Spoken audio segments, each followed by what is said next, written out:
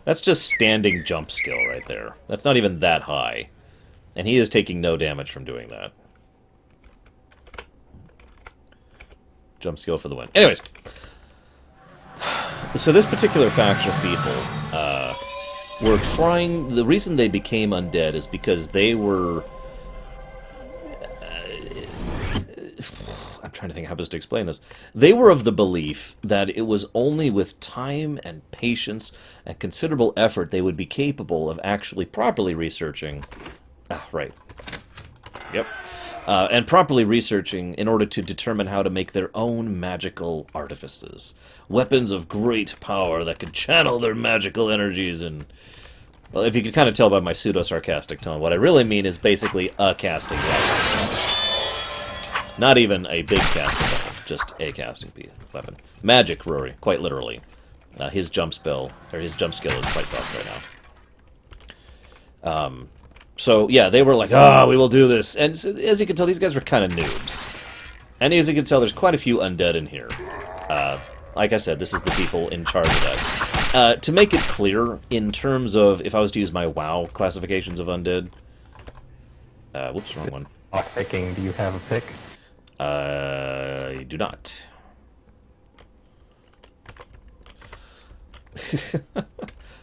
I could take lockpicking right now, but I don't have a lockpick.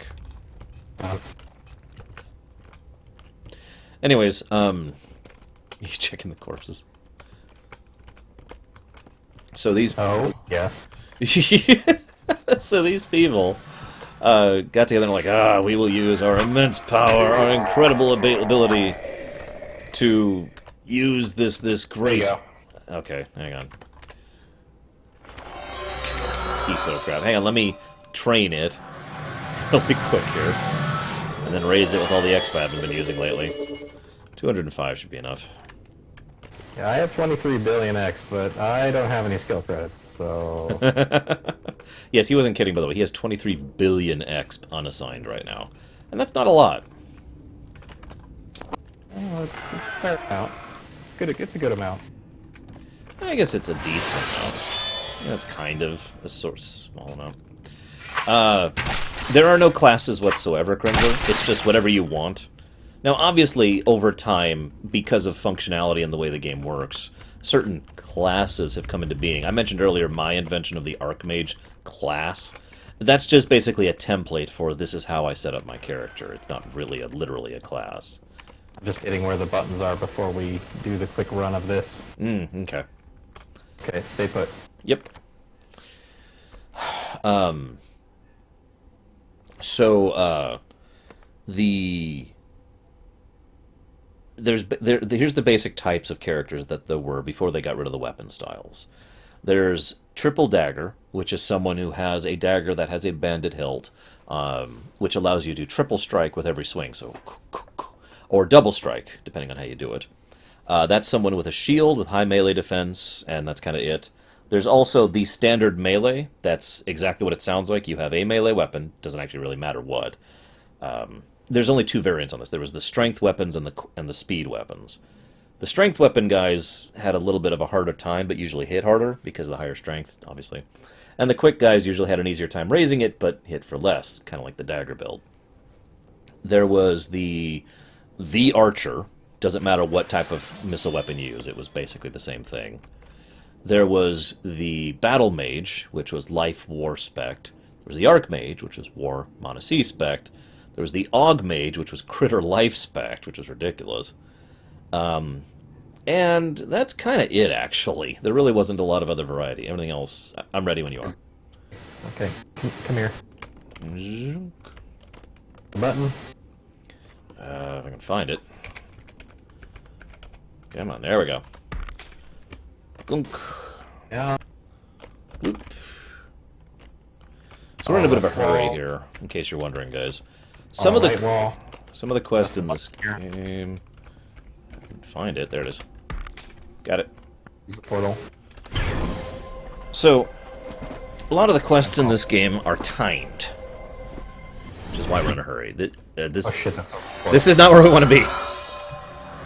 Sorry. I swear this is the right one. Oh yeah, Magic D. I forgot about the Magic D setup. I'll explain the time thing in just a second, because I want to make sure we don't screw this up. He's going to be doing a much more stringent time thing later, and I'm just trusting him on that one. Yeah, it's a pretty barely. I might not pull it off just because I haven't done it in a long time. Yeah, it's pretty rough. It's something that was not intended to be doable by one person. It was not designed with that in mind.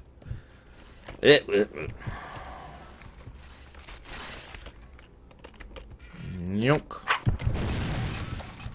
So, I mentioned how they really love their levers and their buttons in the design of this game. One of the most common things they do for dungeons to add complexity or difficulty is they make them timed. I remember camping here for frickin' hours. So you would those buttons we just hit, I don't remember how long, but they last for X amount of time. Got one? And once they're done,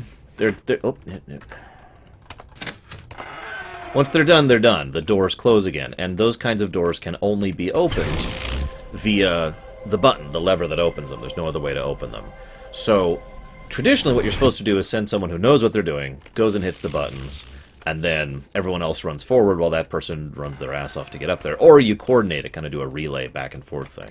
You can see all the experimentation and research facilities these undead had in order to imagine and understand the great power of their arcane implements of making a very basic thing. Even if granite golems, my god. Now what's funny about this is this is kind of an ironic story here, because these people sacrificed their sanity, basically, as well as decency by becoming undead, and we're all doing it in the service of something. Down? Yes. Just making sure. We're doing it in the service of something that was actually kind of basic, really.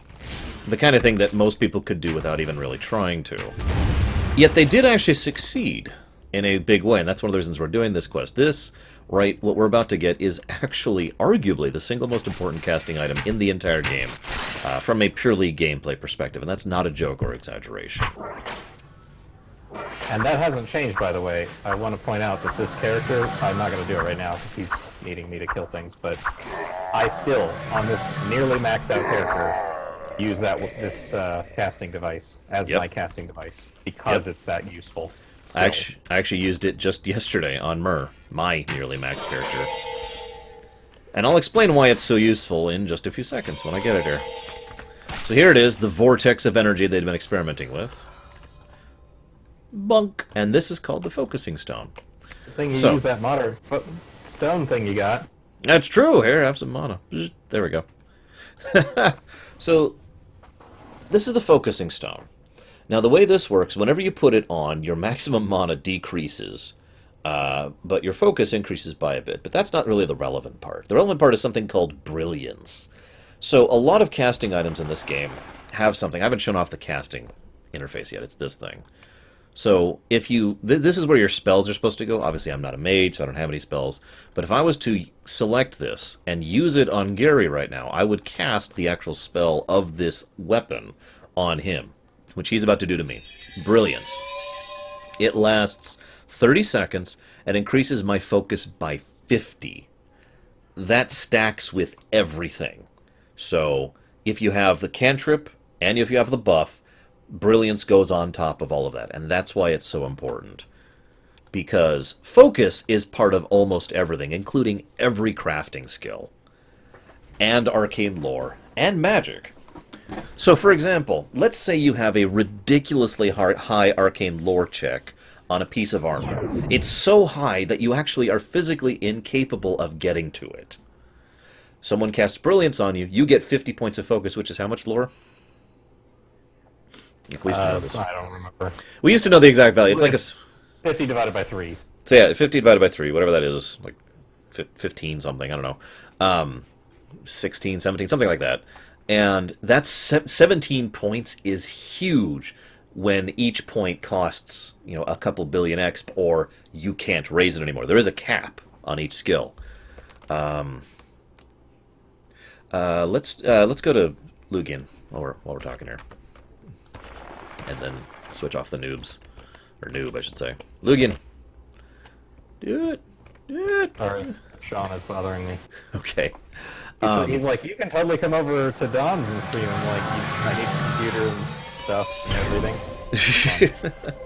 So, by having someone brilliance you, your arcane lore can be buffed by 17 or whatever it is, which can put you just over the requirements for that, and put you at a state where you can finally actually put on that gear. And once you have it on, you don't have to have that arcane lore to maintain it.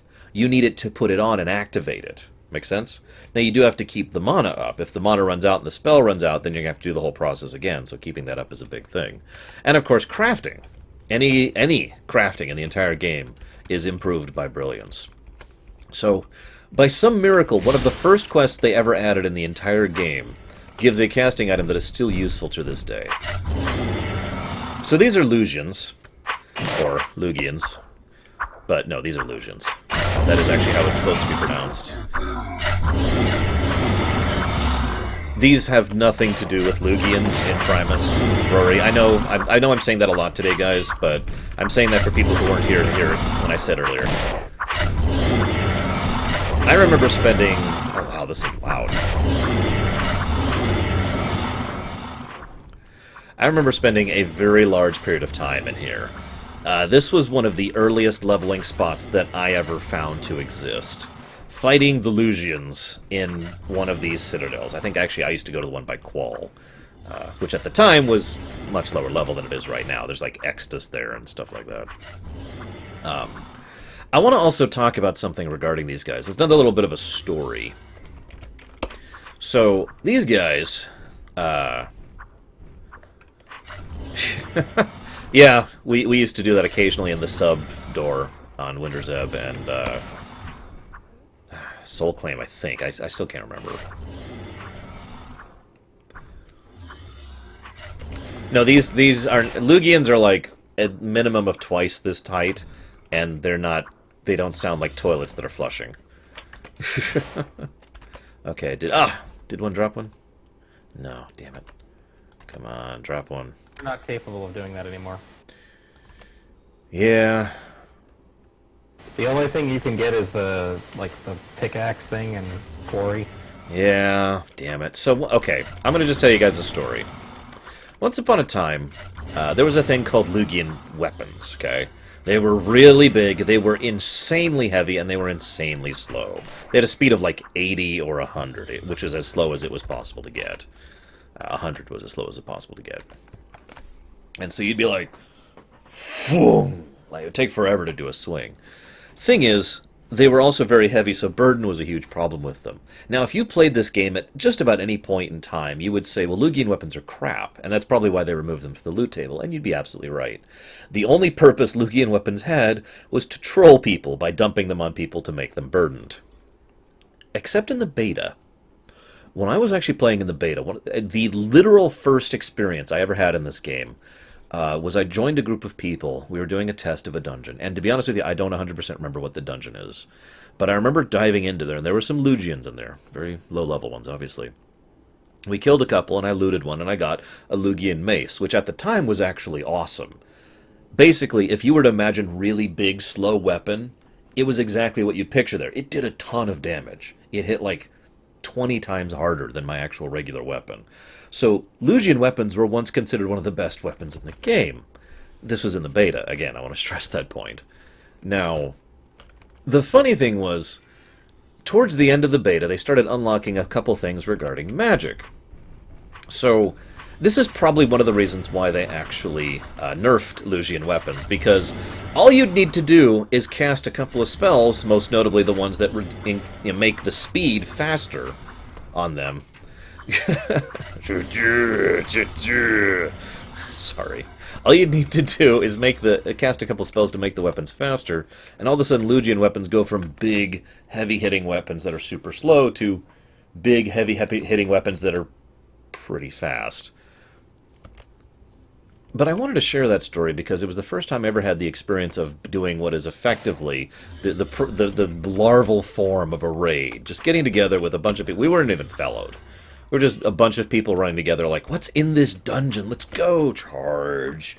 And we just charged in there and started fighting whatever was in front of us. And it was fun. So I think that's really all I wanted to show off on the noobs. This is so I'm gonna go to. Oh, there's Gigas up here. Oh, there's a Gigas up here. Right, right. Actually, there's quite a few. I was trying to get to the chest. You, of course you were. Well, I suppose we should show that off. That is a very valid thing to show off. Gigas. Be aware there's hollow. Yeah, I know. I'm kind of doing my thing here. Hollow weapons. Enemies use hollow weapons too. Hollow weapons bypass buffs. So. Oh, there's Montauk. Hmm. Oh, yeah. Montauks. Yeah. Alright, that was the wrong tunnel. Damn it, man. Anyways, hollow weapons bypass buffs, which means, you know, those life protections I have and the item protections I have, those don't exist to hollow weapons. So basically all I have in defense of hollow weapons is just my actual armor at its base armor level. It's one of the reasons it became so relevant. They did that because mages were getting a little bit overpowered in robes. I don't know where you went. I'll find you. Never mind. This way. Mages are getting a little bit overpowered, and some people were kind of upset that mages would run around in robes. Oh, I don't have it. But I can do it. It's only a 5,000 lock. This is a sick lock, by the way. SIK, sturdy iron chest. It says right there, sturdy iron lock. So, people used to farm the hell out of this because this was a reliable sick chest. I actually preferred some different ones. They'd actually made a difference which one you went to or what type of loot it would give. Yep. All this stuff was manually formulated out by the devs. So I'm going to say goodbye to this character and say goodbye to the Tiamat clan, at least until I start writing their story properly. In Tiamat's old hometown, which is Eastham. Gotta be in Eastham. Eastham is the best place ever. I'm trying to think. Where do I want to log off forever?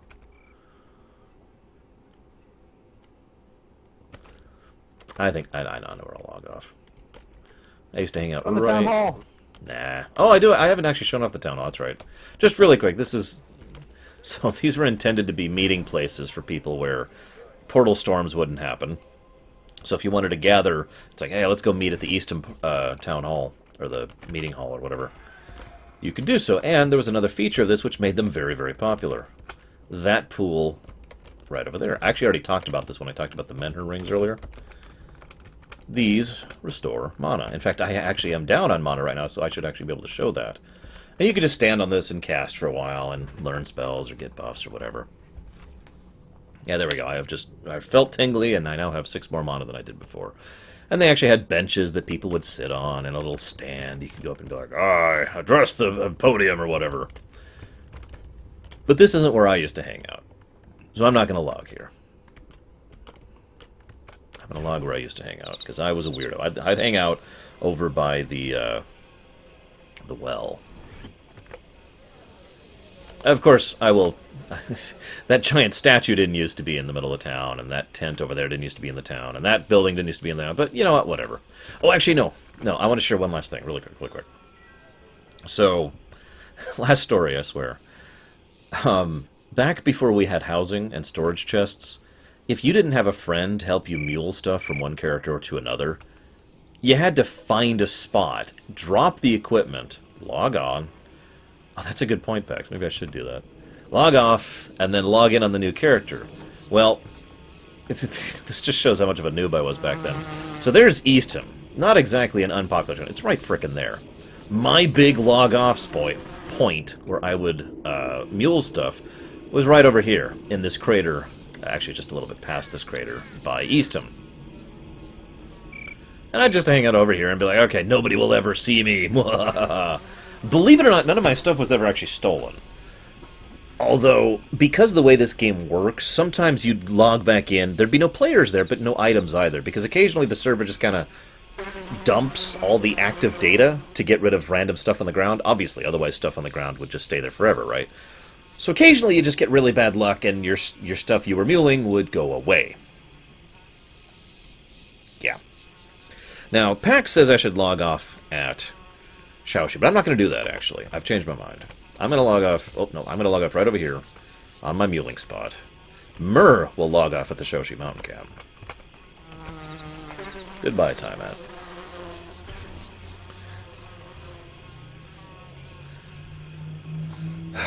So, first we're going to do Gelidite. Can we just go there? Yep. Okay. Plateau. So this is my main. I just want to show her off really quick. She has a... What? What'd you say, Gary? I'm on the statue. You're on Except this... I just fell. You failed, sir! So yeah, this character is a little stronger than the last one. She's level 263. Doesn't have quite the jump he does. You'll notice I'm still at 61% burden, despite everything. Because mage burden and everything. Jump from the well. Yeah, I might, you're right. I am sad a little bit, Tigzar, but as I mentioned earlier, Gary and I really did already have, whoa, our farewell to this game. We did our last hurrah, so it's not really a big deal. There we go. You get used to the arcs of the jump a little bit in this game. One of the things we used to do is jump from building to Qual, the city we were in earlier. Just try to basically never touch the ground. It's kind of a variant of the carpet is lava kind of a game. And yes, I am floating. I am playing an Empyrean, which is the closest thing to playing a Verindia I can. So I don't actually run, I float. Paloma used to hate me for this. Hover, hover, hover, hover. Hover, hover, hover, hover. Hover, hover, hover. Am I buffed? I am reasonably buffed, yes. So, here's my spells. I'm actually going to expand this just so you can really see this. So when you're a mage, unless you're a very basic kind of a mage, you need, like, everything. So this is my main bar. This is the stuff I use regularly. As you can see, it's so far, this is where the 0 key is, over here. It goes, there's 9, and then it just kind of keeps going. Here's my AoEs. Here's my self-critter. Here's my self-life. Here's my other critter. Here's my other life. Here's my item. And here's my miscellaneous and my portal spells, of which I have almost all of them. Because I just kind of ran around and collected them. I have a lot of spells, and you have to keep track of a lot of spells. I want to showcase one thing really quick, though. I don't remember when this came to be, but when I discovered this, this completely changed my perspective on the game and made me start playing mages again. So, there's a spell called Meditative Trance, but what it's actually called is Stamina to Mana. There's actually a spell called Health to Mana, too, which I found out about beforehand. Stamina Mana does exactly what it sounds like. You see my mana up here? I'm a little low on mana, so let's refill that. Swoosh! So now my mana's full, right? This thing is... Part of what we're doing, I'll also be using Stamina to Health. Yeah. Yeah, obvious, because of the whole health bolt death thing. But of course, now I'm low on stamina, so I still need to get something back. So, I have a spell to get my stamina back. See, this is how mana conversion is so important. A high mana conversion means the amount of mana you gain from doing stand to mana and casting Revitalize Self is greater than 100% efficiency. So I have basically just restored my mana like that. And that completely changed how this game worked for me. I actually don't know if there's any legitimate way to keep your mana up other than stamina or health to mana. And in the case of stamina to mana, it relies on mana C. In the case of health to mana, it relies on a high healing skill. Both are valid. Yeah, without life magic on my item-only, like, first melee character, the way that I did it was I had a wand that gave me life magic mastery self 1, which gave me 10 life magic to let me cast level 1 spells, which had a 1 requirement to cast. And I had health to mana self 1, so I would take half of my health and dump it into my mana and then heal myself with healing kits. Yep. There really That's aren't... the only other way to do that. Yeah, there really are not a lot of options if you want to get your mana up in a reasonable period of time. It will regen very, very slowly on its own, or if you stand on one of those pools or the Mentor rings that I've pointed out, but obviously those aren't everywhere. Quick thing I wanted to point out that I was just reminded of and I just forgot again. What was I about to show you? Oh! Check out my armor, guys. What do you think? Gary and I do credit Gary for this, spent a lot of time on getting this. So cosmetics is actually a fairly recent addition to this game. But when I say that, I kind of have to add an asterisk to that. I showed you some of my screenshots from the old days, right? Well, a lot of the time when I was wearing that outfit, I was wearing them because they looked cool, not because they were good stats.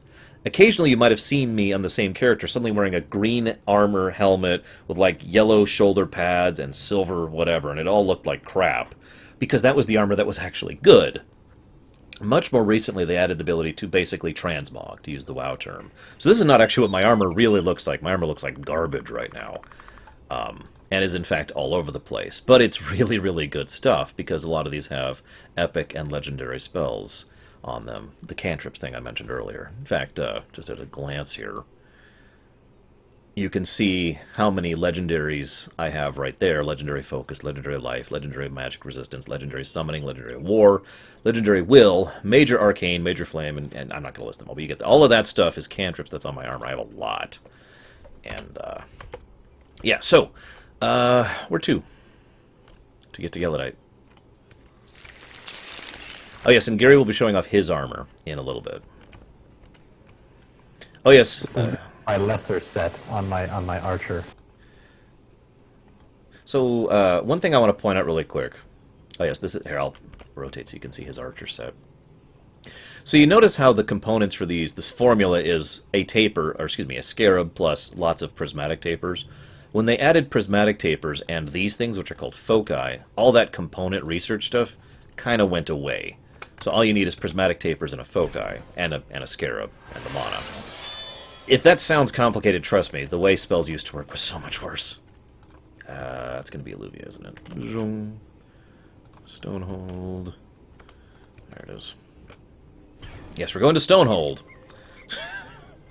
I also, so you notice the backgrounds on these wands, that's what I meant by rending weapons. That's a piercing rend, that's a cold rend, that's a lightning rend, that's a fire rend, which is also imbued to do double damage to undead. And I, of course, have my Drudge Scrying Orb, which is my best Mana Sea Orb, which so is my default weapon. Okay, I was going to say, we're not going in there, are we? No, I was going to double back and take a look at the Provisioner, just to point out, for anybody who, you know, happens to need to know for the upcoming future of the game, if you happen to need any lockpicks, one of the guys in that town sells lockpicks, just as an FYI. Yep, for the next week and a half. If you really need no lockpicks, there's a Provisioner in Stonehold. Just, you know, that's where you gotta go. That or Candith Keep on the tower. Oh yeah, I should have thought of that one. Because Candith. So, yeah, I am a magically imbued race of elitist assholes, so that's kind of why they float rather than they run. Plus, you know, Verendi. However. Waiting for the pizza, so I may have to jump up partway through the maze, but it's okay. safe. So what we're about to do, let's talk a little bit about the lore of what we're about to do. So there was a mage who came over into Dareth from Ispirian, called Numidura, or Nuhi. I actually don't know how to pronounce her name, they never said it. It's in Madeira. I think it's Numidira too, but I keep trying to correct myself on that. I don't know, whatever. Anyways, she is a very, very dedicated kind of character. She's not that powerful. She's not that smart, but she has incredible drive. And so she pushed herself to go a lot farther and a lot harder than anyone else did. She founded several organizations on Dareth, specifically to, how do I put this, to make the Aspirians independent. So many of the previous organizations had been reliant, there we go, had been reliant upon outside forces in order to function. She wanted a, you know, we're helping us for our own sake kind of a thing. You know, we can stand on our own 2 feet sort of a situation. She's also an evil, terrible person, but that's unrelated to the former fact, trust me. So she, in order to do this, she started delving into types of magic that even the Empyreans had basically decided to leave alone. Philaticot magic, which is basically blood magic, which is kind of exactly what it sounds like. God, I hate getting stuck on the terrain in here. I'm through. I don't really feel like killing these things. They're not worth our time. They're not worth our time to kill. We are that strong. Anyway, so blood magic. She started delving into that and sacrificing people and learning more spells and kind of started inventing her own lifestones. That's the level of magic she got to. Just through sheer drive and force of will and her refusal to give up and the fact that nobody ever actually opposed her, she got to the point where she could perform magic on the level of Asheron, which was pretty damn high. Now, hang on, don't start just yet, Gary. So welcome to hell. In the course of her machinations, she pissed off Airlin. I mentioned him earlier. So Airlin, in his own petty little way, decided to say, well, I'm better than you, even though he actually wasn't. He was weaker and stupider than she was. And she was actually a more skilled mage than he. But he arranged for her betrayal, sent her here, well, actually, to the place just after here. And she used, hello, loser, Haas. She used a form of very ancient blood magic to bleed off the very last of her life essence down to like the furthest drop, so she was just barely alive, in order to enchant a journal which would allow people to reach her. Okay, it's kind of complicated the way the magic works. It's kind of rules magic, if you know what I mean. In other words, I'm going to edit I don't need to be in combat for this. The rules of reality in order to make this happen. So there's this book right here, The Empty Binding, and we are led here by some of the people who are still loyal to New Madura. Oh, by the way, the houses, you know, those barriers around them and all that stuff, that was New Madura. Nuhi. She did that. She was the one who invented the housing. She's the one who invented a lot of the gameplay stuff that I've been showing off because of her pushing into advancing the magical arts. So we were sent here in order to try and find these pieces to save her. Now here's the problem. She was kind of delirious and in a lot of pain when she was crafting this thing. So this should have probably been a fairly linear, like, here's the stuff, get the pages, you know, walk to the golem, and then try to help her or condemn her, depending on which you choose. And it was a player choice thing, and they actually tabulated the player choices and decided for the story to advance based on how the players choose. You know, a simple majority. Are we going to condemn her, or are we going to save her? Well, the problem was she was kind of out of it, so instead of, like, a room with the rules that she needed to be saved, we got this. Now, before we start, I just want to emphasize, I can get around reasonably well in this game, but just based on visual memory. But this area is, like, all the same looking corridors. You see this texture on the walls? That's all there is. It's just the same brick thing everywhere. And, well, I think we can go ahead and start now, Gary, so I can really just demonstrate through action. The binding? Oh, yeah, I'll go ahead and grab it there. So, when I was in here patch day, the day this patch went live. I don't remember anymore how many hours, plural, that I was stuck in here. It was several. And when I say stuck, I mean so stuck that my only option was to portal out and hope just to start over, basically. If I showed you a picture of this place, the actual map, it would look like someone had just scrawled scribbles all over the pages. So, our goal here is to go through and get 7 pages in order to fill this binding. Oh yes, Gary just linked it in chat. There you go, perfect. Anybody who wants to see the map of this place, go click that image. That's where we are right now. Now, oh, sorry, 8 pages. 8 pages, excuse me.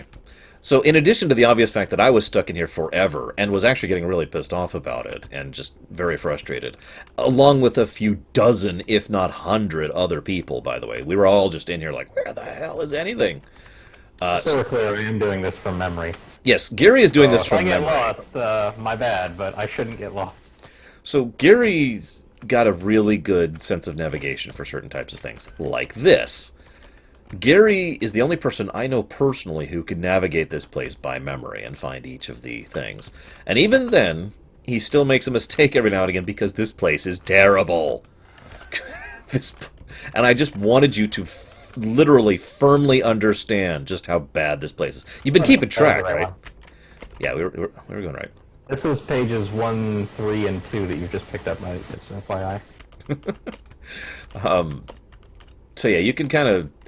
I wanted you to appreciate not only the nightmare that this place was, and how many people were lost in here for how long, but also the fact that Gary can frickin' navigate this was awesome. Actually, it's funny you say that, Rory. This maze actually made an appearance in Primus, but not in the same manner. When this patch dropped and this dungeon showed up, Me and my guild leader, we were stuck in this dungeon for about 2 hours, a good chunk of which we actually couldn't even find each other, let alone where we were going. There are loops in this dungeon. That is very uncommon in this game. Yes, the follow left wall or the follow right wall thing usually works in AC. This place is an exception to that. There are places where if you follow left wall or right wall, you will loop. That's wrong. Multiple places. Well, that's actually the next thing I wanted to talk about, Krenzler. I don't have 100% proof of this, but according to the forums and the people I was talking to in Guild, I think that was under, I can't remember his name anymore. What's his face? Back in the day, a lot of people decided to condemn Nuhi over this, because screw this place. And that was the reasoning. It wasn't even the fact that... Because the item was better. Well, I was going to list the other reasons. So this is great, guys. If you save her, you get junk. The reward for saving her is junk. The only thing it does is make a not a what's the word I'm looking for? A flagging. Magic resist. No. It helps for flagging for the quest. Like that was the quest, or that was the reward for that quest. Well, yeah, the specific reward was a piece of junk that was junk. It was the worst freaking thing. It helped a little bit with flagging of a later quest. You've been keeping track of the turns, right, guys? 7, right? 6. I have 6 pages. That is page... Oh yeah, never mind. Okay, we're good. Yeah, I was to say, we're lost, guys. Oh, hang on, lagging out.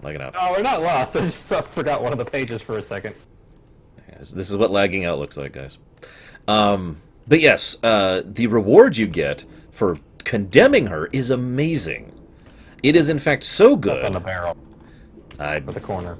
I can't move even back to fix it right now. It is so amazing that I and he and most people actually use it up until this modern era. In fact, I think Enjo is still using it, isn't he? Or she? No, but only because they added Essence Glutton elsewhere in the game, but it did take a good long time before I replaced it. This character is also not using it for the same reason.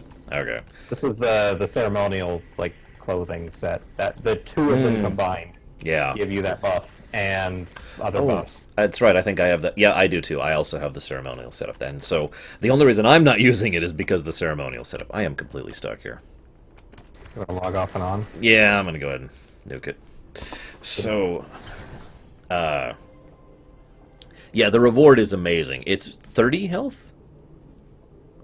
I think? Yes. Yeah, plus 30 health. And if you're... Oh, go ahead. There's a 25, there's a 20, 25, and 30, and the top level one, of course, being 30. I'm back in and I don't... Oh, there you are. Reinvite. I guess you don't have to. But yes, so, yeah, the top level is 30, and if you paid attention when I was talking earlier about the health amulet, that's rare. In fact, to my knowledge, there's really only the 2 sources of increasing health in the game.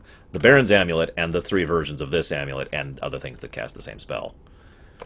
So, really, really, really, really valuable, really, really, really, really rare, and all you have to do is condemn her to Nightmare's torture in order to do it. For the record, my original Mer did not condemn her, and Pax can vouch with me on this. I actually voted to save her because I'm not an evil bastard, and I was always more of a role player than I was a loot player. So, even though I didn't like Numidura, because she is kind of a person, this would be 7. I still wasn't. I forgot that page for a moment until I got the count. Yeah, I still wasn't willing to condemn her to that horrible existence. All these corpses and whatnot. There's no enemies in this place at all, by the way. There's nothing in here except for the pages and the way forward. The nightmarish maze in which you will find the end of your existence. Yep. I mean, if enemies were in here, this would be even worse. So, even just worse. You might be wondering what all these corpses are. Those are fragments of her psyche, I think is probably the best way to put that. Welcome back to the start, guys. Oh yeah, that was the start. I hope you've been keeping track of where we are, guys. Last time you're gonna see it. You're keeping track, right? Everyone's fully aware of where we are? You haven't been confused by the fact that we've done the same curve that we just did like 4 times? It's not the same area, it just looks like the same area.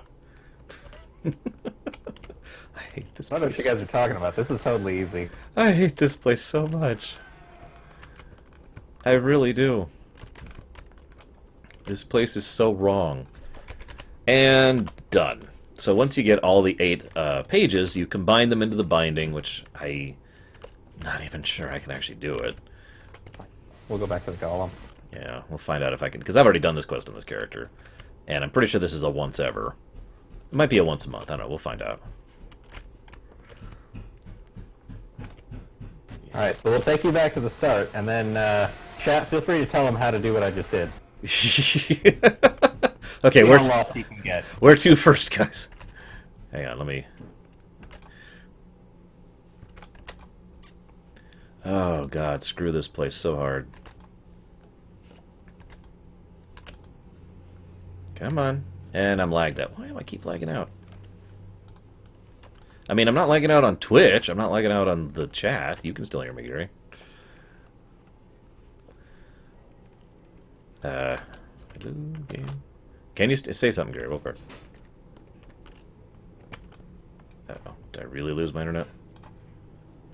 No, it don't seem to be dropping a frame. What the hell? Sorry, I jumped up to... I think I might have missed the pizza. Oh, okay. This is probably just the server slowly dying. They haven't actually been properly maintaining it for a while. You're just kind of f***ing around weirdly. There we go. We're free. I'm free. Anyway, so let me make this. So you got to do these in order, because of course you frickin' do. Because it's an old game, and that's how that works. You can't add page 2 until you add page 1. That's just logic. So yes, good job, Gary, for still remembering where the hell all this crap was. I am actually in shock. The last time we did this, last year, he got more lost than he did just now. Speaking... Well, in fairness, I've done it in the last year. The last True. time we did this, I hadn't done it in 5 years. True. That is true. But yeah, there's a reason I kept mentioning how visual recognition is a good way to get around in this game. It's arguably one of the only ways to get around in this game, really. Okay, so there's the complete binding. Give it to the golem. So he gives me this the journal, which is New Madura saying, "Oh my god," and then we go into the oubliette. What's funny is these are kind of twisted. Like, if I'm not mistaken, the skull is the spare, isn't it? I can never remember which is which. Yeah, skull. So this lever with the skull on it is the one that's like, use this in order to help her and spare her. Yes, that's her crying up there. This skull, which is this lever, which is normal looking, is the one to condemn her forever. So she's not actually up there anymore, because in lore, obviously, we freed her. But she used to be up there being tortured by the prismatic crystals, which were pouring elemental energy into her and basically burning away her soul. At the same time, it was burning away her body. It was described in significant detail in the story. It was pretty bad. You can still hear her, if I shut up for a second. Can kind of hear that up there. Yeah, she used to be on that pedestal right there. Yeah. One moment.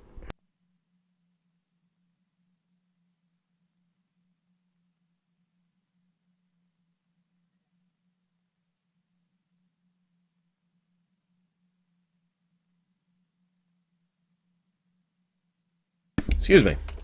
So I've shown you guys, I've talked to you guys about my first memory in this game. And I've talked to you guys, I've shown you guys my third memory in this game. Anyone want to see my second memory in this game? I can actually show you it. While Gary deals with his pizza situation.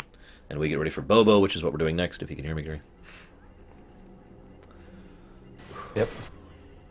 We're about to do our first of 3 epic quests. So I mentioned how most of the quests in this game aren't really. There are some exceptions to that. There are some real, true quests, and most of them are awesome. And that's one of the reasons why we're doing them. I mean, even if this wasn't for the show, you know, I would want to do these quests at least one last time, just to enjoy them. Because they're awesome.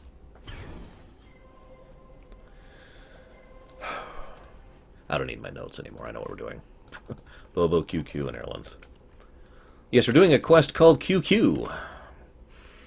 What am I doing? I'm going to... Bloody hub. Yeah, I'll be there in just a sec. I want to show off something real quick. If I can remember where it is. There it is. So, like I said, first time I ever played this game, I did the Lugian thing. I already talked about that. Second time I played this game, I was like, I'm going to start off in Yarak. It didn't quite look like this. It wasn't as much green. And, you know, a couple of statues running. Is that... Who's Bester? And why is he in our allegiance? That would be iron. Iron's on. That's weird. Anyway, so I was here. Obviously, I didn't move nearly as fast as I'm moving. No. This is a new thing. You can even play an Empyrean back there.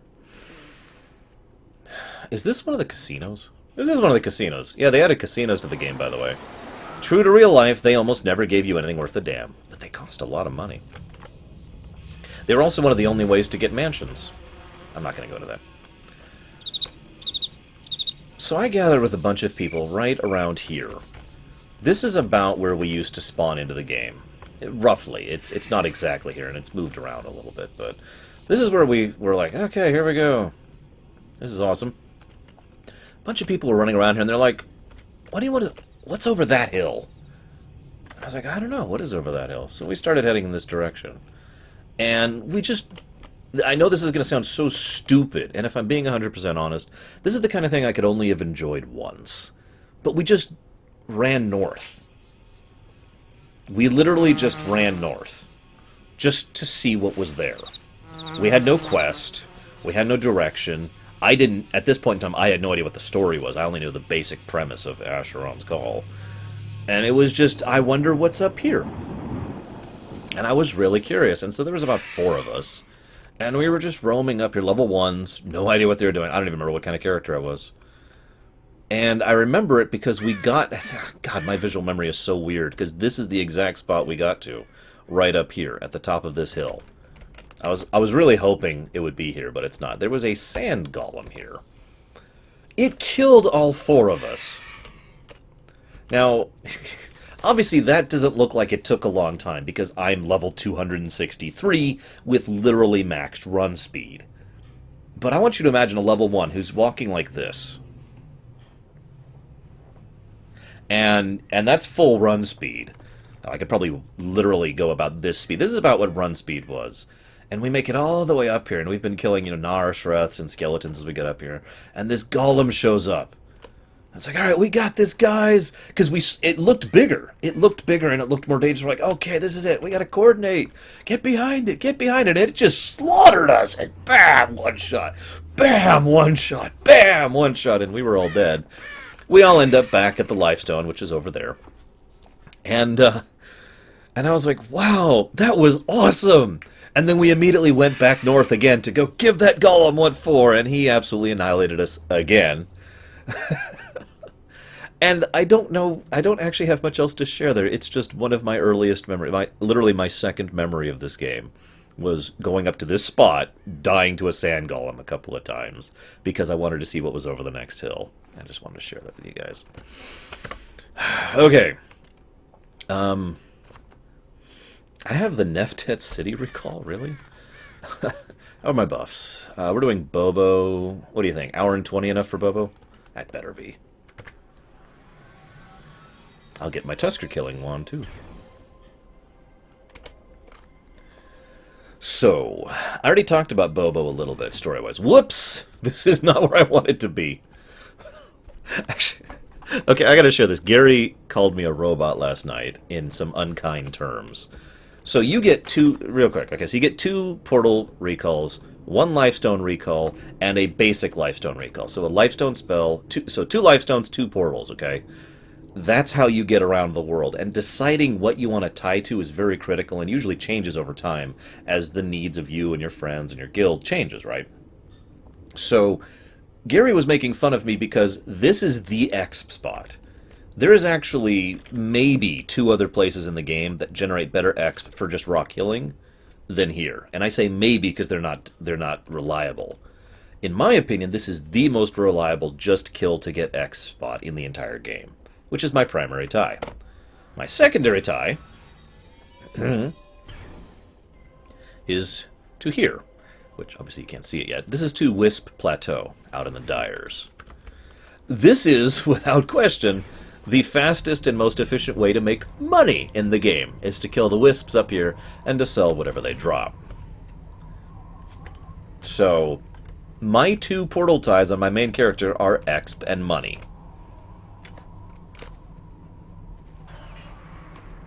What do you want from me? I want to show off Were you Candace. talking to me anytime recently? Not really. Did you get your pizza? No, I need to call them or something because I probably missed the ringing. Okay. I just want to show off Candace. I'm just showing off a few things on the stream, so you're good. I figured you needed to deal with that. Here, I'll even mute myself. So, this is Candace Keep. If you're paying attention, the name Candace should sound familiar. Yes, this is named after Candace Martin. And in fact, it was named by players. Players, they actually had a poll for different names that they could name this place after. And Candace Keep is the one that won, so hey. So you notice how I'm just casting fire spells and this thing isn't dead yet? This is not how you're supposed to play a war mage. Really? Guys, I got a rare! Yeah, I got a rare! It's worthless! What a frickin' shock! I'll talk about rares while we're here. So this is Candace Keep. It's actually really cool. It is, without question, the best town in the game. You actually have to do a quest to gain access to it, which is kind of cool. I've done that quest on many of my characters. You might be like, why is this the best town in the game? Well, aside from the fact that it looks cool, it has access to vendors that sell everything. Well, within reason. Almost everything you need. And if you do this, you do the quest, you get access to up here to the best vendors in the entire game. And I'm not kidding when I say that. This guy buys metal and ore and whatnot. No, he has feet. See, they're right there. She. He buys, what, like jewelry and stuff, I think? Yeah, miscellaneous, actually. He buys jewelry and gems and magic, okay? These 3... Now, you're like, why is this such a big deal? These 3 NPCs buy from you at the highest percentage in the entire game. Almost every NPC buys stuff from you at like 30 or 40 or 50% of their value of the item. So if you have a 100 value item, you get 50 out of it. These guys buy at like 75. That may not sound like a lot, but it's really helpful, especially when you're selling stuff in massive quantities. Especially enough stuff to fill out my entire pack, for example. So, getting money, if you really need large sums of money, either for MMDs or Monarch Scarabs or whatever, this is the place to be. Also, it's just kind of cool to be here. Whee! And of course, in lore, this was an experiment. New Madura helped to found this town, and it was founded with this new technology. You see these things right here? I shouldn't say technology, it's actually magic. Oh god, are you kidding me? Oh, that's terrible. Hang on, I need to give myself some mana. Can't believe that didn't happen. Okay, I can reactivate them, thank god. Anyways, these things right here are a form of, based on the lifestone technology, that ward off enemies. So, even though it is possible to bypass this under certain circumstances, it basically makes this a safe haven. And that's important because this is in the frickin' Dyers. We're way out here. Quite a ways into the Dyers, as you can tell. It was done kind of as a cultural, message. We can settle anywhere. Now, we have the ability to settle anywhere. But more to the point, it was also a political message. In addition to the fact that we can settle everywhere. I don't know if you noticed, but these guys up here are one of the 3 main allied races, which form up the new conglomerate. Which I don't think actually has a name. So we've got Illusion here. We've got a human, Asperian, and we've got a Tumorok. By the way, my Tumoroks don't look anything like this, just to make that clear. So, by the way, hi, Denoble. So, this is a huge political message, because this is not a town run by any of these 3 powers. It's run by all 3 of them. So there's a lot of significance to this place, and a lot of people were very invested in making sure that it succeeded. And it did, surprisingly enough. So, I like Candace Keep from basically every reason. Lore and gameplay. It's a great place to be.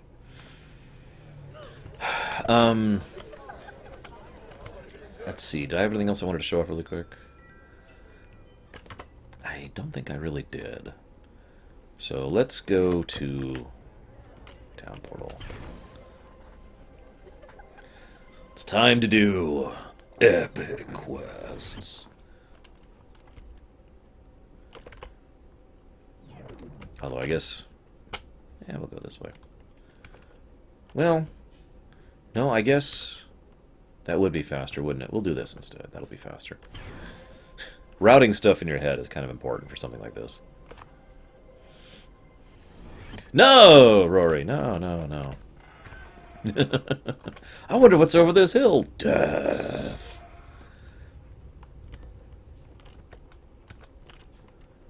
Mm-hmm.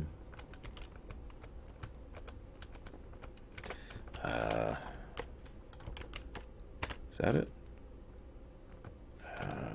Yes, that is it. Okay, just making sure. We are on Winter's Ebb. Getting close. So this is Aphis. I kind of mentioned this earlier. I'm just going to be running for a bit. So, the funny thing about Aphis is I mentioned how easy the Tusker dungeons were for leveling because it was all one type of enemy. Oh, and by the way, if it's not obvious, all those enemies were all melee characters. All Tuskers are just melees, right? So, you don't have to worry about things like magic defense or some types of protection. It's a very reliable source of experience. I mention that because one of the things they added out here is a group of enemy called Tusker Worshippers. Those guys right there. They run around in towels and underwear. I'm not kidding. Yes, little Billy, that is the place. They run around in towels and underwear, and they cast Vulns. Specifically, Imperil, which reduces your armor, and Bludgeoning Vuln, which makes you take more bludgeoning damage. Take a guess as to what kind of damage Tuskers do. So all of a sudden, Tuskers went from a very reliable source of easy experience, or those are sailors, to nightmarish doom because of these guys. And in a fit of irony, the enslaved humans are what made the Tuskers out here really dangerous. Go figure. Oh, the damage. Well, I'm going to be showing off a... So that's an assailer. This big old black Tusker is failing. Those are assailers. Those are Doom, but they're not actually the worst in the game. Some people debate who the worst actual type of Tusker is in the game. Some people think it's Devastators, and some people think it's Annihilators. I'm in the Annihilator camp on that one. Even though Devastators have higher armor and have a couple of additional properties about them, Annihilators are just death. Any human who ends up here literally goes through a surgery. I think that's scary up there. Am I right? I'm right. Any human who ends up here, where's my Tusker killer? Goes through a surgery, which involves them being beaten over the head by a Tusker until they either A, die, or B, are made into these kind of people. And yes, I'm one-shotting these, by the way, because I am a lot stronger than these. Now, I'm not going to one-shot the Reapers, because I don't care that much. I literally have a wand that does, well, way more damage to Tuskers, which is what I'm using. Believe it or not, Tuskers are actually vulnerable to bludgeoning. How's that for irony? I say that because traditional logic has that you should use fire damage against Tuskers. Whatever. I think that's more for melee, though. Only magic bludgeoning damage does more damage, as opposed to physical fire damage, which I know sounds weird, but it's kind of like Pokemon, you know, there's physical attacks and magic attacks, even if it's a different type of whatever. Oh, you see those guys over there, Chittics? Those are the worst. I have actually died on Bobo Quest as a high level to Chittics. I hate Chittics. They are the freaking worst. Where's Pierce? There it is. What are you linking here?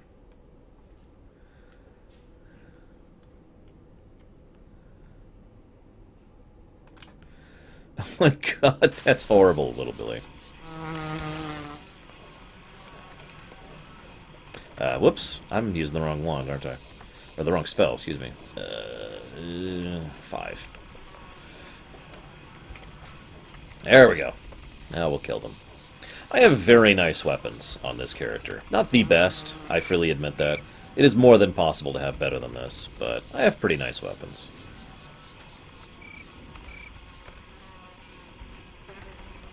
I hate Chittics so much. So Chittics, I don't actually know if they're still bugged or not. They used to do typeless damage. Here's the thing. With one exception, typeless damage is actually a bug. In other words, it's basically the developers forgot to insert the damage type. So, how close to my demise was I? You're fine. No, seriously, you were fine. They were hitting your stamina pretty bad, but that was it. Well, my buffs just fell off, so wouldn't surprise me if fairly soon I was not going to be fine. Oh, well, that's probably true. Especially with those goddamn Chittics. You need help rebuffing, or you got it? I'll get it. Okay. What was I saying? Oh yeah, so that's what typeless damage is. The only example of deliberate typeless damage was being done by a certain type of enemies called rifts, which the portal space is filled with, which we're not going to talk about. So, let's read the dialogue. This is the Bobo quest. This is a character named Cleo. Hello, child. Oh, I'll mute myself. Hello, child. I sense that you'll be looking for high adventure where the Tusker King is, no? I'll get rid of the flies, too. Well, Cleo give you the help, then. Well, you wonder I hid from you when you first came to the island. Would that be simple? Ulatunga don't be liking those of us that can think for ourselves. Who's Ulatunga? Ah, you come to the isle of the King Ulatunga. A refugee. That's the scrolling in a weird way. A refugee from the halls of the crew of Varindi named Airbox. Ulatunga a special Tusker, you see. Yes, he powerful strong and powerful big and powerful smart. He be a Tusker that hates the Varindi. He frees his people when he gone. He has a magic about him, a magic that comes from the hand he lost while fighting the former owner of this island, which is actually a tremendous manuga. We'll show those off later. They say that if a person get hold of the hand taken from Ulatunga, they can have 3 wishes granted, but only in the temple of the king. You be wanting to go there, then? Head to the waterfall in the interior of the island. Search for the entrance. There you'll find your way. Read the signs. They tell secrets, they do.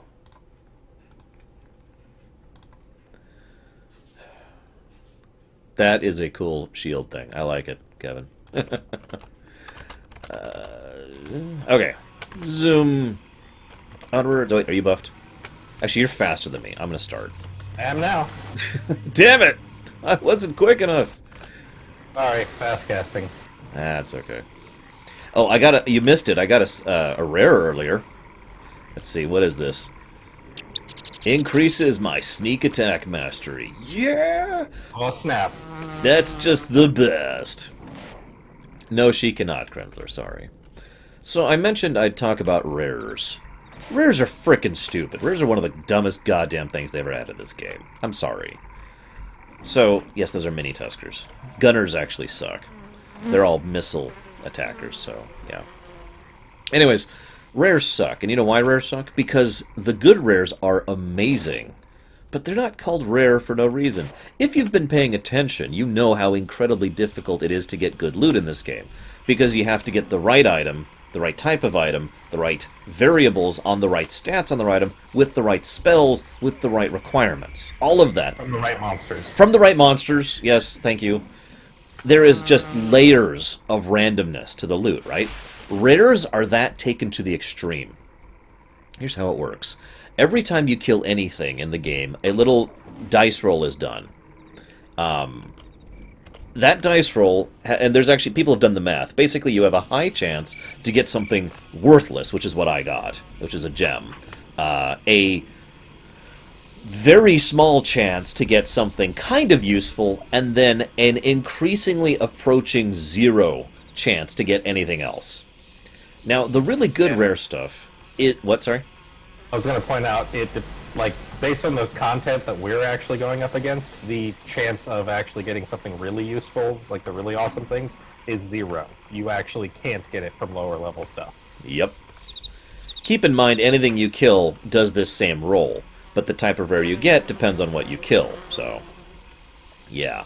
That's probably why I got garbage off of that Umbrus earlier. Anyways, it's an MMO, Griffin. God, dude, pay attention, man. So, the really good rares are great, but they're rare for a reason. And someone did the math of how many what the odds were of getting it. I don't have it in front of me, but it's absolutely insanely ludicrously rare. We're talking like anything else you've seen. Like I've talked about how bad loot drops are in FF12 and whatnot. They don't even come into the same category of bad as this. It's insane. Okay. So I'm going to wait for Gary a little bit here. I'm very familiar with this hallway because this is where people would gather for Bobo. Poor Griffin. So sad, so lost. I want to show something off here really quick, by the way. So I'm level 263. I have 24 billion experience just lying around that I could spend. You notice how... Can you see how much it costs for me to increase my strength? If you can't read that, I don't blame you. It says infinity. I mentioned how stats do have a cap.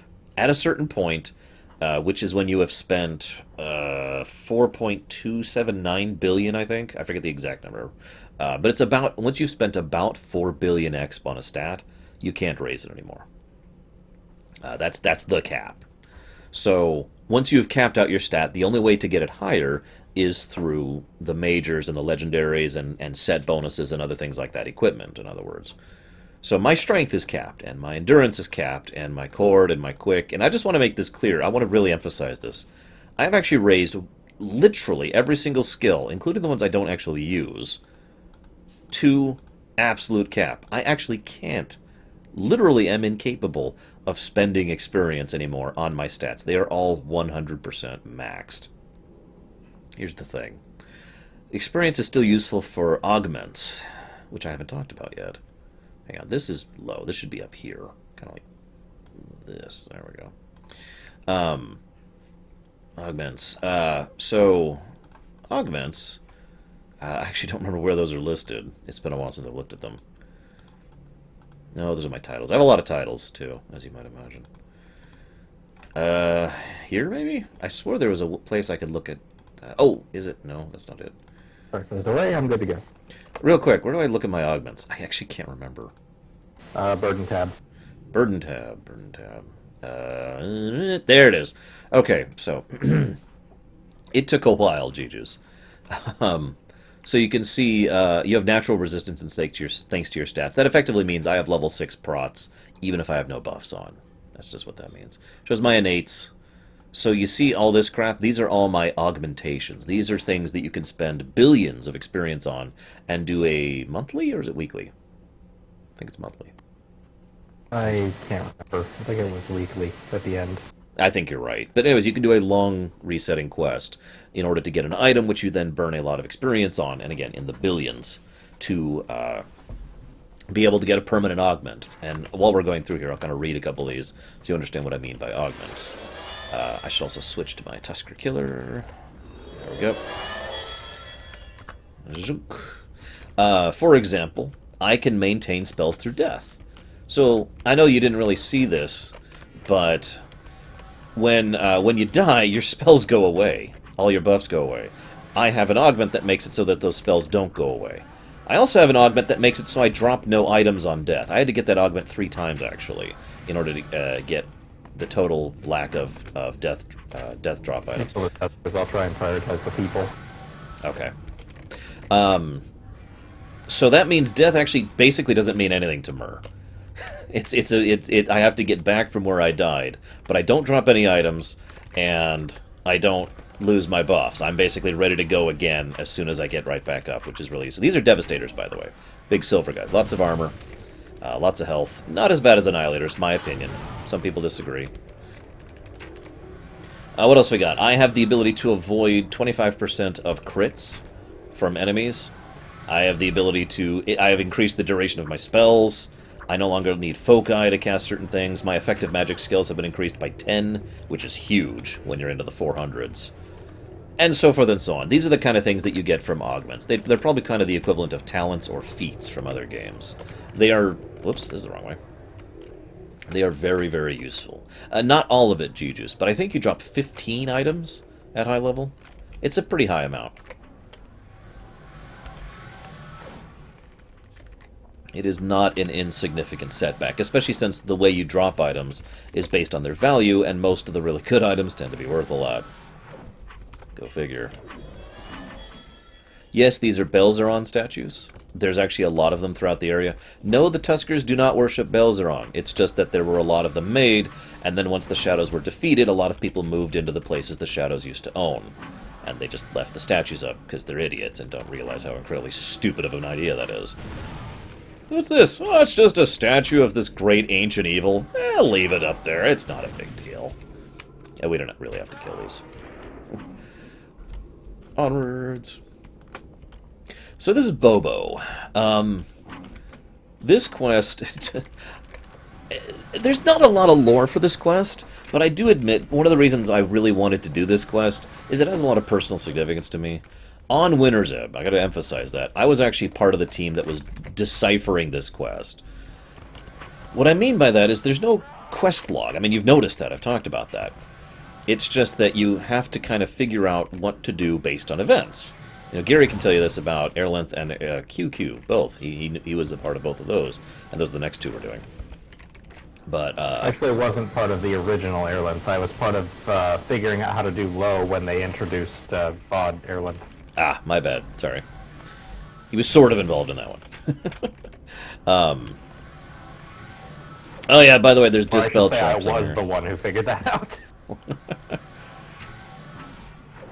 So yeah, there's dispel traps in here. You can actually resist them. They basically cast a spell on you that gets rid of your buffs. It's supposed to get rid of all of them, but I think it only goes up to 7s. And makes you vulnerable to bludgeoning. Back when we were doing this initially, if you... Yeah, like that. Like, he just got hit by a bludgeon vuln right there. If you got hit by one of those, the whole raid pretty much had to stop dead stick, because that person was now a huge liability. No, Tuskers aren't really intelligent in the strictest sense of the word. By the way, I'm not saying this to brag, but you notice how I am just annihilating things here? Oh, speaking of which, there's an annihilator. So these are what I consider to be the strongest and hardest in the game. They have a quadrillion health. This is actually not true anymore. I just realized that. There's the new Tuskers. But anyways, until the new Tuskers were added, those were the big boys. There's only like 5 annihilators in this entire dungeon. Annihilators are not common. They don't even have a dungeon of their own. Every other form of Tusker has some kind of dungeon dedicated to them, except for annihilators. That's how big of a deal they are. They hit... I can't even explain how brutal they are. They hit like a truck. They're big. They have tons of health. They have tons of armor. They have tons of evasion. They are very fast. And they hit like a freaking truck. And I think they're shield hollow. I don't know if you know what that means, but I'm going to explain it to you. So I've mentioned how shields are amazing, and I think Gary mentioned in chat earlier how the devs had a hard time figuring out how exactly to get... to deal with... deal with players, and the fact that under certain circumstances a player with a shield was almost invincible. Well, they invented a new stat, which was basically shield hollow. It's a very specific thing, and you just kind of have to either know it's there or have the data on it. And it's exactly what it sounds like. It completely ignores your shield. So, annihilators completely ignore your shield. They just hit you like a truck, and there's nothing you can frickin' do about it. And there's another annihilator right there. That's our second one. I'm going to focus on him, because even with a Tusker-killing wand, you notice he resisted me there. That's incredible that he resisted me with my war, which is at the moment at 516, which is almost as high as it's possible to be. In fact, I think the only way to get that higher is with brilliance, or... Actually, that's it, isn't it? Gary, help me out on this. You're probably missing a couple of augments. There's probably a couple augments I'm missing, although maybe not. But I don't think you have the ideal like armor bonus, like the set pieces. Well, I was gonna say I don't know the set bonuses that well to know if there's a set bonus that adds on top of legendary, because I have legendary war. What we built for you, it's separate of legendary. It is like I don't remember if we built you adept and. Wise, I think, is the ones you are supposed to have. I don't remember if it's supposed to be 5 and 4 of which one or whatever, but... I don't remember. But either way, I am within... I'm within, like, 10 points of being the max it is possible, mathematically possible to be in terms of my war skill, and he was still resisting me. Annihilators suck, is what I'm trying to say. Welcome back, Gulvag. Yes, I know they're doing something out there that's noisy. I don't know what it is.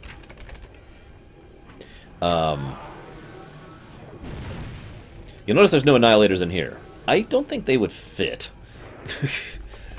Because, remember, it's possible... Yeah, let's just go through the portal. It is actually possible to block creatures by... Are you good, Gary? Yeah, I'm fine. I was just dealing with stuff. Okay, just making sure.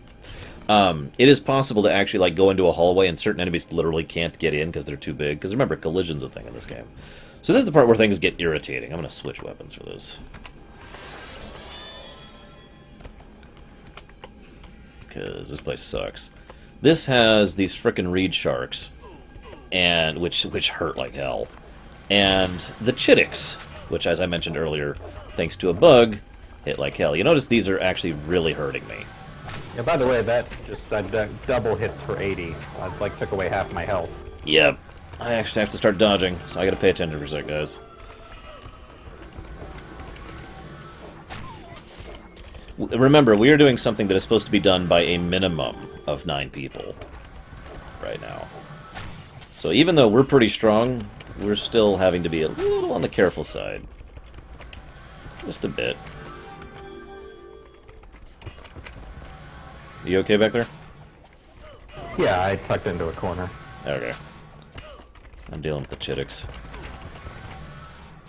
You notice I keep strafing back and forth. That's because I'm trying to dodge their missiles. Remember, they have to actually physically connect with me in order to hit me. So if I'm doing this, they're much less likely to actually hit. The only catch is, it's possible to literally lose a spell doing that. So you notice I kind of stop strafing when I'm about to release it. Give me just a second here. Just refill really quick. Oh yeah, I also have these things, which gives me Surge of Regeneration, and Surge of Destruction, which is exactly as nice as it sounds. Anytime you see little runes appear around me, that's those going off. I don't actually know what chittics are weak to. I guess it doesn't matter. I don't think we ever stayed around to find out. It's really the obsidians, so that's why I'm killing that one back there. Yeah, fair enough. These are doing type damage, so they're not painful. Those guys are hitting for freaking 80. Mm-hmm. Yeah, the obsidians are still either bugged or they just did it that way on purpose. Because screw us. Can you aim them? Yes and no. You can only aim them at the enemy. There's an option to lead them or not. And this is the wrong way. But otherwise, you cannot specifically aim them. I get lost in. Yeah, this freaking... I get lost here, too. Yeah.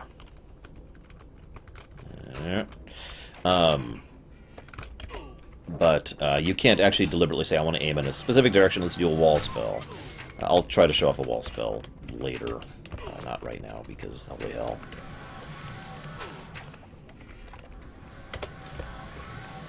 Don't like obsidians. I like obsidian, not obsidians. Big difference.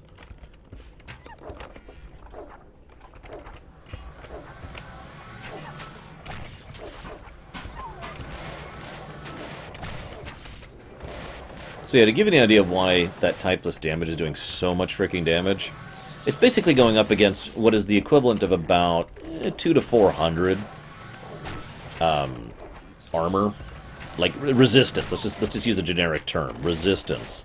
Whereas, for example, everything else in here is going up against closer to like 1,000 or so, and that's why they're hitting like 5,000. Yeah, actually, because we've got the life prods too. I was just thinking of the item buffs. So yeah, that's the difference in damage that typeless damage does. It's a little insane. I do know the original typeless damage was a bug, the first time it ever happened. I do know also that they decided to exploit that bug later on once they discovered the usages of it. Like, if they ever wanted an enemy to just do damage, it does typeless damage. There's not many, though, like I said.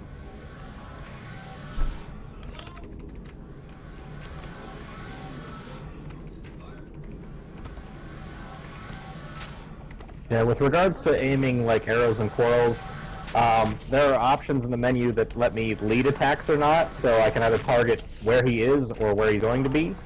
And I also have the ability to set fast attack to like railgun in a direction instead of a big arcing shot. which I do not recommend as an aside. There's precious few Yeah, I am circumstances letting that's leading helpful. attacks be a thing, because the monsters will keep running in a direction usually.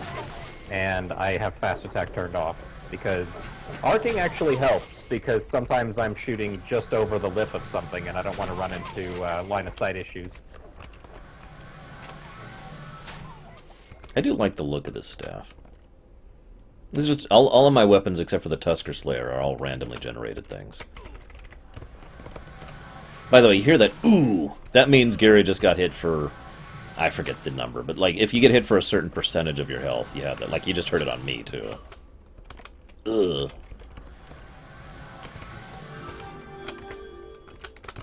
Oh, for the portal? Yeah. Screw this section. Bad, I'm distracting. This is the easy part anyways. We're past the hard part. There's another Annihilator here. Just letting you guys know. Whee! Yeah, so aggro doesn't really exist in this game. I haven't talked about that yet. Like, it kind of does, but it effectively doesn't. In any way that you're thinking of aggro, it doesn't actually exist in this game. There we go. Instead, there's like a varying series of types of AI that differ based on the actual enemy and how you interact with them. Like I mentioned earlier, how Pookie will go after whoever IDs him last. Some enemies will go after whoever tapped them last. Some enemies will go after whoever tapped them first, and they'll never let go of it. It depends. Oh, wow, I actually got Tusker's Gift on me. That's the first one that's landed on me. I have a pretty high magic diff, so I'm surprised by that. Do I have any Dispel Gems? May now be the time. Oh, I actually do. It'll be fine. I have Dispel Gems. I might as well use them. Oh, you're gonna need them later. That's true. I should hoard them. I should hoard them for later. I hope I'm going the right way. Nope, I'm not. Rewind. Is this the right way? Yes. Okay. I hope you went ahead. I did, but not the way you went. Well, hang on. That's because I have. Yeah, I went the wrong way. I was gonna say I'm at the throne, or rather, I'm at the throne portal. Oh, right, it goes both ways. Sorry, I forgot that's a loop there. What the hell was I talking about? I got distracted by getting hit by Tusker's Gift. Yeah, by the way, Bludgeon Vuln is 7 is called Tusker's Gift. Don't worry, Carbon. There will be lots of jumping later. It's hard to jump in here. Like, really, it is. It also interrupts your actions in this game. So this... where is he? Give it a moment. There he is! Nobody's doing Bobo. So this is Ulatonga, also known as Bobo.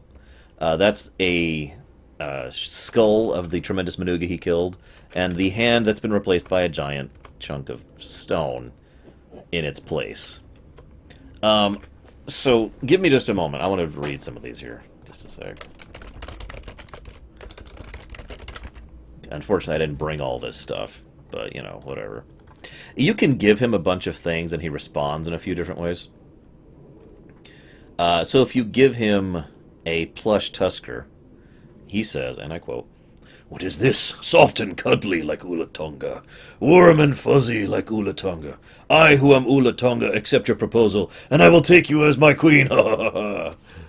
No, no, no. I, who am Ulatonga, am making a joke at your expense because you are stupid and not at all like me, who is the smartest, Ulatonga. Your feeble stuffed dolls impress not the likes of Ulatonga, the Tusker King." Where's the banana one? Oh, it doesn't have it listed here. Oh, well. You can give him a couple of things, and he gives funny reactions to that. But what we're here to do is to get his blessing. So... oh, here we go. If you give him...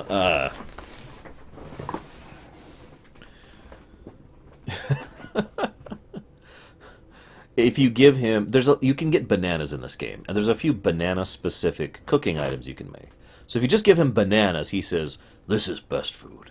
If you give him a banana split, he says, "My tummy chilly, but it tastes so good. How do you make it so yummy? Never mind. Ulatonga cannot make without opposable digits. Just bring me more."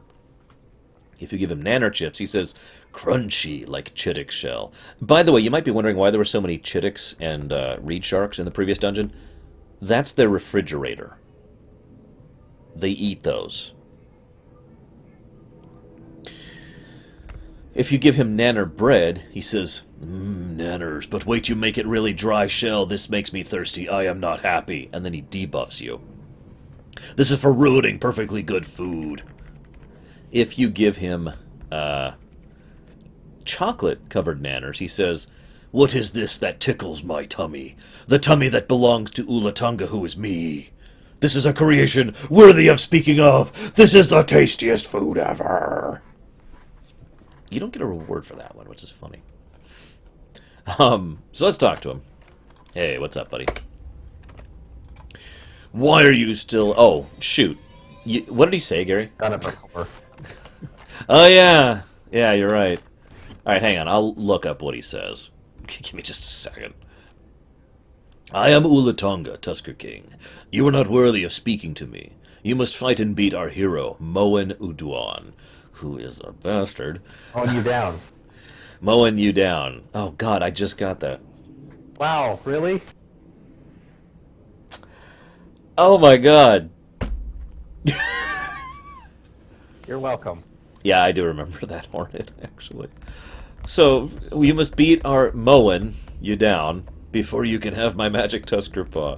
Take your group and prepare for battle in the room where I will send you. Take your time and be ready to fight our champion, who is very strong. Then go through the portal and come to the Isle of Testing. I will bring other Tuskers to watch your fight. Win, and I will reward you with my fabled Tusker Paw. I will even make sure it has magical powers, courtesy of the other who speaks like you, Ketnan. Lose, and your body will rot in the arena. That is the way of things around here. Make sure you armor yourself well, because magic will help yourself little against Moen, who is, I forget if he's ravenous or hollow, but either way, he's a bastard. Moen was actually a legitimately horrifically difficult fight back in the day. Most of our strategies for him... Sorry, go ahead. We're going to make a joke of it. Yeah, oh yeah, he ignores life prots and shields. He regenerates 2,000 HP every second. I'll talk about regeneration in a little bit, but I'm ready when you are, by the way. One of the most common... Do you want me to... Hang on, do you want me to go after him, or do you want me to just get him for you? It's fine. We'll just go in and start attacking. Okay. One of the most common ways that they would make a particular enemy difficult in this game is they would give him lots and lots of regen instead of lots and lots of health, which I actually like. So he should go after me first. Oh, he's not. Okay. That's fine. There it is. And this one... You notice he's hitting less than the Chitticks were earlier. I just want to make that point. Despite the fact that this guy ignores our life prots and has insane regen. Oh, speaking of which, I'll go ahead and fester him. Just to really pull him down. And, yeah, we'll do this one too. Why not? I'm just debuffing him, because I can. Yeah, I think he's hit me for a total of 5. Arrows right there.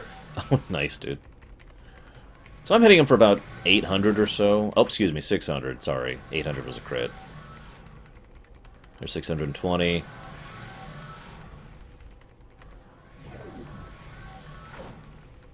And Gary's railing into him here. Yeah, but my weapon... And he's dead. We don't get to figure out who did the most, so whatever. Yeah, it doesn't matter. We're done. We beat him. Yeah, mowing you down. We do get to figure out who did the most. I forgot. That's right. One of us will get a 3, and one of us will get a 1.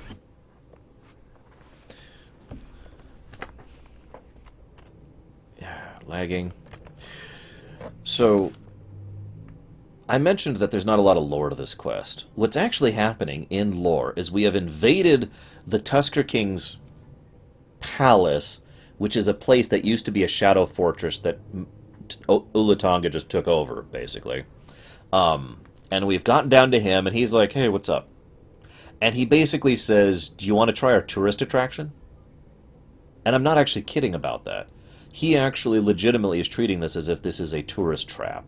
And he thinks it's fun to watch us go and fight Moen in, when we go in there and see Moen kill us, or occasionally us kill him. Yeah, it looks like I got the kill. based on what I just saw in the lag here. Let's find out what he says. Congratulations, you have bested the hero of the Tusker Pingra. So I, who is Ulatunga, give you a reward so that you know that Ulatunga, who is me, honors his word. Yep, I actually got the kill on that one. So I did the most damage. Woo! Kills are based on amount of damage done, regardless of anything else. Some people go to the surface portal by accident. Don't do that if you want rewards. That's where I got the name, yes, Starch. And absolutely nothing else.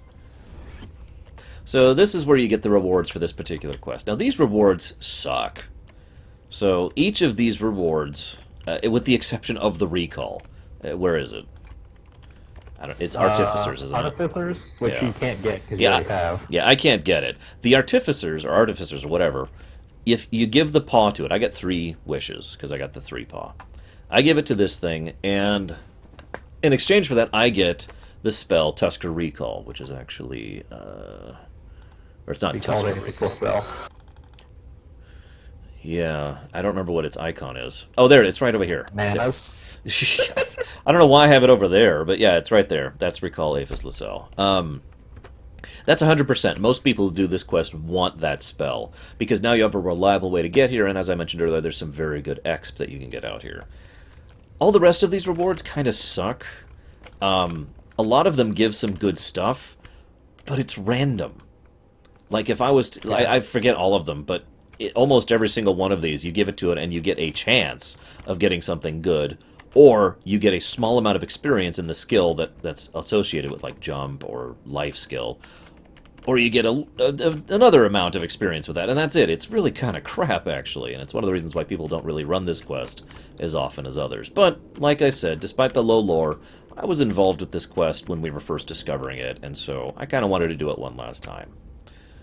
Common things that people would get would be the Healer's Gift, which get you a chance at a stack of like 100 materials to make 100 different healing kits that would, you know, have like 100 uses and have like really high skill bonus. There was a War Magic one that you could get the Tusker's Fist wall spell, which he'll show you at some point. Yeah, I'll show it real quick. There were a couple of like tattoo items that you could get that like buffed your like melee defense or whatever that were really good when it first came out. Pretty much the only things anyone ever actually got out of it. Yeah. So this is Tusker's Fist. Do the greedy wishes and hope that you got like the really good, you know, trade notes out of it, and you get a stack of 100 nice trade notes and go and get rich. This is Tusker's Fist. As you can see, it's a wall spell. It literally just casts 16 bolts in a direction. See you around, Krenzler. However, under certain circumstances, Tusker's Fist is absolutely ridiculously overpowered because, well, collision, right? And a lot of the bosses in this game and the enemies are really large, so it's possible to hit a single enemy with most, if not all, of those Tusker's Fists. So you get a good bludgeon render, and you hit a boss with that, you are doing an insane amount of damage every hit. Speaking of which, I said I'd show these off. These are all the wall spells. Just really quick. Acid. Cold. Lightning. Shock, which is bludgeoning. Fire. And I don't have piercing on the bar, but I have it somewhere. And to explain what I meant about the ring spells, it's easiest to understand if you look at it from the top. You can kind of see how each of those shots just goes out in a ring around you. It's not, like I said, it's not truly an AoE. It's just a shot that hits everything in the immediate vicinity of you. And it's very, very easy to bug it out, so it's not that reliable in a crutch situation. Alright, Timaru. Don't we need to... Well, okay, I see what you're meaning. I figure we'll run out to the East Dam and log off there, or we can log off at Timaru. No, let's go to East Dam. That's a good idea, because I can talk about Plateau while we're there. So we're about to go do Queen Quest. Queen refers to the Ulthoi Queen. One of the Ulthoi Queens, of course. There's so many. There really are. We've fought like 3 or 4 of them. We are on Winter's Ebb. So we're going to do Queen Quest here to show it off a little bit. And I got to remember... that way, I think. Yeah, I think I'm just aiming right at it. So this is a plateau. Now, I want to give you the authentic experience of doing the get an extra skill point quest. All you have to do is find a guy named Lorerun and kill him, and then turn in his item to this gentleman who is over at one of the towns down below, and you get a new skill point, a new skill credit, and that is incredibly valuable. And so many builds rely on getting that extra skill credit. So, here is the legitimate, 100% accurate experience of getting that skill credit.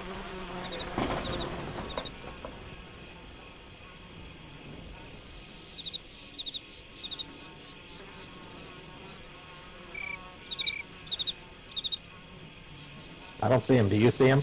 No. Do you see him? Nope. Still not seeing him. You should ask an allegiance if anybody sees him right now. Yep. Just keep your eyes open in case you're out here. Yep.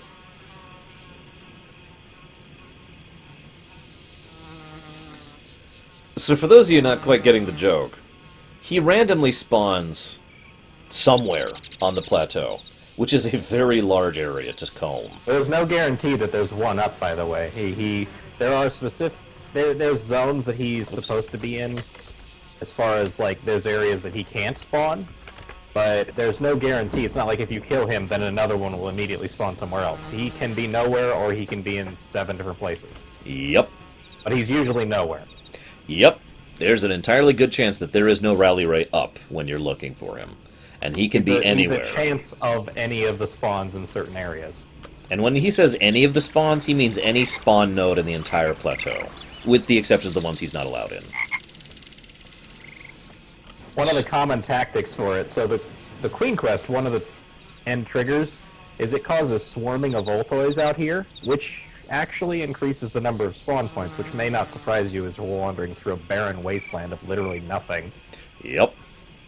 And having that increased number of spawn points increases the chances to have Valeria up. Mm-hmm. And so oftentimes when farming him, people would just do all the bell drops for Queen Quest and then go run around and look for him. And hope nobody killed the queen while you were doing that. Because if they did, then yeah. By the way, one other thing, Gary and I were both talking about this last night. Plateau is kind of boring in terms of its terrain, with the exception of, like, the areas around the river. It's probably the only place in the entire game where I zone in and it's like, where am I? And you have to actually look around for a moment and be like, okay, hang on. So that's north, so that's... Okay, so there's the river.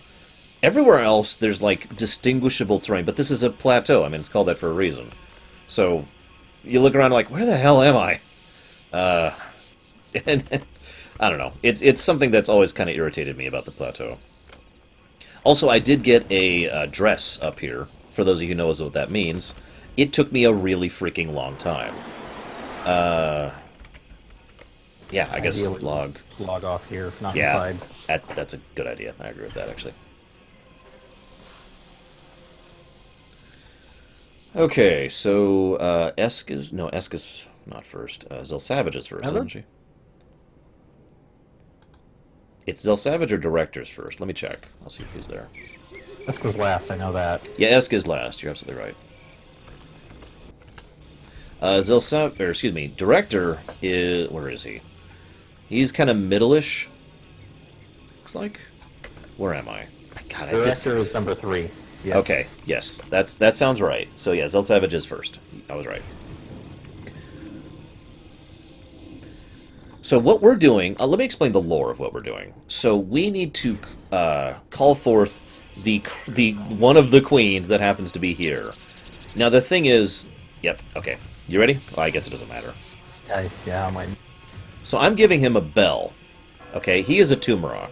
Now the Tumorok have a specific... Yes, Carbon. In fact, I could show him off if you really want me to. I must go and warn the Zuta. So one is done. Yeah, I'll go show him off later, Carbon. And there's several quests that involve Asheron. Quite a few, actually. The Tumorok here have a special type of magic, which is basically music magic, as weird as that sounds. They are able... I'm on Director, so I'm ready to go whenever.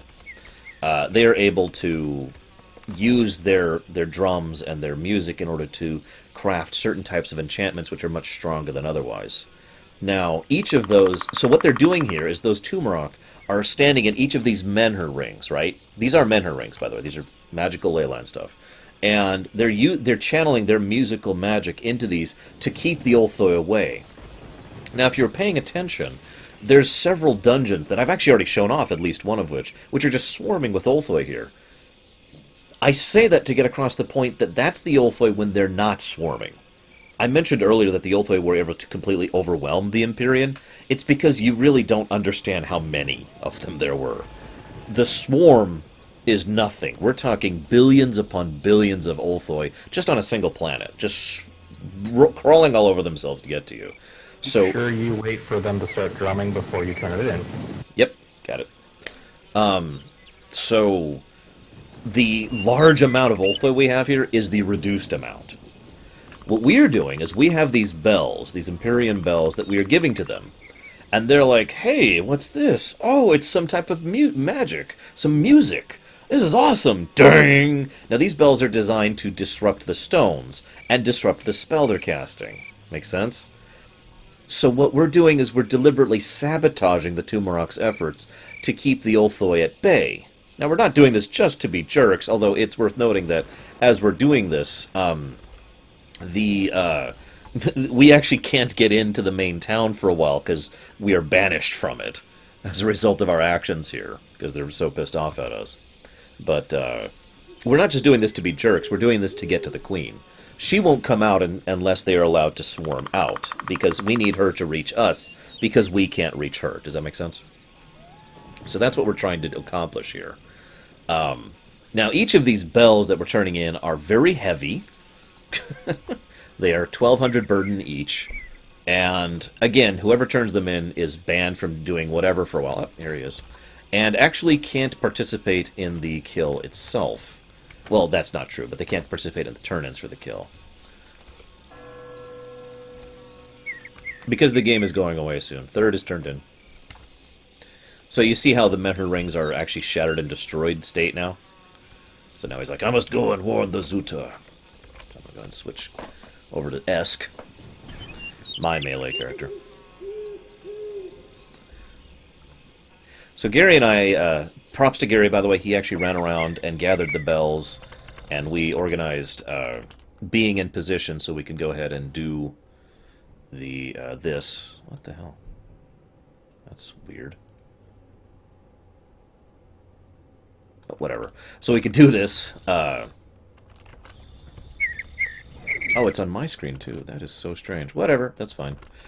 So we could do this as quickly as it is possible to do. Usually this is a fairly extensive effort, which several people all participate in. And this quest is definitely not meant to be done with less than 9 people. I have actually been on Queen quests where there were multiple fellowships that were coordinating with each other doing this quest.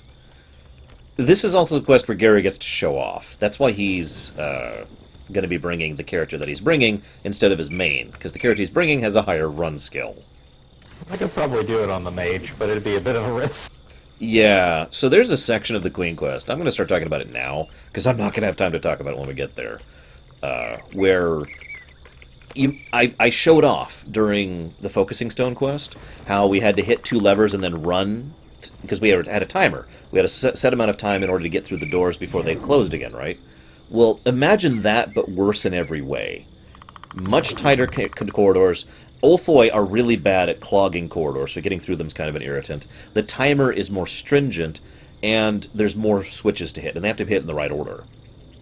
So, it's actually designed, or at least it was intended to be designed, so that you needed multiple people to do it. You needed one person to go after this switch, one person to go after this switch, one person to have to go after this switch, and then they'd all converge on where you need to go.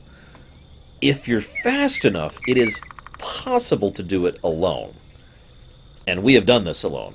Both of us have, actually, at this point. And so that's what we're going to be doing, is he's going to be running around and hitting all those switches and running his ass off by himself. The last time he did this, he had, I want to say, a couple of seconds to spare. It was pretty tight. That's pretty much the margin. That's like a perfect run. You have a couple of seconds extra. Yeah, it was pretty pretty. Oh, there we go. First time I did it, the door was literally like closing as I was running up, but it hadn't become collision when I walked through. Yeah. It was They were like, pretty Jesus, rough. man, how did you do that? By the way, you see these Monoforge keys, guys? On the ground! That's how useful they are. Actually, I'll hold on to one, just to show it off later. To show what I mean by that. I might as well. I also have 3 blank augmentation gems on that character. Oh, yep.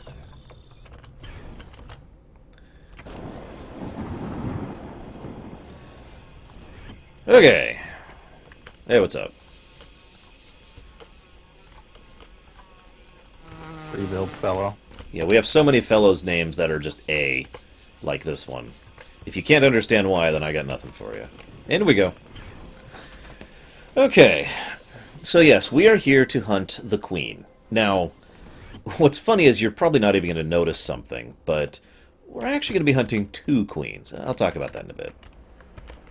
Now, I don't remember my way through here nearly as well as he does, even though I actually did Queen Quest several times. I try to... There it is. Ah. Right. Yeah, I'm gonna have to get Enjo. Forgot about the lockpicking. Sorry. Oh, God, you don't have lockpicking on him? Oh. Whoops. Okay, whatever. Well, hold on, guys. Oh, by the way, a golem is hitting me right now. Can you tell? I have it targeted. You see him? Seriously, he's right there. Yeah, so vapor golems are actually terrible. I never remember what they're weak to. Frost? We'll try frost. Why not? I got time. It's not like he can hurt me. Yeah, frost seems to work. I'll kill some more. There are ways to deal with lockpicking doors without bringing the right character, but they're stupid and breaking the game. They are definitely bugging. It's like a speedrunner thing. You bug your way through rather than doing it the intentional way. That's the PK Light thing. Yeah. And it doesn't always work, too. Oh, I can do that every time. It's kind of BS. Yeah. Yeah, if you PK light in just the right way, right next to someone else, and then kind of... You kind of have the collision to go through. Something you shouldn't be able to. Yeah. While we stand here, let's admire. So, this used to be an Empyrean facility, as you might imagine. That was one of the places that the Ulthoi completely swarmed over. Oh, Carbon asked a question I completely forgot about. Who would win, the Shadow Army from Star Wars? What's the Shadow Army from Star Wars? My Star Wars lore is failing me. What the hell is that? I'm actually not sure. Carbon, what's the Shadow Army from Star Wars? Here, I'll let you enjoy these wonderful waterfall effects. I'm sorry I've only produced you 5.6 million exp. I'm sorry, man. I did my best. I did my best. How did you even get exp through that? Like, that had to have been pass up. Because I haven't done jack. Oh no, I killed a couple of vapor golems. Maybe that's what did it. I don't know. The Killix? Oh, the Ulthoi would overwhelm the Killix. The Killix are smarter and more coordinated and stronger. Oh yeah, by the way, you take water damage just standing out here. But the Ulthoi have, I want to stress this again, an absolutely stupid advantage of numbers. It's actually kind of ridiculous how much the Ulthoi have in terms of numbers. And they can regenerate those numbers very, very, very quickly. Now, the Zerg swarm would be able to overwhelm them, because the Zerg have not as many numbers, but far more power behind them. So, you know, the equation balances out a bit at that point. And, of course, the Tyranids can kill everything because they're from Warhammer 40k, and that's just how that works. So, hang on, I want to show off Gary's outfit here. So, you ever heard of the concept of red Oni, blue Oni? So, as you can see here, he is also an Empyrean. And that's his outfit right there. That's him. This was unintentional, by the way. Oh, the Ulthoi would crush the shadows like a bug. No pun intended. If the Ulthoi were fully swarming, they would obliterate the shadows. So yeah, this is outfit. It's very cool looking. I actually really like it. I think mine is better. But, you know, that's just me. You're allowed to be wrong. Let us through. Yes, we are both playing Empyreans right here.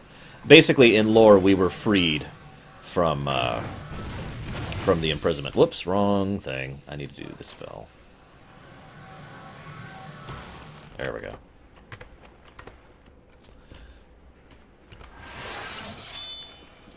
But yes, you can make Empyreans, you can make Lugians, you can make Shadows. Because not all Shadows are hideously evil. Basically, the ones that were freed by Izandul are the ones you would be playing as in lore. But yeah, no, these do not look like or function like, or basically there's nothing about these that are like my Ulthoi, other than the fact that they are called Ulthoi, and they happen to be bug people. Hi, Myron. Although I guess technically these aren't bug people, because they are not sentient or sapient creatures, they're just bugs.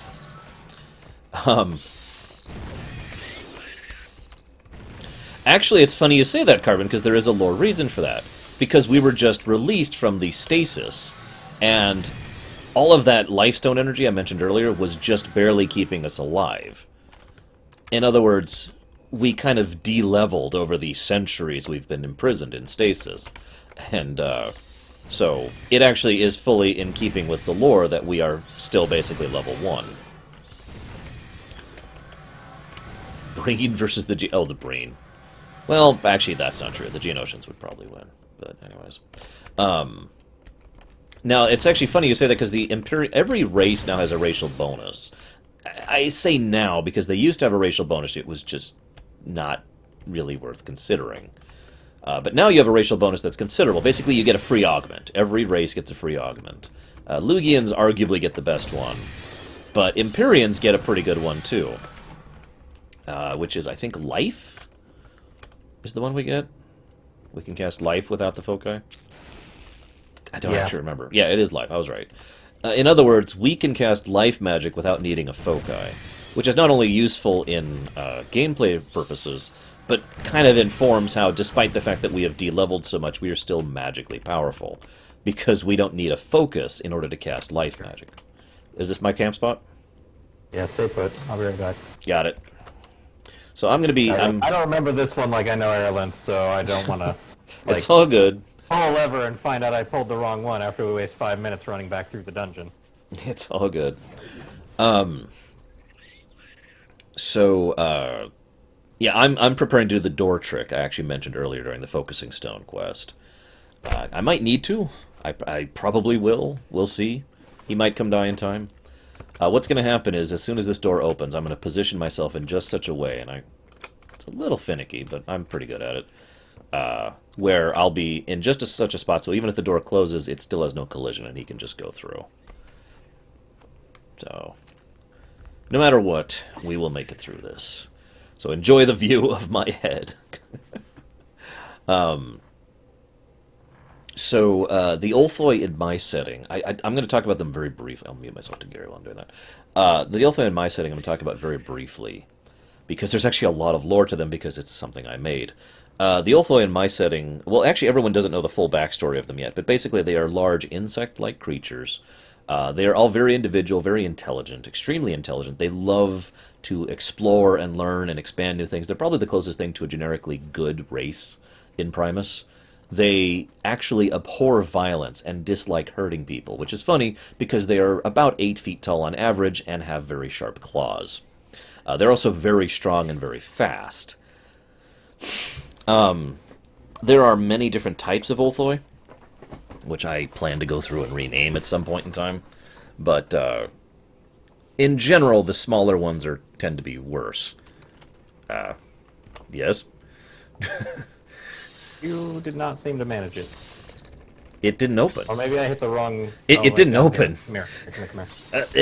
Coming. Hang on. Okay, yep. Okay, so, anyways, that was the door I was going to hold. That I ended up not. I'm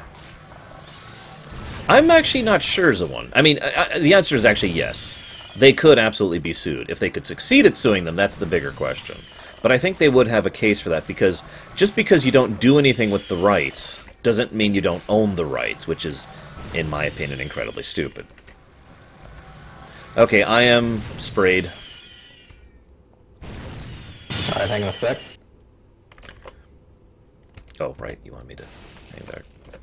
So you see that green stuff, by the way, guys? That will do a fairly large amount of damage. For people with much less optimized health than us, it'll kill you pretty quick. It's like 30 damage a tick, which is pretty fast.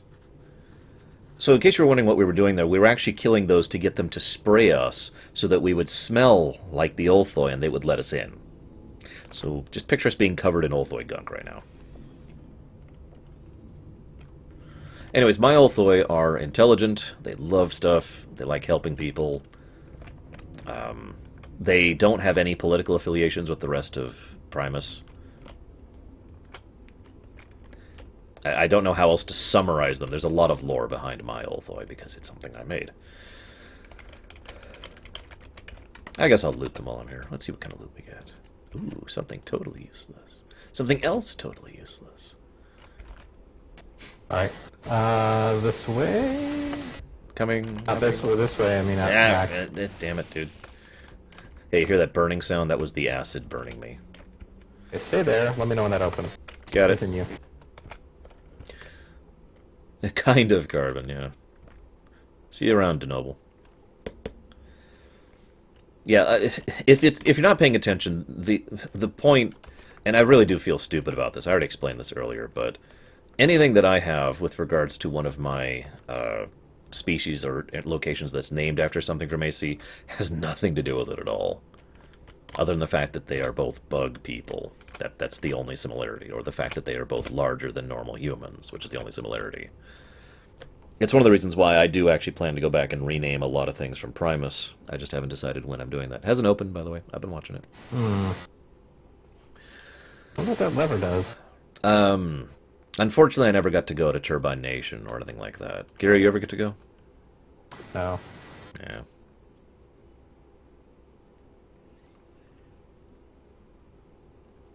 AC is absolutely part of the Imperium, yes. It's one of Merlin's pet worlds. Alright, since I don't remember this dungeon as well for the one-way, we're going to go the other way through Mount Illyri Hive, so Facility Hub and I guess the Abyss, the Legionary one. Okay. I know where to do that. So, how does the Queen determine the type of Ulthoi she hatches? Well, the Queens have...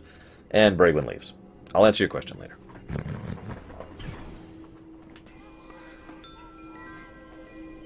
AC2. I said it before and I said it again. I actually liked AC2. I'm one of 3 people in the world who liked AC2, but I did like it. Part of the problem with AC2 was they were trying so hard to make a modern MMO instead of making a good MMO, and I think that's the biggest flaw they had. Did you even play 2, Gary? Briefly. I didn't have the computer for it at the time. Yeah, I actually got to max level on my Tumrock drum guy. God, I can't remember the name of the classes anymore. I played during the beta, and it was like, you do not meet the minimum requirements, so I played a little bit, but it was kind of terrible for me. Yeah, I don't blame you. The game was not very well optimized either, and it felt like riding around on buttered up glass on top of everything else. But it did have some good parts. It was also ridiculously grindy, and by that point in my life, my tolerance for grind had gone down significantly. What am I going to play after the shutdown? Everything else.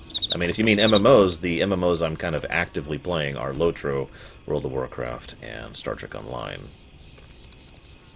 And I do kind of plan to finish Lotro soonish because, well, let's just say that I wouldn't be surprised if Lotro is the next one to get shut down at this point.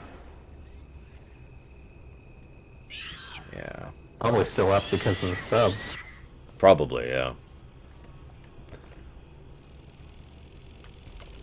We'll see what happens with that. Are you really? Okay, fine. What do we get? Anything? What wand do I have on right now? There we go.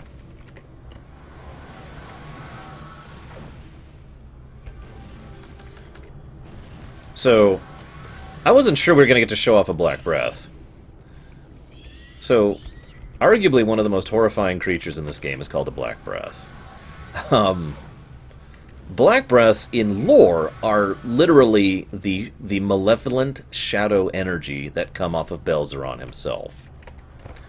In gameplay terms, they are hollow... Oh, there. No, that's a vapor. They are both hollow and shield ignoring Doom guys who are basically technically immune to melees. I say technically because Gary there has the distinction of being the only melee I know of personally who's actually killed a frickin' Black Breath. It wasn't easy. He technically cheated to do it. There we go, Black Breath. Black Breath. There it is. You can see it in all its glory. Is it actually hurting? Eh, not really. Yeah, it is now that I'm sitting. Too high of melee def for it to hit me in peace. Lol, as they say. Oh god, Jack Cat. I used to go to the Jack Cat so often. So many times that happened. So yeah, to a mage, a Black Breath is nothing. But we were terrified of those things for a period of AC's history. The loot is garbage. Yep. They were not intended to be killed. Yep. Seriously. When they were initially designed, they were like, players can't kill these. They were actually guarding Belzeron at some point. I forget where. That was in the lair. That's right. That was in the lair during the Awaken Belzeron event. Yeah, we have much, much worse things than Black Breaths nowadays. Have I picked up FF14 yet? I got to like level 30 in FF14, and then thanks to Square being incredibly stupid, I kind of lost my account. When I say kind of, I would have to go through the hassle of actually contacting customer support and saying, this is me, here's my identification information, blah, blah, blah, blah, and in order for to have the account reactivated. So my motivation in replaying FF14 has plummeted into non-existent. Also, you notice that's an Ulthoi noble following us around? Once upon a time, when this game first came out, the single best loot in the entire game was one Ulthoi noble who spawned in a single dungeon. You hear that trend a lot. The single best loot in the entire game, once upon a time, was... And now it's a joke. And now it's a joke, yep. It's just iteration, I guess. I don't know. I remember a time when no one knew the single best loot in the entire game was elemental Gromnies at the bottom of the Weeping Elemental Cavern. I remember that. It wasn't the best, but it was the best rate of getting very nearly the best. Mm-hmm. I got rich off of that. Yep, BDC, that's right. Now, what's funny is we were thinking about showing off OpBSD, but then Gary and I both realized neither of us really did that. So OpBSD is the Obsidian Plains Black... Oh god, I don't remember what it stands for. Black Death Catacombs. BSD is not Black Death Catacombs. That was... No, it isn't. That's Black BDC. Spawn Dens. Black Spawn Dens, that's it. Which was the old Tusker dungeon. You know, I showed you a real Tusker dungeon earlier, but that was added much later than that. The old Tusker dungeon there were several of those dens, and they had guards and slaves, and that's kind of it. A few Verendi further in. I do remember the first time I ever went in there, which I'm going to share with you, because it's a story that amuses me. So you guys heard how Tuskers sound earlier, you know, dunk, dunk, dunk. You know, and just all of a sudden, and it's right on you and it kills you. That was the Heya spawn, not the on spawn. Yeah, you notice I stopped for a second when I saw that in chat. Anyways, so this portal. This portal. Yeah. Whoa! I'm actually lagging a bit as I load the zones. There we go. So the first time I ever went to OpBSD, ever, I entered a random portal in Ayan Bakur. Didn't know what it was. I just saw a portal and was like, yeah, I felt exploratory. And I was out in the Obsidian Plains next to the BSD portal. I didn't know what it was. So I'm like, okay, I'll walk in. Now, by absolute luck, all of the Tuskers in there were dead, and their corpses had despawned, but they had not respawned. Which is there's like about a minute window when that can happen. So I'm running through there, and it is quiet, and I'm lagging. It's quiet and completely empty. Like, nothing there. And I'm getting more and more creeped out the further I go into this dungeon. Until I go down like 5 or 6 levels in this manner. Until finally I start to see a couple of corpses of Tuskers. And I'd never heard of a Tusker guard at this point in my history. And I'm like, what the hell is that? And suddenly in the distance, and I swear I'm not making this up, I hear, because I wear headphones, I hear, tonka, tonka, tonka, tonka, tonka, tonka, tonka, tonka, tonka, tonka. And a Tusker guard runs right up into my face, smashes me in the face, and kills me in one shot. For some reason, I never really leveled there. Favorite dungeon? Ooh, that's actually a tough one. For what purpose? Let's narrow that down a bit. I think I missed that. Yeah, whatever. Good enough. I know what Gary's favorite dungeon is. Actually, I don't. What's your favorite dungeon, Gary? If you have to pick just one. Probably the Foundry. I could see that. I was going to say Keep, but then I had to think about that for a minute. I have some good memories in the Keep, but I like the Foundry's design, I think, more. See, so Gary knows airlin pretty much by heart. I don't. I know the Keep by heart. I was one of the people who was the one who would sit at Relic Town, just waiting for everyone else to do the preamble stuff. Yes, okay. And I knew Keep, and I could lead Keep, and I have led Keep several times, but... So I have a lot of fond memories of Keep, but I never really did much of the earlier stuff. Verindi Amulet, that's a fun dungeon. Fond memories of that place. Fond memories of Verindi Amulet. Fond memories of the reliquaries. In terms of sheer nostalgia, Eastham Sewers.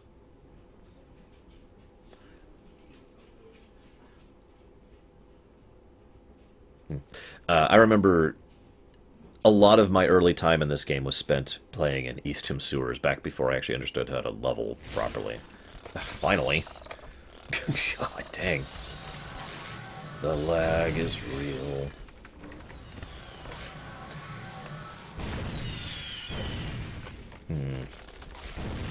I also have spent a lot of time in the Eviscerator lair. I forget what it's actually called, but it's the Eviscerator Pincher dungeon on Plateau. Gary spent a lot of time there, too. Eviscerator lair. Yeah, it is Eviscerator lair, okay.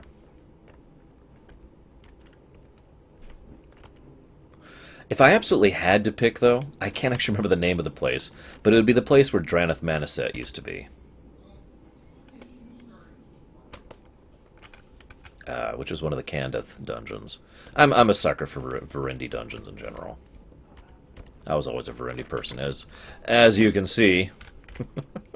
Got the Nexus crawler mask going on here. AC ringtones for the win. Someone calls. Oh, I said I'd talk about macroing. So, nowadays, macroing as it used to be doesn't really exist anymore. I mean, there's a form of it, but it's not really like the way it used to be. And I am not going to show it off, because I would have to download a bunch of plugins to get it going, and I just don't actually care that much. But you can set up routes, and... You want me to mute myself, Gary? So you can concentrate? No, you're good. Okay. You would set up routes where your character would follow basically coordinates on the map, and you would run around and just auto-attack anything that you run into based on combat profiles you'd set up. It was basically setting up a program to keep playing the game for you. So there was such a thing as ACMing and UCMing. UCMing was unattended, ACMing was attended, and both of those refer to combat macros. Because this was when this stuff was new. So the terms of service didn't really cover macroing. The way that they... So, oh, sorry. Just coming back to where we're going at this point. You're going to jump down, and you're going to be going to the northwest corner. There will be a door going to the west in that tunnel. Okay. And then at that point, you are going to follow right wall Let me just make sure of that. You're gonna be falling my wall into your death. You're gonna follow right wall. You'll get into one big room, then into the tunnel, door number 2, and then another big room, door into the tunnel, and that's door number 3, and that's the one you'll be standing at and holding just in case I'm slow. Okay. So down northwest, wait for doors. Give me a moment to get in position. Well, I guess you don't have to wait a moment to wait for me to get in position.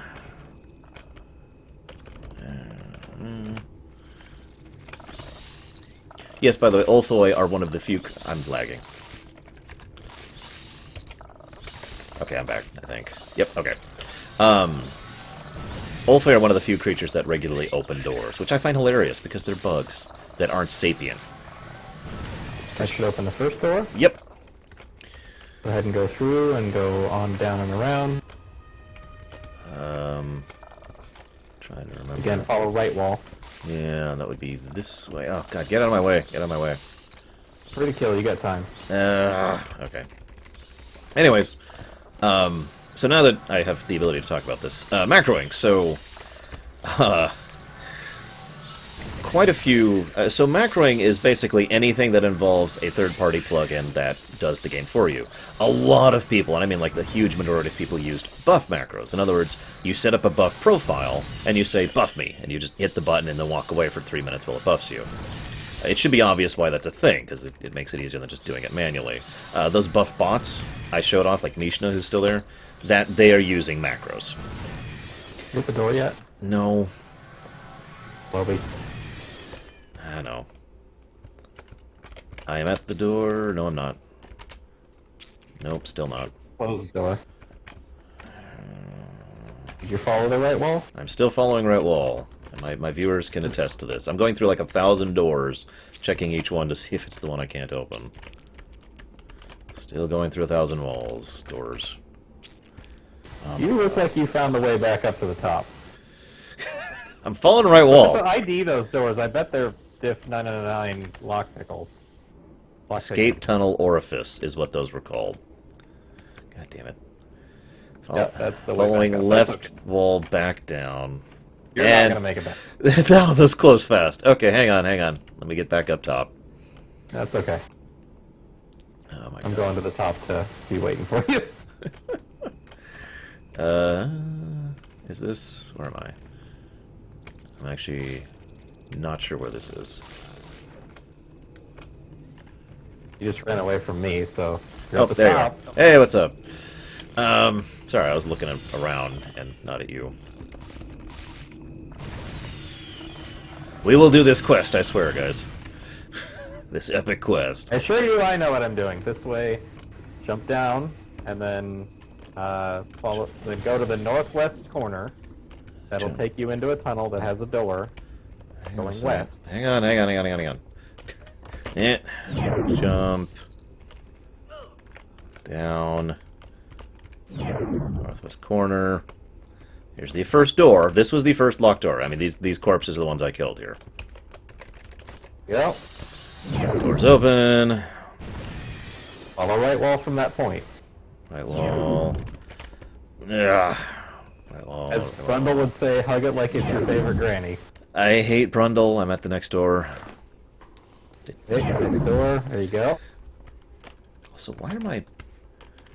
Oh, shoot. I have 40 seconds left of my buffs. Fine. I will be fine. It's just funny. Still hugging right wall. Going back up now. However, this is a door I can't open, so I guess we're good. That should be that door. Which is... It is now open. I'm at a jump. So let me know when that door closes. You're going to stay at that door, because that's the one that matters for me. One moment. You didn't jump, did you? Nope, of course not. I really didn't.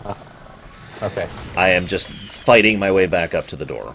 It will take Go me a ahead and moment. rebuff and, like, kill everything and whatever. Here.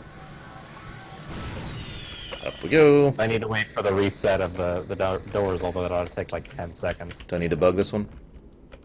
I don't know. Well, you could if you wanted. Bugging. Just in case. Okay. So anyways, back to macroing. So, combat macroing then is macroing which specifically fights stuff for you. In other words, the specific definition, I forget actually the exact wording, was basically the ability to gain in-game advantage from... door's closed, by the way. On my way. From macroing. And that was when the macro would fight stuff for you. Now, the difference between ACM and UCM is exactly what it sounds like. ACM, you're sitting here at the computer watching it run the game for you. And they had ways to test that. And because this was kind of a new thing for them to deal with, they basically made it so that UCMing was against the TOS. In other words, you couldn't do UCM. You couldn't set the game to go play for you and then walk away and go to sleep or whatever. But you could do ACMing. And the way they would test that was they'd have people run around and literally, it's open, and literally ask you questions, like a math question. And I had this happen to me more than a few times. Even when I wasn't running a macro, I would have people show up and be like, what's 15 times 3? And I'd be like, 45. Okay, you're there. Just making sure. It was also the cause of the first MMO drama I ever encountered, because Winter's Ebb in particular had some really strong feelings about macroing, ACM or UCM.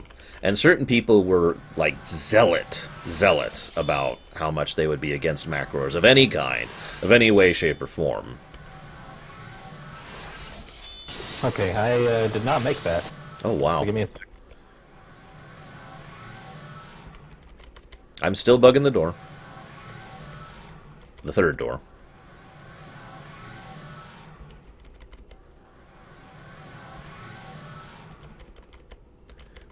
Fine. Door is closed for reference.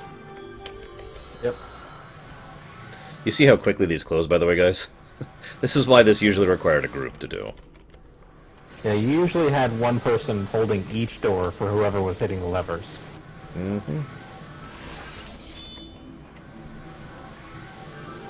Yeah, I've got plenty of mana. My mana C is really, really high.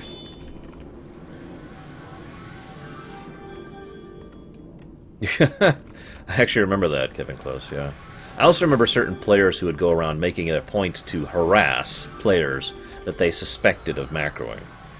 There was this one woman on Winter's Ebb, and I still remember this to this day. She called herself the Daughter of Asheron. I'm not going to say what I think of her, because that would violate my rules of cussing on my show. But suffice to say, she was a pretty terrible human being. And she was a full-on harassment. Like, she would go up to people who weren't macroing or weren't anything, and just pester them and irritate them and say, I'm going to report you unless you are able to do this for me, or give this to me, or whatever. Basically trying to blackmail people. It was actually kind of messed up. And there was a very big anti-her campaign that went across Winter's Ebb to deal with them.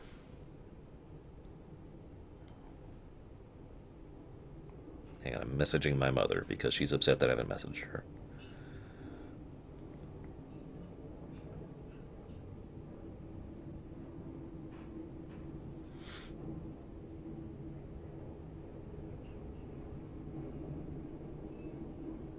Silence.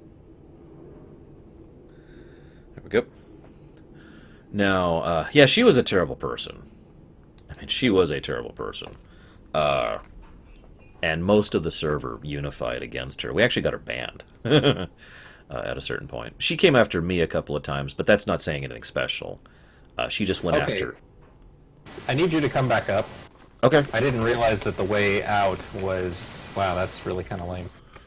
If you fail to make the first door, then you cannot make the other doors. Wow. You cannot go back up. You have to get through one door to go back up. So you want me to bug the first one? No, I need you to come back up to the first one. Hang on. I think I'm following the right way. Give me a minute. Follow left wall. That's what I'm doing. I see corpses. That's a good sign. Still following left wall. Following left wall.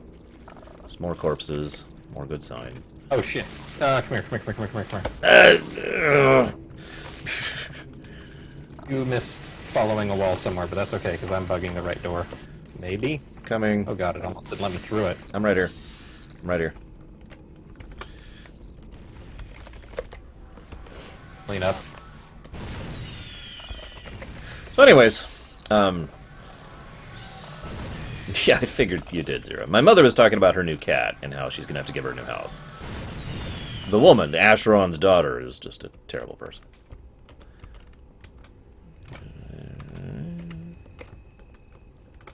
Wait at this door. You okay?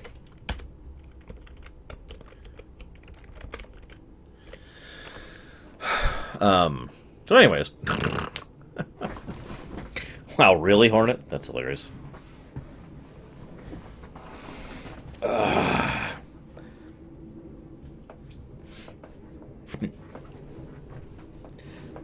This is also back when buying and selling accounts was pretty normal because nobody really knew what to do about that yet. Again, this is when MMOs were kind of a new thing, so nobody really decided what was allowed and what wasn't.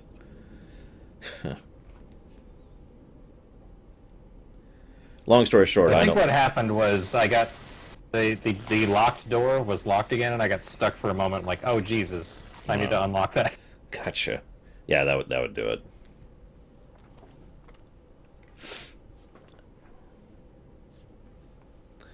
I guess I could do that, Carbon. Ah, okay. So apparently the pet cat might be going back to that. Got it.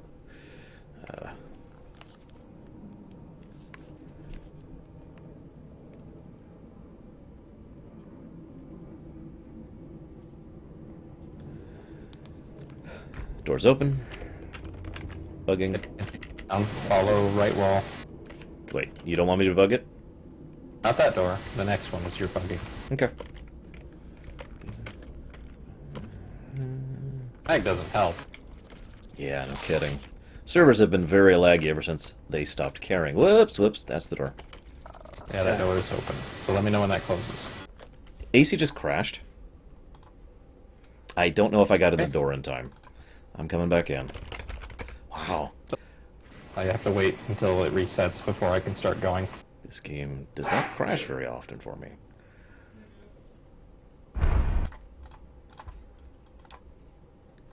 Characters are still in the world. Yes, I know that. Well, they just dropped fellow, but that's okay. Dropping fellow isn't as big of a deal as it is. Oh my god. You can't log off in there. Okay. I'm at the lifestone. God damn it. Guide you to Ellery Hive, and I'm at the entrance to Ellery Hive. That's the one in the northwest mountain, right? It's the one on the mountain. Yeah, okay. On the mountain. I know where that is. I know where that is. I can get there. Sorry for the delay, folks. It's been a while, and lag, and yeah. And the game frickin' crashing. So yeah, there's certain places in this game that you can't log out in. Most of the reason for that is to prevent you from farming it or camping it, to prevent other players from doing it. The catch is, if you crash in there, that means you logged out in there. So this happens. As much as I love this game, and I do, there are several quests in this game that are bad. I'm just going to say that as nicely as I can, because it is exceptionally easy to get into a situation where you lose all progress on the quest because of that. Well, in fairness, they did that for the same reason that they did it to the Airfall Keep, and that is because people would stay logged in and would kill it as soon as it came up, and like grief steal the kill. Well, yeah, like I said, camping and spawning, it's still irritating. It doesn't prevent it from being irritating. Wait. Yes, okay, just double checking. Don't want to go to the wrong area because I'm in a hurry. Good news is I got a ton of monostones, so I don't even have to think about that. I'll dump another one, why not? When you're in Ellery Hive. I am on. I can't get up to the top, but I can guide you to where I'm at. Okay. So anyways...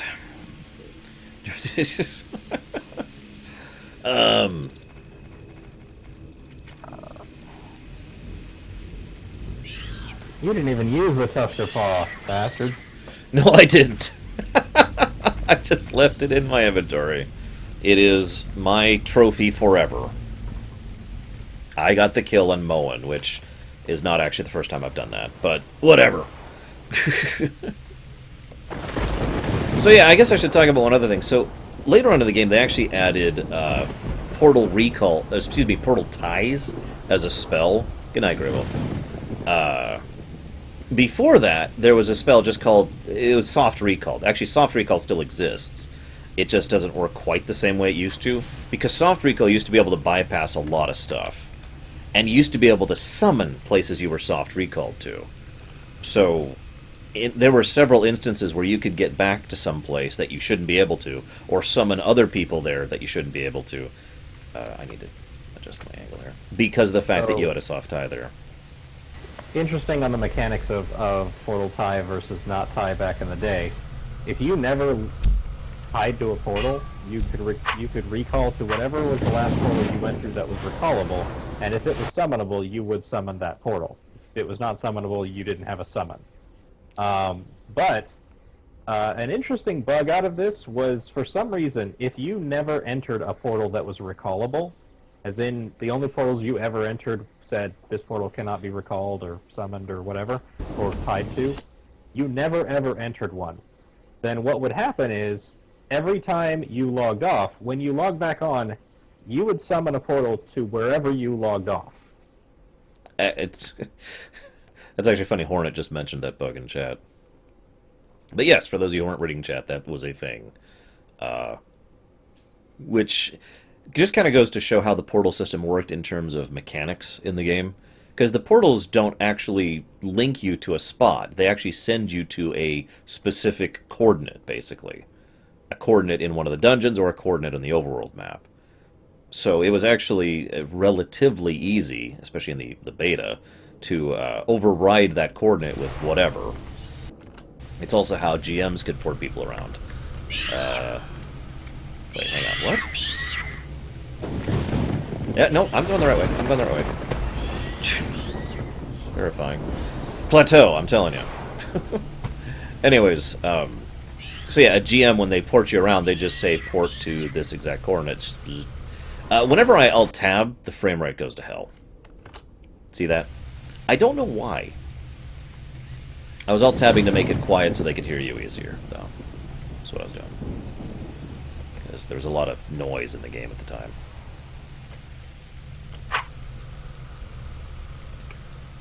Sigh. Oh yeah, I was going to talk about buffs, too. So I mentioned how buffs last an hour or 2 hours or whatever, and there's augments that increase the duration of your buffs. I have several of those augments. What I didn't tell you is that once upon a time, level 6 buffs lasted 15 minutes. God. During BZ's Lair. Cannot tell you how many times in the prep of that mages rebuffed my 5, 6, 7 piece armor set. Also, keep in mind back then it was a little bit harder to manage your mana, because we were just generally weaker. So it would usually take about 4 to 5 minutes on average to fully buff. For buffs that lasted 15 minutes at level 6. That's at endgame. I'm in, by the way. Okay, so you're going in the northeast of the tunnels, and it doesn't matter which way you go at that point, you're going to the drop. Okay.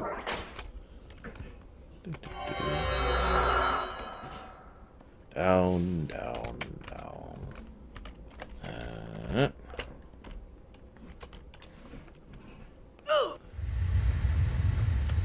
Hello. Oh, hey, what's up? Do you have the fellow, or do you have a fellow? Seems I do. Okay, never mind. Join me. Or me join you. Whatever. You know what I mean. Okay. Further into the depths we must go. I promise I'll show off jumping. I'll show off jumping and I'll show off Asheron. It's the last 2 things on my list to show off. Should go to Crystalline for jumping. Is there an easy way to get there? Oh, do you have the recall on one of your characters? Like Esk or something? One recall was money and the other... Or that character. I was gonna say, yeah, no, you're right. I understand what you mean now. I'm sorry. I thought you meant the other thing that... Okay, so I almost did something that I've done many times. My number 1 key over here is my war spell. For some reason, and I've never quite figured this out, occasionally I'll go into combat, and I'll be on this tab, where you see my number 1 button, is Lifestone Recall. Once I click Lifestone Recall, there is no undoing that. I can't jump out of that. I can't prevent that. The moment I hit the 1 key, I'm out. And I have been very irritated by that more than once. Gary actually has a defense against that. Gary just doesn't have anything on his one key. That is a recall. Yeah, I've got Stamina to Mana and Revite and Heal Self in the first 3 on every bar, so that I don't ever do that. Yeah, it is a pain. 'Cause I did that so much. I'm at the door. First door. Okay. Northwest corner.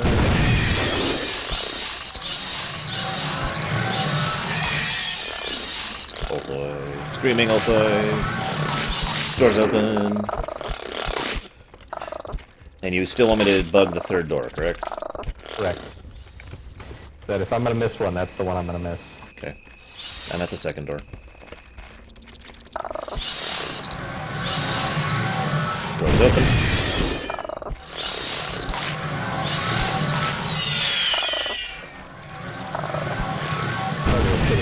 If I somehow screw this up again and you have to come back up, we get to show them how these button presses. Ugh. Third door should be open. Still trying to reach it. I got a little body blocked. Third door is open. Know when you get there. I am bugging it. And when it closes. I'm also getting the Ulthoy out of the way, so you can run through here.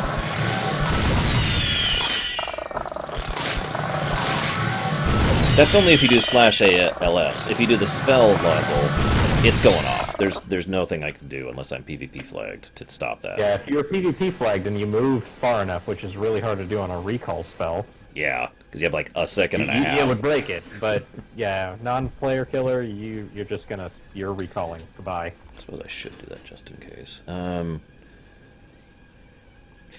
don't know where I'll log off my final time. I'm actually gonna have to really think about that. I'll put like all of these over here. There. I have several places doors closed. I have considered home in this game before. Or Eastham, the Singularity Call. Singularity Bore. Candith Keep. I don't know, I'll have to think about it.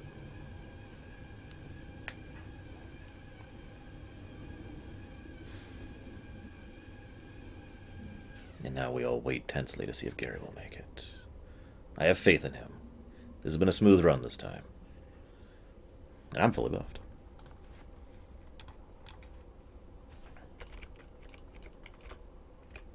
You can tell it worked, by the way, because there's no collision on the camera on the door. So I have successfully bugged the door. Door's open.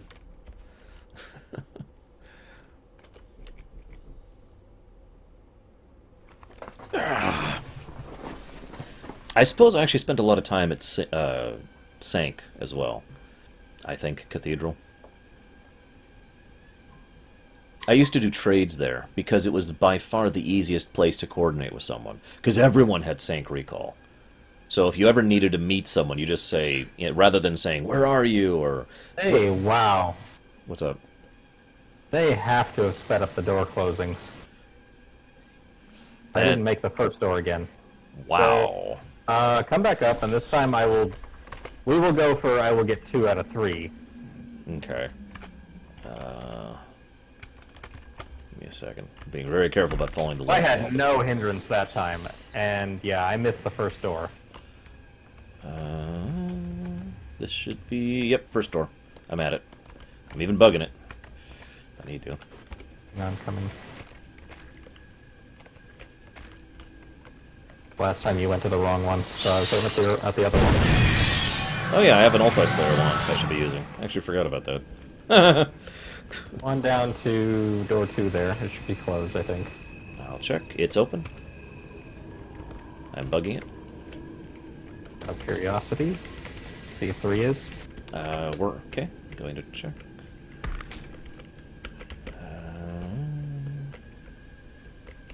Nope. Closed.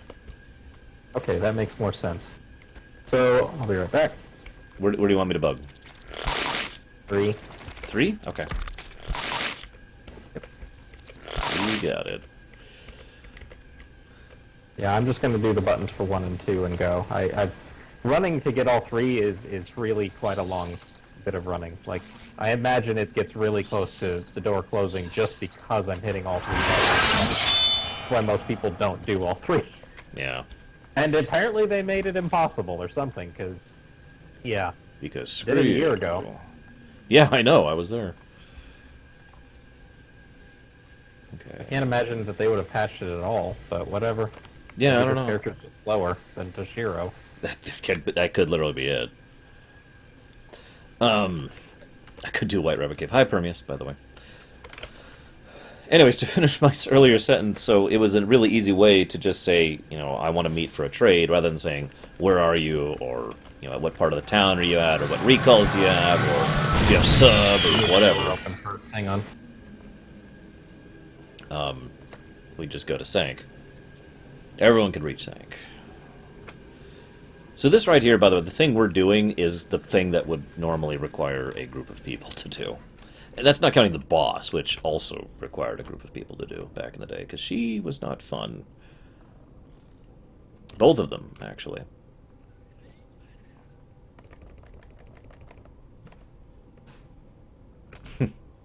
I could log off in the first thing I ever saw in this game, which was Rithwick, the Rithwick starting area. I wonder if it's still destroyed.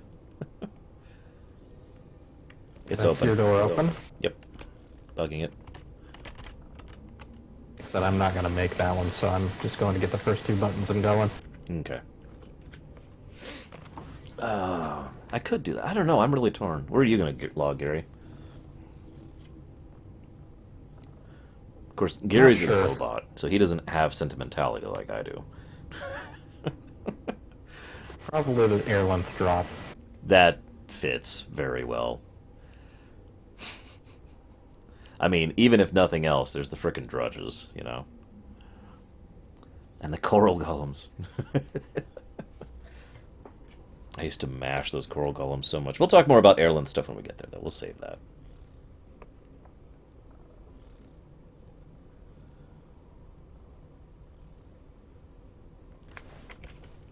I suppose I don't need to do that camera angle. I got it. Door is closed for reference, and I've got it. We're good. Okay, I'm in the first door, so we're fine. Okay. We did it, guys. And door two. This is like AGDQ, Right. when we're just barely getting a Little bit of a trick. personal challenge, and it's like, nope, not gonna happen. Zoom. Alright. Down we go. Where are we? Hi, brood nobles. Oh, Brood Nobles. I was wondering how that lives through that.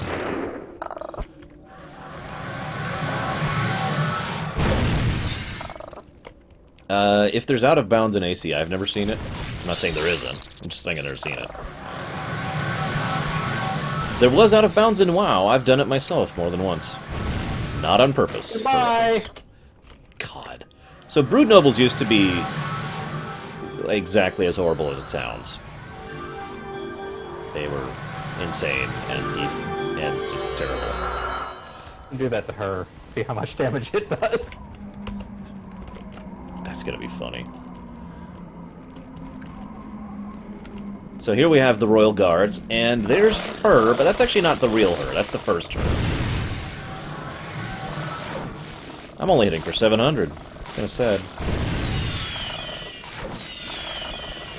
So this is actually the boss, the queen, with her eggs. The number of... I actually have not done that, no. The number of things you can get from this quest is kind of hilarious, really. Oh, wow, it doesn't hurt her. She's immune to it. Wow.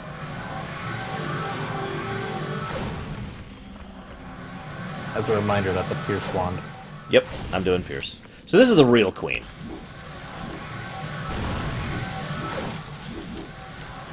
She actually looks pretty cool, despite the somewhat limited graphics of the setting. She even hurts it a little bit. The way we used to do this was we'd all huddle into a corner, and people would form a meat shield wall, and the people behind that would actually do the killing. This is just a race. Enjo, which is Gary there, or I, have pretty much the same damage output, so I have no idea who's going to get the kill here. Looks like he got it. Right? Yep, you got the kill. Damn. So you can loot these little egg. There's like you can get the eggs, which can be used for buff food, and you can loot off of her. And there's all sorts of stuff you can get. You can get the carapace for a piece of armor that's junk, and she herself drops some stuff, and she gives 70 million exp. Oh my god. Yeah, power creep kind of made the game easier over time. That's why we are able to duo a boss that used to require either 9 people or more commonly like 18. Oh yes, and here's the Ulthoi eggs. You can literally see them right there. They're a lootable item. And you can cook them. If you really want to eat that, that's up to you, you frickin' weirdo. The buffs from those are like plus They're- 50, where your maximum's like plus 40 or something. They are pretty good, admittedly. Good for crafting. Yes, they are very good for crafting. Right. Yeah, Timaru. Which I guess is AH for me. Is this the end? Oh, I could do that, too. So that was Queen Quest. As you can see, there was a little bit of effort involved in that. We did a little bit of that off-camera, but don't worry, we're going to be doing all of air length on-camera, just so you understand the full depth and gravity of exactly what goes into air length. Yeah, sorry, the timers on getting those doors, as you saw, is so tight. Doing it with 2 people is asking enough as it is. Yeah. Let alone without showcasing is almost impossible. Yeah, it is within the possibility to do that with one person, but it's a really tight margin. I've done it a couple of times. It's not easy. yeah. I mean, it's not difficult, like challenging wise. It's just the run is very close on time. So here we are turning in the queen's head? I don't actually remember what you turn in. I've only done this once. It is the head, that's right. And they do this whole thing where you have truly saved us because you have actually done this thing that nobody else could frickin' do. And we have been doing so much effort to keep the Ulthoi at bay. And he is technically embraced as an Aun. A-U-N. That's the name of their... the term species doesn't quite apply because they are the Tumarok. But Aun is... and there's what the queen's head looks like, by the way. And you can mount it on your wall. We have several. It doesn't matter. We don't even have a house anymore. So, yeah. He is now literally a part of the Aun. So the Aun is, I guess, the closest definition of Aun would be family. But it doesn't actually mean blood family. You know, adopted family. So he has basically been adopted into the tribe. And yay! I'm going to show off one thing really quick before we do airlift. I want airlift to be the last thing we do. I'm going to show off 2 things, actually. So I'm going to show off Asheron. I'm going to do a quick jump thing. And then, the finale. What I find funniest, though, about the Aun and their situation about how they were wanting the queen dead is they didn't want the queen dead, they just needed the queen dead. So the Aun aren't actually pacifist, they just hate killing, even though they're really good at it. I know that sounds kind of like a weird thing, but they have this whole belief system centered around the idea of how death and killing shouldn't be a thing, and you shouldn't kill something. When I say when I kill something, I mean like even bugs or animals or whatnot. You shouldn't kill. It's just not done. Here's Asheron's Island, by the way. This opened up somewhat recently. So this is Asheron's castle, because of course he has a frickin' castle. It's at the top of this giant peak in the middle of an island he crafted for himself. And there's his tower. Of course. You can go here to do specking and augments and a whole bunch of other stuff. And so that is a super optional. There are a couple super optionals in this game. And he's one of those doesn't aggro until you tap him kind of characters, but it's easier than you'd think to accidentally aggro this guy. I wouldn't recommend doing it. I'm not going to do it. I've done it a couple of times. I really called out quick. Yeah, he's rough. He is a definite raid boss. In case you can't tell, this is a diamond golem, but this is a skilled diamond golem. Most diamond golems are just, I'm a giant chunk of diamond and I crush you. This is a diamond golem with a weapon and agility and skill, and yeah, he's nightmarish. This is Asheron. So here he is, the man himself. As you can see, he's actually my height, but if I was a normal human, you'd see that he's taller than me, because Empyreans are tall. And in his traditional robe, it's the same outfit you see him on in the intro. What does he say if I talk to him?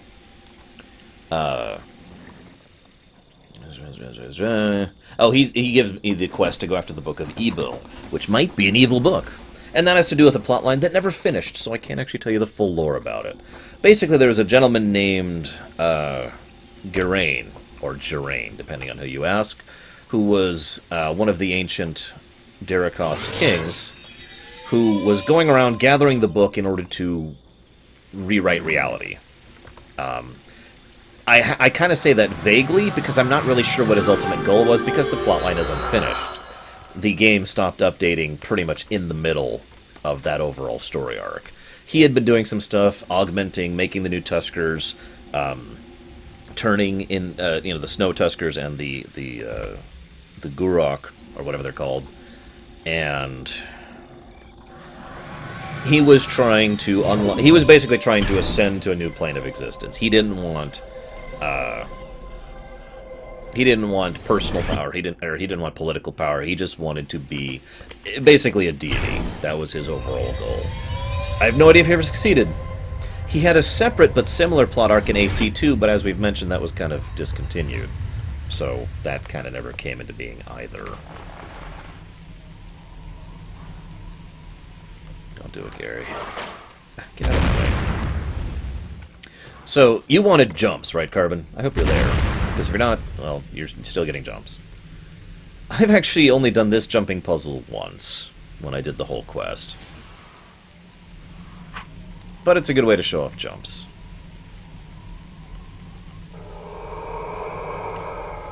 Yeah, the devs actually did a lot with their last few patches. Hey, EVG. Yeah, it's funny, I have the same problem in reverse. Whenever I hear AC, I think Asheron's call. Yeah, I can't quite make that jump. Or maybe did I? Nope, doesn't look like I made it. Hang on. Who rules AC politically? Which part of it? I mean, there's the unified conglomerate of the Tumarok, the Lusians, and the Asparians, which is ruled over by a council, which includes, I can't remember his name. It's a name, and I can't remember his name, and Alyssa. Oh, and Alyssa's son, whose name I also can't think of. I'm not good with names. You guys know this. There's a reason I do that whole borrowing names policy. But anyways, that rules most of the area. There's a lot of areas that are ruled over by individual and specific organizations, like the Assassin Clan Tanaka? Help me out here, Gary. We did their quests. Tanada. I was close. Alright, so I'm going to have to do this the slow way.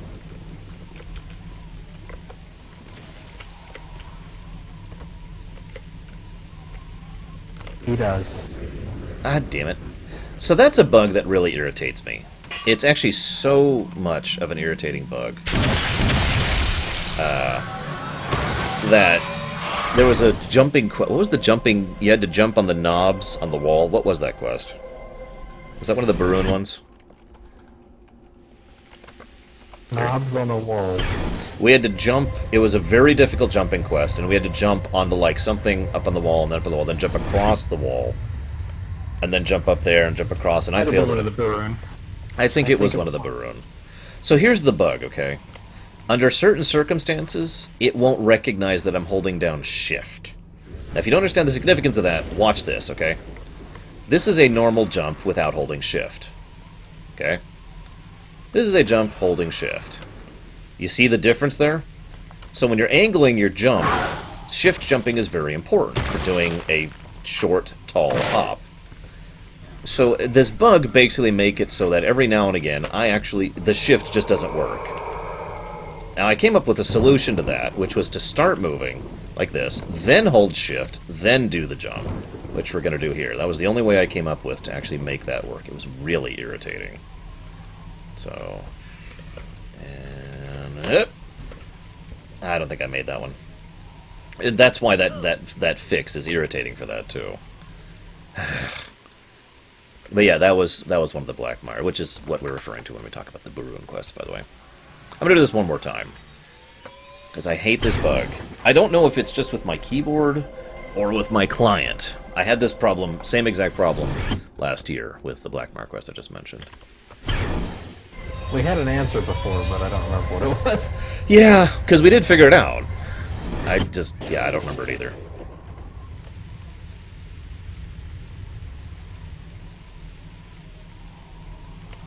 Well, I had no intention to jump for you, Carbon, so this is kind of improvised.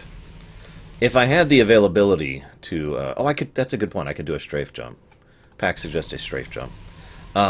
If I had the availability, I'd go up to the crystalline thing and jump from there, which is, I think, the highest point in the entire game.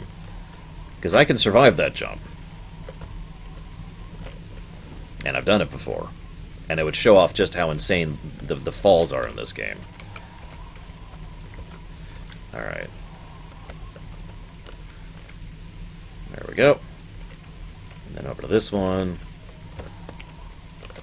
And I'm not going to make that. Nope, didn't make it. Well, whatever. I don't know another tall place to go to. But you can jump from really tall places and just be fine. I wish I could show you it, but I don't know how to get there. Black Hill? How do I get there? Waju, small black hill. Okay. I can do that.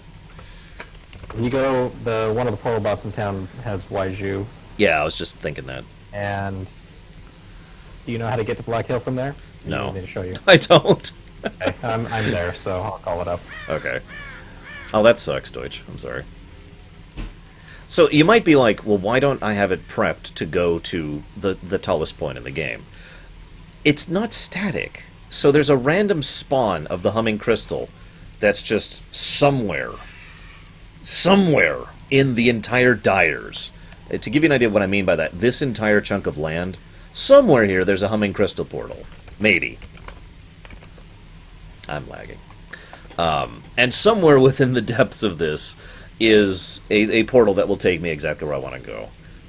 And yeah, it occurs to me that's the other thing I could have done. I could have done the Teth port. What's the other thing that does the Teth port that isn't Ulatonga? Isn't it like pissing off Olgrim or something?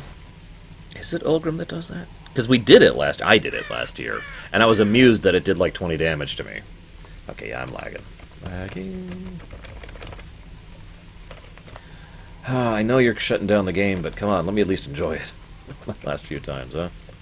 Oh, by the way, the point of that jumping puzzle that I was failing at doing is to get to that item right there. That's the goal.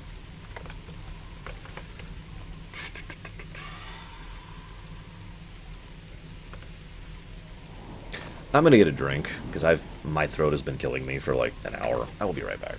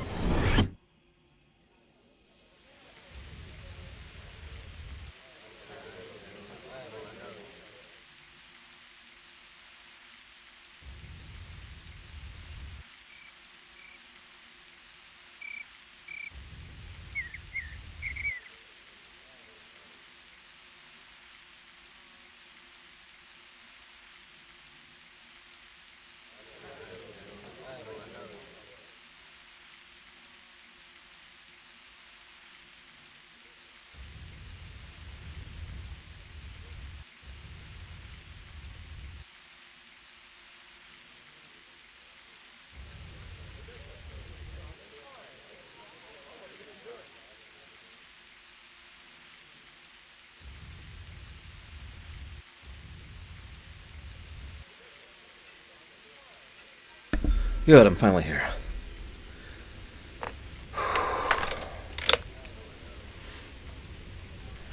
Okay, Waju. Yes, give me Waju. Yoink. How appropriate that it was there. Well, yeah, the whole jumping skill thing, Deutsch. Come on, come on. Okay. Okay. Where to?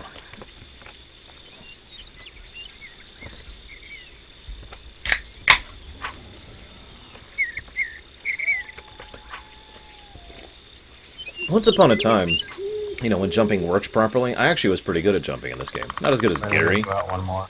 Okay. Not as good as Gary, but I was pretty good at it. Gary was master of Jahan and Vault, though. In fact, you should explain that, because we can't show that off. There were platforms and, like, tunnels and stuff. Like, you had to jump, like, at diagonals into a doorway in a wall where there's, like, no landing platform. You just have to hit the door. And they've nerfed it badly. As far as, the challenge of it, they've nerfed it significantly since then. But, yeah, the way that it was before, like, if you miss, you just fall to the bottom. Now you miss, you just fall to, like, a platform or something, and the platforms are way wider than they used to be. Oh, we're going to Black Hill. Oh, we're going even higher? Black Hill is Black Hill. Oh, That's duh. City Lanes. Yeah, okay, duh. I was just gonna jump from there. Might as well go for the gold. No, yeah, I'm with it. Let's go for the tower. Yeah, I'm with it. I think I have enough jump to make that happen. Yeah, I do. It's actually closer than I thought it was. Never mind. Yeah, it's right there. I thought I was going to have to actually make the jump. We might die from this, just as a forewarning to people. It is possible we will die. It's okay, because death means nothing to either of these Check your characters. bludgeon pots. Let's make sure you're not vulnerable. I just checked.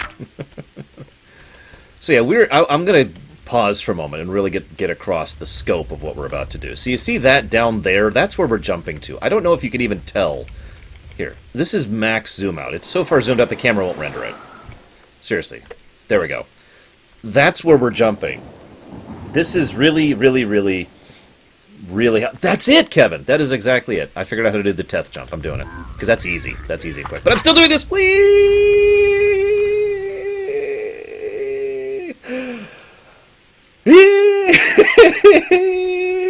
Boom! See how little damage that did? And that's why I love this game. Because I can do a jump like that and be fine. But you think that's bad? You see those clouds up there? Just for reference, I turned like 45 degrees and jumped so far that I didn't land on his radar. Yeah, that was a bit of a drop. Okay, we're Eldritch Web, right? Oh, I've got to recall. Oh, we changed to Radiant Blood because we're stupid. Oh, crap. Whatever, I've got the gem. Yeah, exactly, little Billy. But I really wish we could just get up there. So we're going to go to the fin. You know what I'm talking about, Gray? Turning in the fin? To the ancient one or whatever. Oh, okay. Why don't we just go to Dark Isle? Oh, wait. Because we need the fin.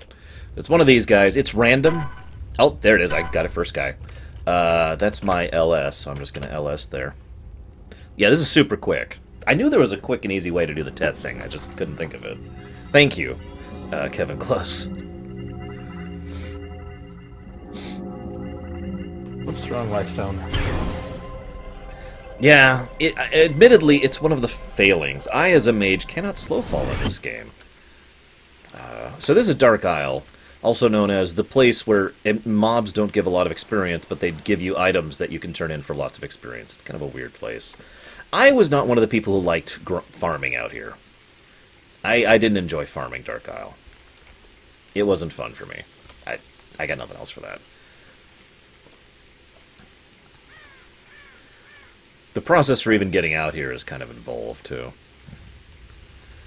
So in lore, what we're about to do is basically we're going to give an offering to one of the Ancient Ones, which is the exactly kind of Cthulhu-esque monster you're thinking it is. It's this guy right here.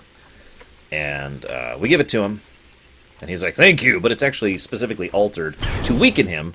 And he is so pissed off, he literally teleports us to the height of the ceiling. Do you see that? We're actually above the clouds for a second here. And now we're below them. That's how high up we are. We were just above the clouds.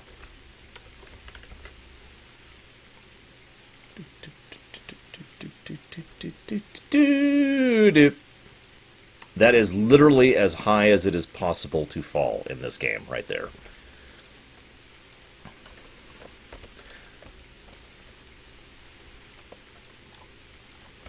We were at the cloud layer. And hey, Gary, what's up? Hi. I don't know. I think the altitude of this makes it a smaller drop than the previous one we did. I don't know. And of course, the humming crystal was really high up, but I took more damage from the other fall. So. it might have been. I don't know. Either way, we have now shown that off, and I've shown off Asheron. Yeah, sure. Actually, you know what? Funnily thing enough, Carbon, I couldn't. That's a daily quest. I couldn't do that till tomorrow. I'm not even going to turn that in. What am I doing? We're doing airlin. So, I think in the interest of fairness, we should show off something. So, let me find a guy who sells D-notes. Technically, your character should have some from your other character that you probably logged off forever. Yes, he's gone forever. I'm not. I have one, but yeah, any vendor, just find a vendor. But that guy right there didn't sell them. He didn't sell them. Oh, Candace keep. Yeah, you know what? Yeah, Candace. I know I can buy them in Candace.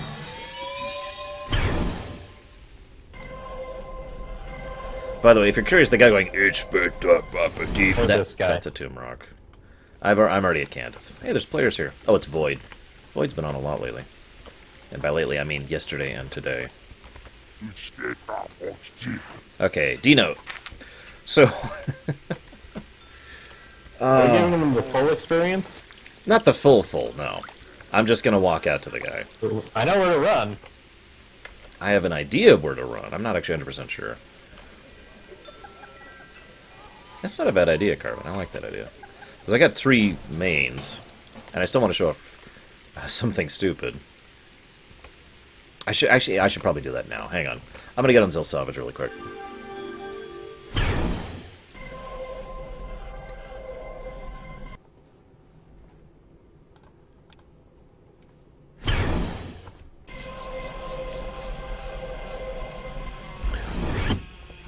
Hey, what's up, dude? This is Zelsavage, my crafter. Go fight the white rabbit. I probably could at this point. Thought we were gonna do that. Was it on we were gonna. Okay, so before we go do the thing, we should probably do the white rabbit and the VOD. You're right. I forgot the VOD.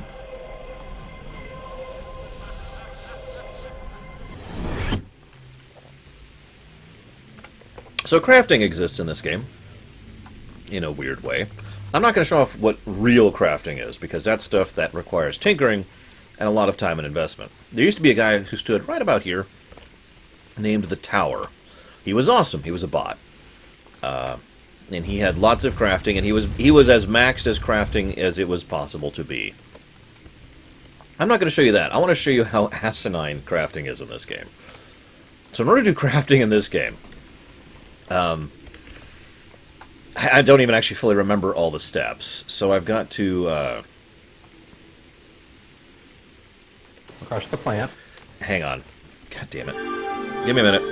Leave them on Myrrh. Yeah, all the items are on Myrrh. Hang on. Good night, Myron. He couldn't find a mortar and pestle from any vendor. I couldn't! So he had to take mine. I stole them.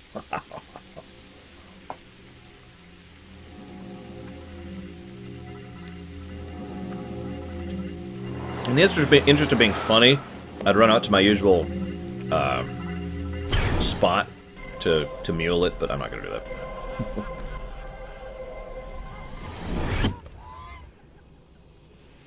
However, I'm going to give them to Gary, just to make sure. Just on the off chance that a server wipe hits the moment I relog, because that's happened to me before. Immediately going to the vendor to sell them. No, you bastard.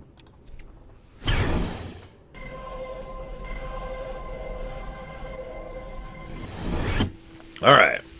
No, no, where'd you go? Gary, no! I went to... Okay, so I'm going to show you something here. Come here. I don't know where you are. Oh, there you are. I see you.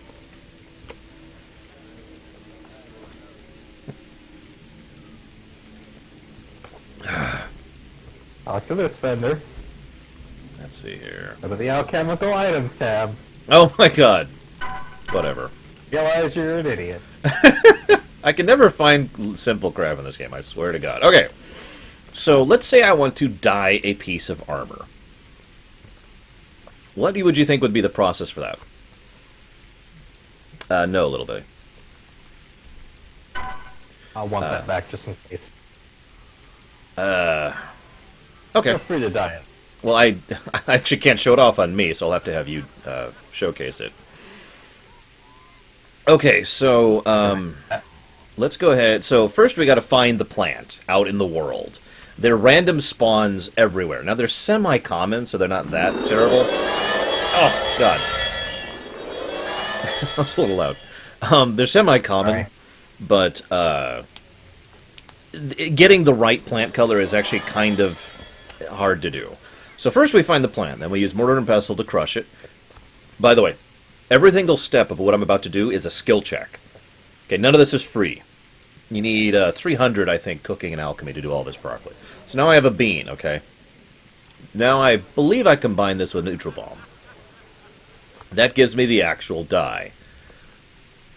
Then I use this on a cooking pot, which gives me a cooking pot of dye. Then I use the cooking pot of dye on the item, which gives me the dyed item. There you go.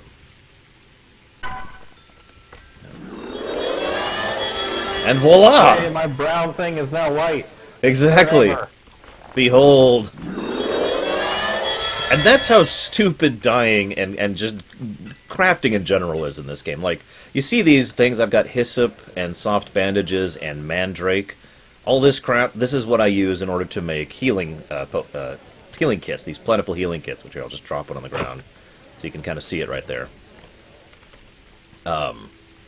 Which I don't even remember the proper order for this. It's like, no, maybe it's the mandrake on the bandage, no.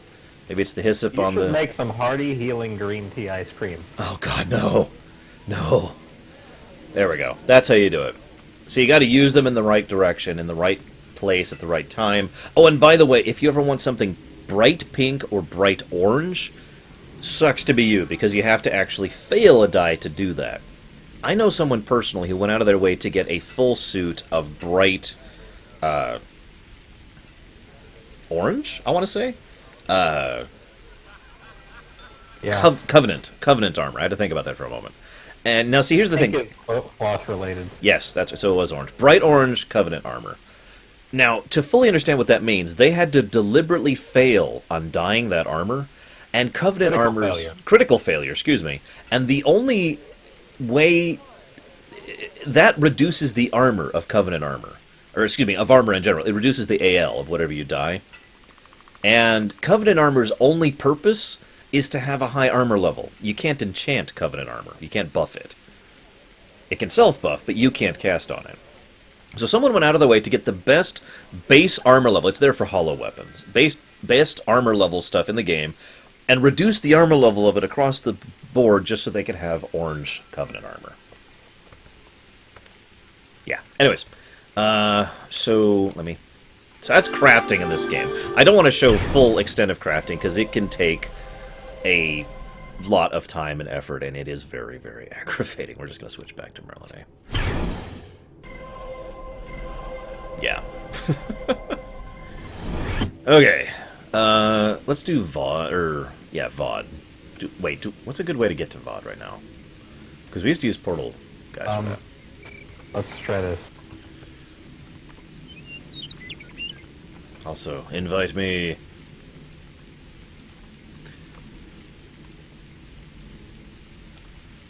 Yeah, I know, Little Billy. I was actually doing the event a little bit earlier. Very briefly. None of that looks helpful. Mansion. Yeah. Okay. House, mansion, recall, I think. Yep, there we go. I guess I could show off the mansion while we're there. What the heck are Manugas weak to? Slashing? Cold? Oh, Cold. Okay, we'll do cold. yeah, I don't think mages are a good fit for this decision, but I don't think we're gonna kill him, is what I think is gonna happen. no, it's probably not going to happen. He might kill us. That is possible. So anyways, this is a mansion. As you can tell, it's a lot larger. This one is fairly well decked out. This is Paloma's mansion. And she's got cosmetic stuff freaking everywhere. Tons and tons of trophies from across the game. I'm not going to name what every single one of them is, but every single one of these is something you can get at some point or another in the game, either deliberately for a housing item, or just, you know, it's something that's cool and you can put on a housing hook.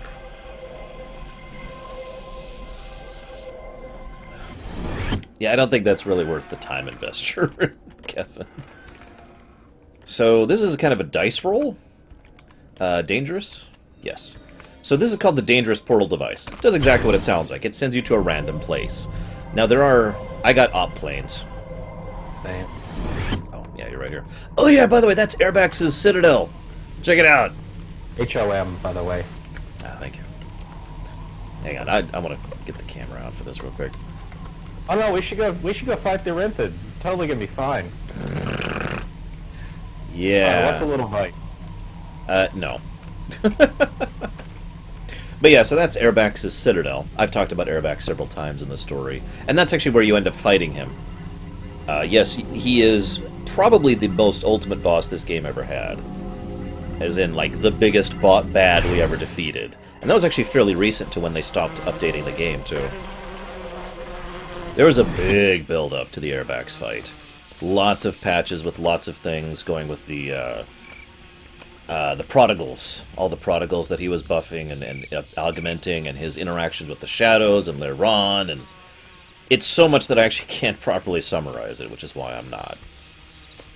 There was a lot going on. We did end up defeating Airbax once and for all. And Airbax's shadow is who we defeat when we go back to redo that quest. Oops. Let's see what we get this time. I'm guessing Aphis. Valley of Death. Woohoo! So this is VOD. VOD, the Valley of Death. Usually one fairly near where you drop for that one. I'm looking around, but I'll wait till you get here. So the Valley of Death is called that for a reason. Obviously, this is no longer the extreme high-end, but this used to be the extreme high-end of the game. Like, the biggest, baddest, most difficult stuff was here. It gave the best experience, the best loot, and it took a while to kill. Like, stuff here was mean. This is the kind of stuff you only come to... where to go, because it's been a while since I've gone... I don't know. It looks like northeast-ish, but I could be wrong about that. I think it is.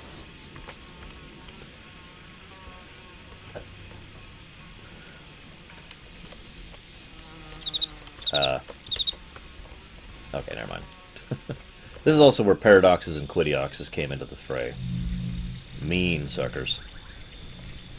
But of course, the hardest enemies out here were probably the Naths, which is hilarious. Naths were so dangerous because they didn't really have a casting animation. Most enemies, in fact, you've seen this from me. You've seen me playing this mage troll, so you know I have to go... and then the bolt goes out, right? Well, imagine if I just had to go... So, Naths can basically machine gun you. And they come in groups, and they cast high-level spells. Whee!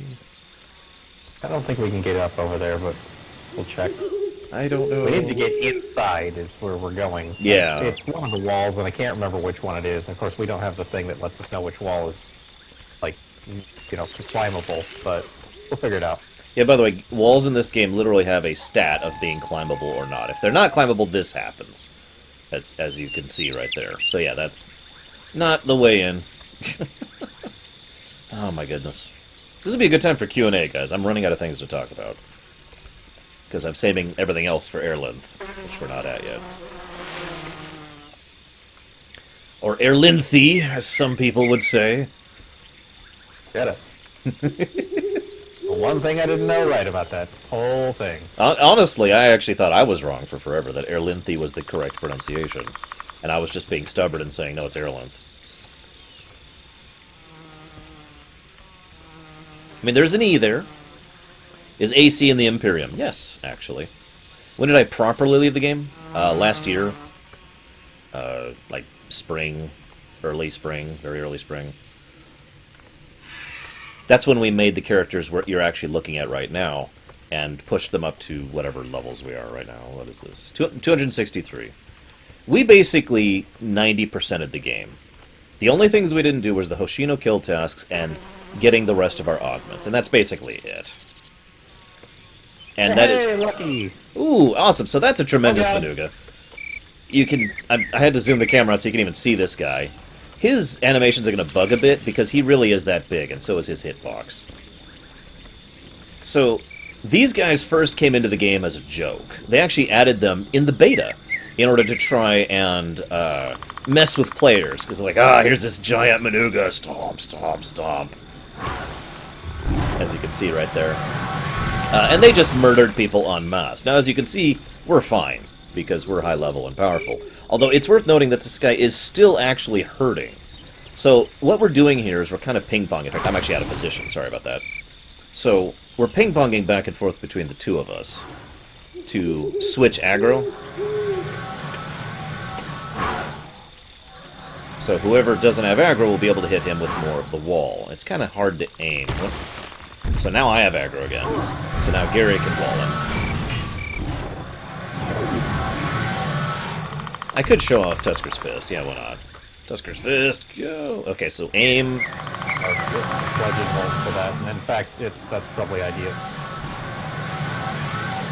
Let's see what it does. Yeah, that hits more.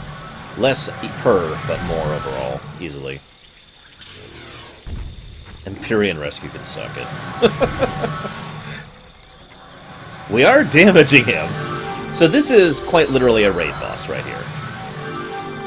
This is someone who is designed to be killed by many people. If at all. In fact, actually, his original design was not for him to be killable.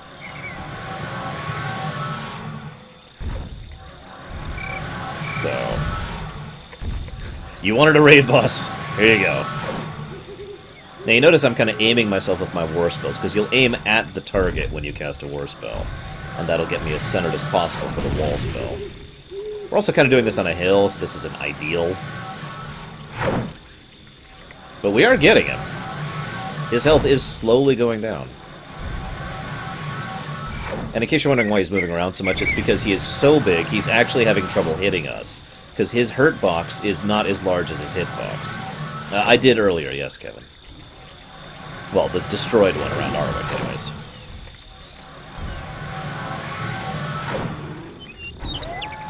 So this is kind of what I meant earlier about how aggro doesn't really exist in this game.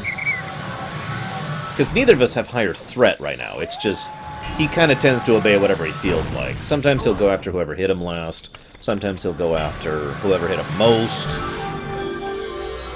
And sometimes they have the Tusker AI. The Tusker AI is basically ADD. I attack whoever, whenever, with no reason behind it whatsoever. I just randomly attack anybody in front of me. Or behind me. Or anywhere near me. I call it the Tusker AI, even though a lot of the mobs use that, because basically every Tusker in the game runs the Tusker AI.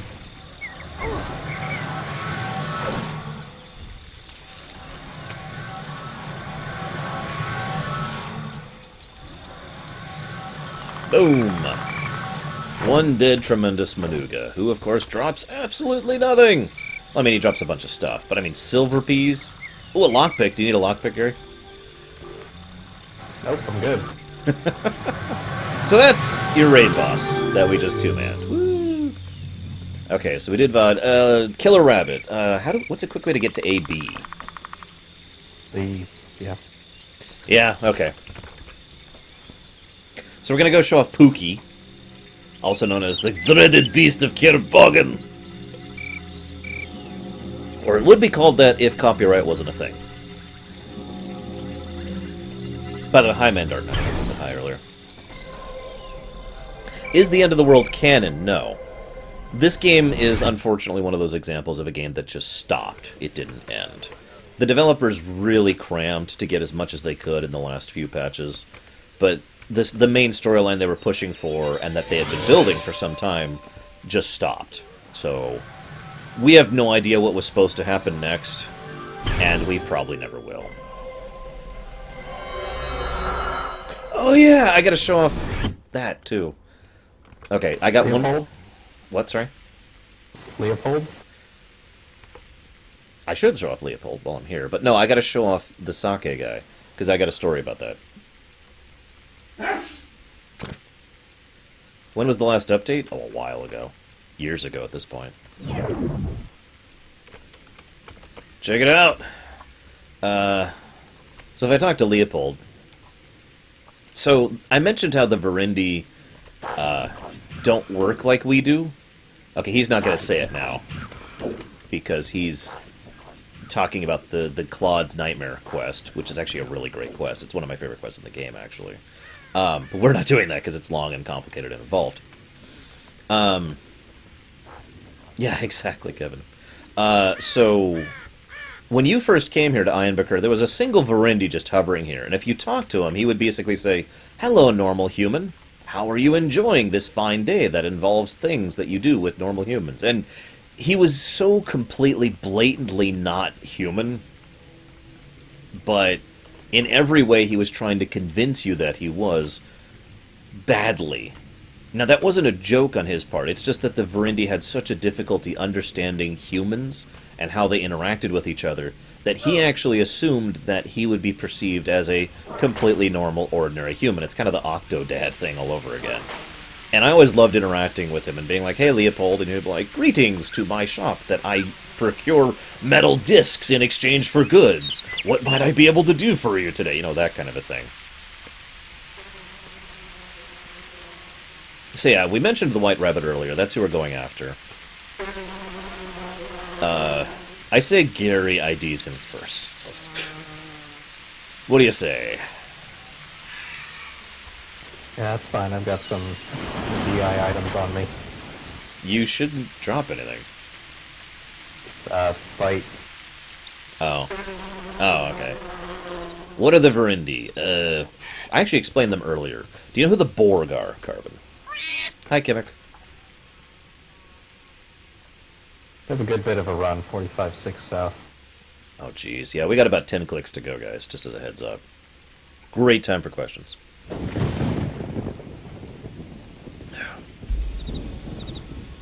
Console. Hey, console. Bye, console. I don't care about your mask. It's ugly. I have the best V-mask in the game right here. Don't listen to Gary. His V-mask is worse than mine. The Verendi were the Borg. Whoa, that's loud. That's a water wall. Damn it. Okay. So, because the game's going away in about 9 days. The Verendi were the Borg. I definitely use the past tense because they were all part of this collective connected by something they call the singularity. God, is that an ambient? Jeez, that was loud. There we go. Anyways, so they, the singularity was what made the collective of the Verendi happen. Yes, it is Evil Rum. That is absolutely true. It costs them pennies to keep the AC servers up right now, and has for years. They're still shutting it down because corporate America. You could set up a trust and put like $20 in it, and that would pay for it. That's Just the dividends on the trust. That's not even a joke. It is so pathetic at this point. You could run this stuff on a Raspberry Pi, I'm pretty sure. I don't know if that's true. Depends. Well, I mean, pretty sure. yeah, you probably could. You might have a little lag though. Anyway, so the Verendi, when they were dragged into this world by Asheron's call, hey, if you figure that out, Evil Rum, you let me know. Corporate America, that's my answer. When the Verendi were dragged into this world, they lost the singularity, because the singularity was back where they're from. So they all, basically the same thing happened to them that would happen if you dumped a bunch of Borg drones on a planet and took away the collective. lots of confusion, lots of people interacting with each other in weird, different ways. Like some of them wanted to reestablish a new collective. Some of them wanted to, move forward and try to examine their individuality, and just a whole bunch of stuff like that. But the Verindi are primarily energy-based beings who exist and interact with the physical plane through basically amorphous blobs. We have never seen in-game what a Verindi looks like under the cloak because they actually can't render it, but they've written about it. They've written about what exactly they look like in the lore and the dialogue, and they are basically like jellyfish, for lack of a better term, underneath those cloaks. They wear the cloaks so that they can interact with people because they so don't understand most people that they actually think that that's what normal people look like. Anyways, that's the Verindi in a nutshell. I haven't used a potato. I've used a raspberry. I'm sorry.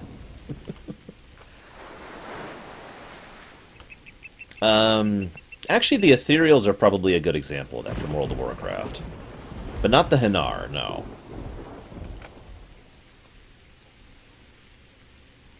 Yeah, I was going to say, most of the people who are left at what the company that is now called Turbine are not the original makers of Turbine. And they're off making MOBAs and crap that I don't give the tiniest bit of a damn about.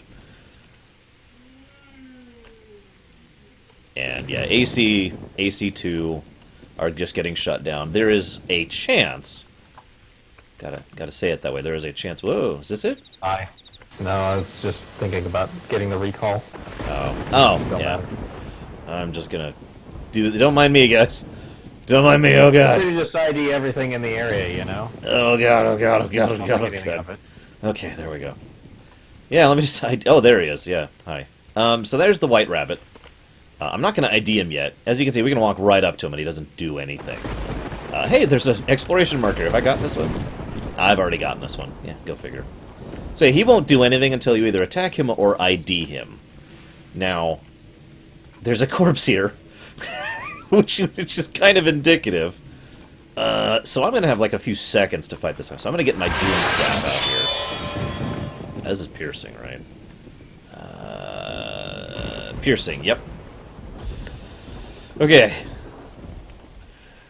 So, I'm going to ID him so you can see his stats for like a second.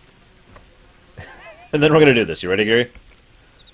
What? I was just going to go AFK. Go ahead. Have fun. You... What the hell, man? Come on. Okay. There's his stats. He's level 666, and I can't actually ID the rest of him.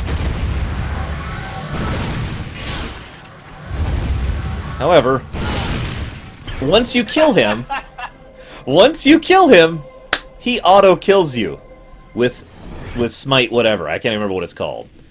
There's actually a specific... Bunny Smite. He actually has a spell that triggers when you die, or when he dies, that kills whoever got the killing blow. Me, in this case. Called Bunny Smite. Oh my god, I dropped my rares. Yeah, that's a drop on death. I know, I care so much about dropping my rares, Gary. So yeah, even if you actually kill the bastard, he kills you. And then if you loot him... I mean, here, can you loot him? Yep. Alright, come to somewhere so I can show it off. Hometown. Auction house? And by auction house, I mean Eastham. The auction house of Eastham. It's /AH. What do you want from me? The auction hometown. AH stands for Allegiance Hometown, but I always think of it as auction house, because of course I freaking do. I actually don't have the bunny ring on this character, so I don't think I do. I don't remember. What level is that? Is that 7? I don't know. I actually don't remember if I have that or not. I had that on an older character. So at work, I still have the mouse pad that says "Death awaits you all." Cookie the White Rabbit. It's a little worse for wear because it's about 15 years old. Yeah. So that's what you get. That's actually a casting item. As you can see, he's casting with it. That's what you get for killing the bunny right there. That's it. Orb of Bunny Booty, because we got some booty from it. He also casts with that weird thing, which I don't even know where he got that. It was one of the quests I didn't do. Okay, I said I wanted to show off one other thing. What was it? I don't remember. I do. Me an endless vigor. Baishi. What? Potion of endless vigor. So I can have stam. I don't have any, dude. Gave you 6 of them last night. Oh! Never mind, I do have them. They're right here. I'm sorry. Use Sorry. them. Yeah. No, we should keep these, man. We might need them later. Yeah, 4-hour buff. Oh, I'm sorry, hour and a half buff. Yeah. Yeah, hour and a half buff, special super buff of amazingness is what that is. Okay, Baishi. Yes, by the way, for those of you who don't know, they are releasing the server code. They have officially said that several times. Thank God. So anybody who actually wants to do anything with this game in the future is possible to do so. I don't know if that's going to be a thing or not. But they are to make this clear, they're releasing the source. So it's not just, you know, like some private servers where they kind of reverse engineer it from the files. No, you'll be able to actually make your own server and set up your own quests and do all sorts of stuff yourself if you actually feel like doing it. That was announced back in December, I want to say. That's when I first heard about it. Can they do more patches? They can't. I mean, they won't. Can fans do more patches? Yes. Fans absolutely will be able to add content and patches to the game. Because we're actually getting the frickin' source code. Hopefully. I should add an asterisk to that. I have heard both yes and no from it. So, we'll see. The devs have said yes, but they have not come through on that. Yeah, there you go. That's. Oh my God! Look, it's a frickin' Tusker statue. You remember I mentioned this is one of the only ways to get to Tusker Isle. Static spawn. Oh, okay. You sure? I think that is the static spawn for that. I should clarify. Yeah.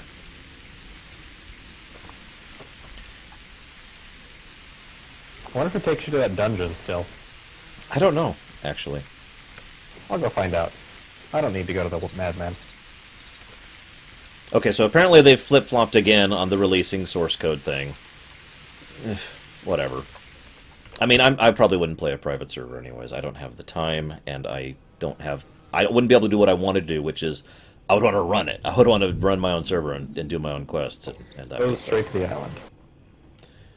But, yeah. So, you guys are probably wondering what the hell I'm doing. I want to tell you a story. So once upon a time, I went to this place called the Shoshi Mountain Camp, which is where I'm going to log off this character at. I actually keep sake on me just for this. Although that's because there were daily quests that involved this. And you give the drunken madman sake, and he sends you to some weird place. So a bajillion years ago, and I mean a bajillion years ago, I had met this guy named Velius. And I to this day refer to as Vel. And yes, this is what I want. And he was like, "Hey, you want to see?" And we were. Hey, I was at the Shoshi Mountain Camp, and I'll just explain that later when we get there finally. And I was kind of fighting the Lugians there, and it was irritating and slow, but it was what I could do. And Velius was there too, and we just started chatting. And he's like, "Hey, you want to see something cool?" I'm like, "Yeah, sure." So we go on what is effectively an epic quest, because we're like level 15, to go from Shoshi, which is way up there, down to Baishi, which is way over here, which may not sound like a long run, but trust me, that's a long frickin' distance, to the camp, to the guy I just went to, give him the sake, come here, go through this portal.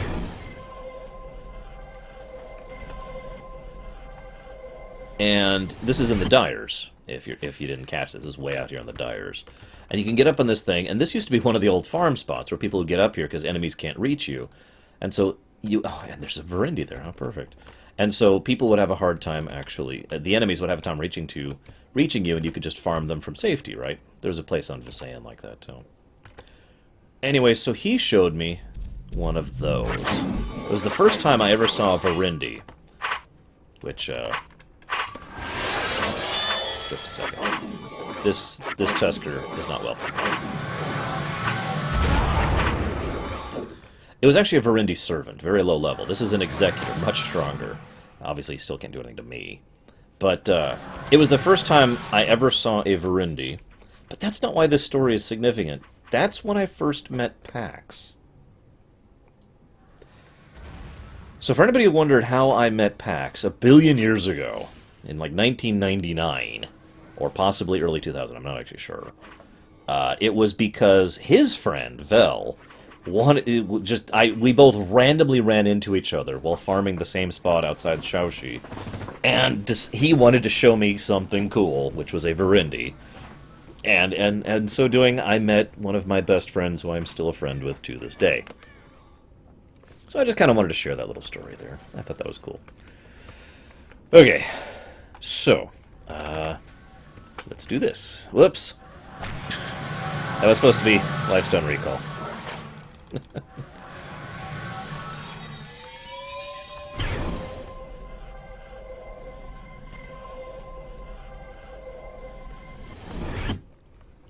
Alright, where is this place, Gary? The D-Node person. Hey. Oh, we need to go to Crater first. You're right, we do. I hope I'm right. Man! Be worried if I didn't know where I was going. I'm kind of used to skipping that step. You'll have to forgive me. Yeah, I'm actually going to bring you with me this time, instead of just... Damn it, man. Wait at Relic Town. Come on, I can just go right at Relic Town. It's cool. So we're about to do airlin. Arguably one of the best quests in this game. It is very involved, very lengthy, and was pretty much the first real group quest this game ever had. And at the time, it was a sign of the way the devs thought about this game, because it wasn't a group quest in the sense that here's a big mob that has lots of health and hits hard. It was a group quest because it required several people to coordinate to do several different steps of the quest, all at different times. I'll just turn down the volume again there. Jeez, the sound effects are so loud. All of these different aspects of the quest, all at the same time, specifically in order to lead to an eventual conclusion. We're going to be showing the whole quest here, which is something I'm not actually used to doing. I usually go towards what is effectively the last step of the quest, which is still a quest in its own right, and do just that step. So this is Crater. For him, I actually wrote a guide on not just how to do the quest, but how to lead a group to do the quest, and used to lead a weekly run of it, where I was taking guild leaders to teach them how to run their own guild runs of it. Yeah, Gary's basically the airlin guy. He's also the one who would go out of his way to make characters with names like a stupid newbie, or some random gimp, because when you kill one of the major bosses, of which Airfall herself was the first, you get a global message which sends across the entire server. So everyone in the server suddenly gets this message: some random gimp has just killed Lady Airfall deep within the depths of airlin. And people did that all the time, make funny character names to go get the kill. Are we done here? Yeah, I was just killing the Firestorm because it's funny. Okay. Yes, there are actually 3 Airfalls now. We will be doing the lowest one for reasons I don't think I need to explain. Yeah, VOD one is doable, but would be a little bit challenging, and we are not capable of two-manning the Uber one. Yeah, it's not going to happen. We are not capable of it. I've done that in a group of like 5 or 6. It was fairly like hectic, but it was okay. Yeah. But yeah, 2 is just not feasible at all. We're impossible, I'd say. Yeah. We're also doing the low one because a bit of nostalgia value. This is basically the original one. They've changed the name and some of the text, but otherwise this is effectively the original Airfall quest. So, during this time in the story, there was a group that was becoming more and more commonplace in the machinations of the political situation on Dareth here, called the Daracost. Now, the Daracost is the name of a specific faction of old Empyreans who deliberately took upon them a form of undeath. That may sound familiar at this point, but they did so imperfectly. They were not perfect undead, like, say, Geraint was. He is undead, but he's not rotting, basically. He just doesn't have a soul, effectively. But these guys are rotting corpses, okay? You with me so far? The Daracost were all taught this, and were all loyal to him to an extent. If I was to sit here and talk about all the various aspects of this story that the Daracost are involved with, should I get it? Yes, you're getting all the atoms. Okay. It would take a while. Let's just say the Daracost are probably one of the most influential groups in the overall story. They have been involved in almost every single plot from the game's beginning until the game's end. And I mean that sincerely. So about this time, a rogue group, two rogue groups of undead were starting to break away from the Daracost. I don't remember their names, forgive me. There was the group of the ancient warriors who used to serve them, the elite soldiers, and then there was a group of elite mages who felt like they were better than them. Get his wand. Ugh. And be jealous. Ugh. Just not even thinking about it. Not even thinking about it. Where to? We're waiting for Candace to come up. Okay. So, by the way, yes, lightning does do damage. Sorry, forgot to answer that question. So, these two groups both were willing, for a price, to work with the lesser races. That's us, by the way. And so we had to give them C notes or D notes, which is 10,000 or 50,000 imperials, respectively, in order to bribe our way onto the Sacred Island, which has no other portals leading to it. It is portal locked, actually. So in other words, existing portals can lead there, but no new ones can. And now there's actually a couple of other ways to get out there, which we will not go into, but those were all built into the lore as well. So in other words, you have a very few options for actually getting out there. So we went into a forge, an old Empyrean forge within the crater that was actually built specifically to forge Pyrial, right? That's why we got the bellows. So let's talk to this guy. He says, hang on, let me alt-tab. Tell that guy to stop assessing me. Jesus. The rotting woman inclines her head stiffly, and a disembodied voice seeps into your mind like oil. Child, you walk among the tombs of the Sand Kings. That's the warriors I mentioned earlier. Long ago they were mighty captains in service to powers behind the Ice Throne. Yes, I have, Carbon. Now they rest and dream of new plots, yet still they hold themselves great power and are ageless and fey. My mistress sent me hither to solicit aid in a great cause. Perhaps you could serve, for I call the enemy of my enemy my friend. Those in shadow, thralls of the Slayer of Hope, beset our isle. If you give me a note worth of 50,000 of the Elaine Imperial to fund my mission to bribe the Sand Kings, I shall open a gate for you. Be warned, only the mightiest may pass through the gate, and I will not allow you to tie to it. So we give her a D-note. This will serve. Seek the Dark Ones and destroy them, yet meddle not with the devices you may find on our island of airlin. Perilous they are to those who do not understand their arts. So this is how we get to airlin. One of the ways. The main way. The main benefit from this quest, and this probably sounds familiar because I already mentioned this with regards to Bobo, is the recall spell, which actually both of us have. I just wanted to show off that little tidbit. So, we have been invited in here, bribing our way in, specifically in order to... It's actually kind of a complicated political situation. Basically, they don't want us here, but they also kind of need us here in order to distract what was at the time happening, which was the shadows were attacking. This was when Belzeron was out and about.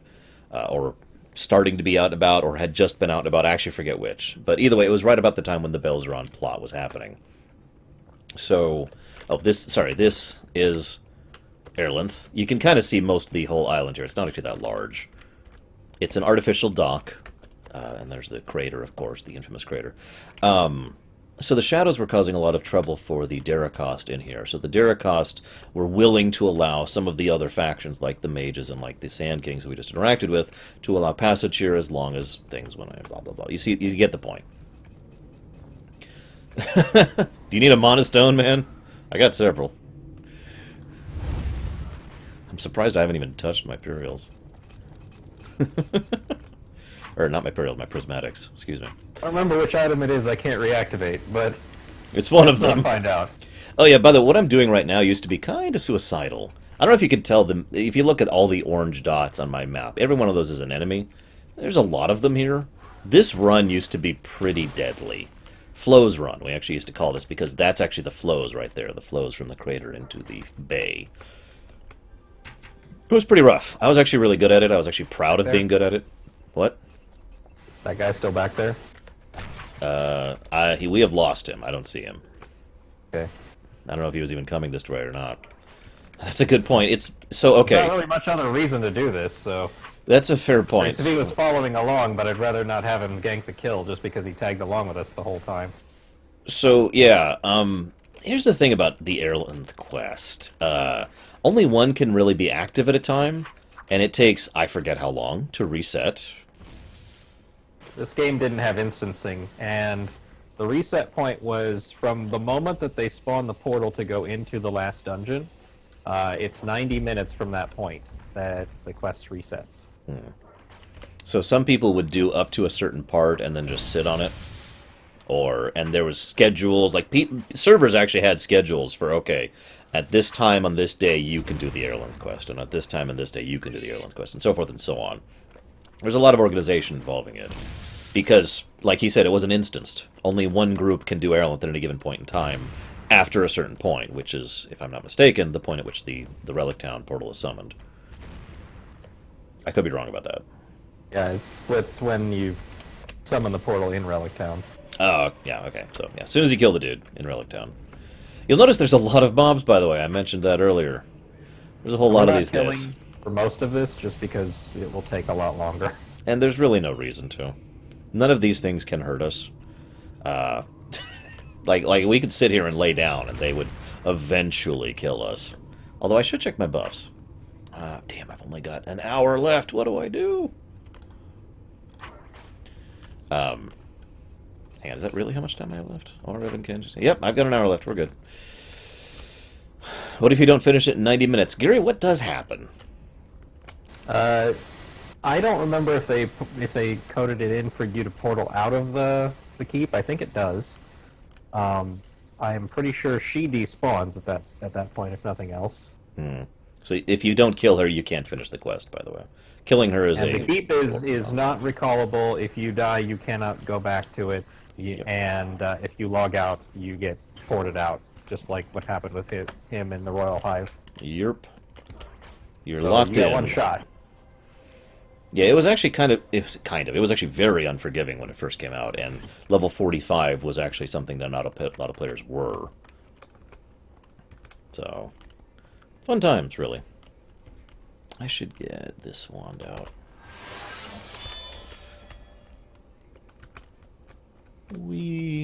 So, what we're doing right now is basically a lot of steps to kind of daisy chain our way into this frickin' place. Because we got to do one... Okay, so we've got the bellows. The bellows will be used within the forge. So the bellows, as I mentioned, was an old Empyrean, from an old Empyrean forge, right? We are now in a more modern Empyrean forge. This one's actually active. The Deracost are actually using this forge. We're going to use the bellows here in order to get the sluice gate thing, I think? I forget which step is next. Actually, so this is where we drop off the bellows, but we're not doing it now because we can't. We are getting the gate bar here, and then we're going to leave and go drop off the gate bar somewhere else so that we can drop off the bellows here. And while we're going to get the gate bar, we'll be picking up the dagger, which we'll use later. Yeah, excuse me. There are several steps to this. That's, like I said, it was a long and complicated quest of awesome.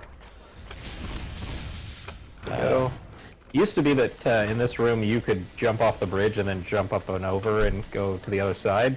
But people used to sit up there and macro and be like, not getting hurt by monsters. So the devs made it so you cannot even go up that space. So we do have to go around. Yep, invisible walls. For the lose. Whoop, there we go. Lockpicking there? Yep. As I say, at least a couple steps of this require lockpicking, if I am not mistaken. There is no keys for these doors. You do have to have lockpicking. If you're not paying attention... Yep, so there's the gate bar. Where to? Back out we go, towards the top.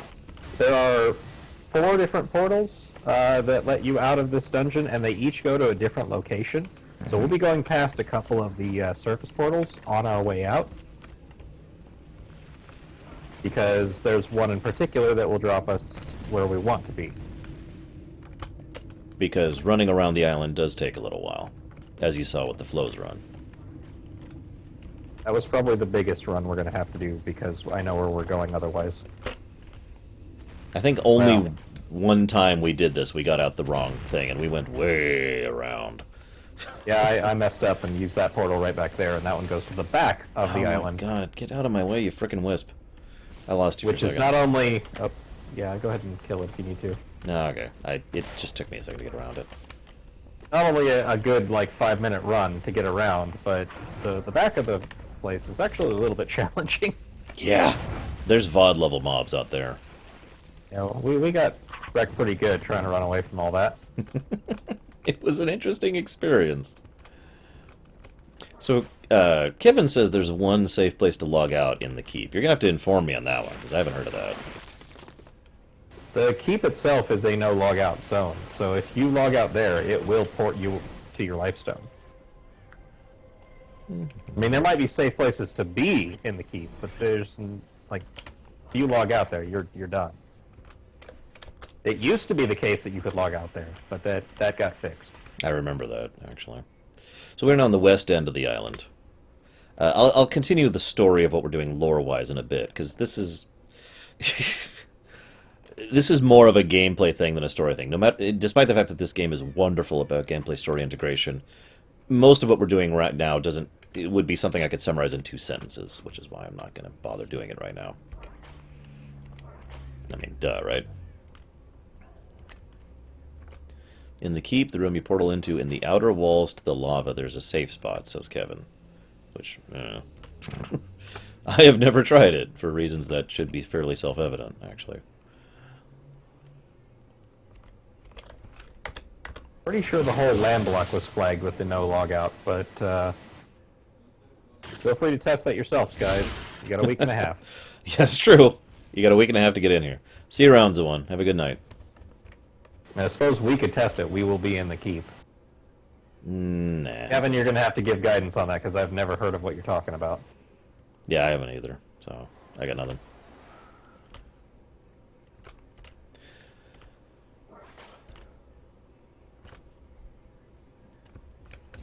One of the things I love most about this place is it's basically the headquarters and fortress of not only Airfall, but the Daracost in general. And the way they tried to get that across in gameplay is it's just swarming with enemies. Like, just absolutely swarming. I mean, you have seen, as we're running around here, how much crap we're running through. Most of the enemies here are specifically servants of the Daracost. The golems are a big example, and every undead here is in service to the Daracost. For anyone who knows this, yes, I know this isn't the most efficient way to do this. This is the way I remember how to do it. Gotta follow the memory. The route we always took. And yes, the Ulthoid really are everywhere. That's just a thing. Also, the Lady Airfall was actually experimenting on the Ulthoid, but I'll talk about that a little bit later. Because she's that kind of person. Airfall herself is a good example of the ageless, I have infinite time, immortal type character that you see in fiction here and again. You know, she does a little bit of everything because she has time. Whoop, I'm stuck. Yeah, I'm stuck. Damn it. I only got one with that. That might have been my fault. I was buggy, like, rubber banding a bit. Okay. Oh, that's why. That's the wrong wand. No, I wouldn't say like Ultimecia. Actually, the character that came to my mind is Dracula from some of the canons. From some stories of Dracula. See, I'm not good at aiming ring spells, which you'll notice is why I'm not even trying. This is at least 100% guaranteed way to kill these things, which is what I am doing. One more bolt at a time. I'm using basically my most generic staff here. It's the Soul Staff, which, yeah, actually Mr. Sinister is a great example of what Airfall, the kind of character Airfall is. That's a really good way to put that. Thank you, Brigman. So, the Soul Staff, increased crit damage, increased crit chance, and does increase, and pierces, vulns to piercing damage. And I think it does high damage to ghosts. I'm not actually sure about that. Dagger. Come on. Got it. Where to?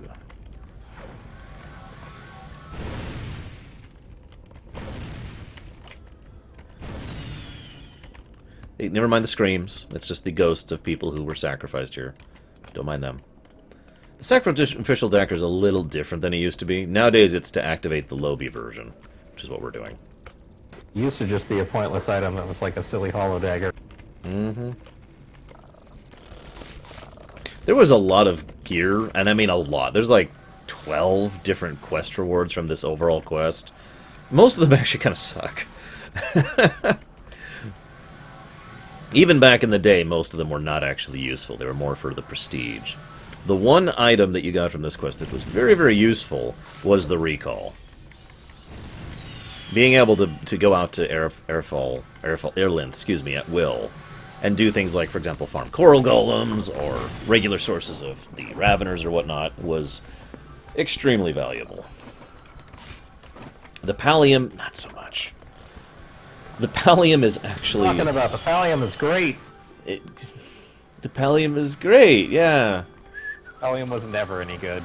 Yeah, the pallium was garbage. It's a hollow... Well, I'm saying that wrong. It's an unbuffable... Unenchantable. Yeah, unenchantable robe. Really high arcane lore requirement just to activate it. And the buffs were not all that wonderful. Yep. It was semi-unique looking. That was basically the main benefit there. Yeah, not the greatest thing. Lockpick again. In or around? Okay, just making sure. I never assume. Especially since I don't know this step, like I said. Or these steps. Like he said, I usually did not bring him with me because it was faster. And he didn't care. Yeah. He hates this stuff. It's not that I hate it. I do hate, quest and lore and all that stuff. I just don't know it, and I never did, and I never had any reason to. I also lost you. Because I got stuck on the terrain for a minute.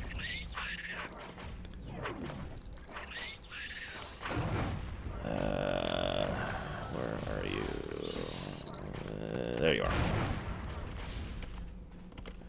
So I was doing a little bit of a trick there. If you target your party member through the Fellowship tab window, you can actually target them despite being incredibly far apart from each other. It's just you can only target them for like a millisecond before the server says, hey, he's not in render radius, and, makes it so you can't target him anymore. So if you're ever not sure where he is and they're not on the mini-map, you can just do that really quick.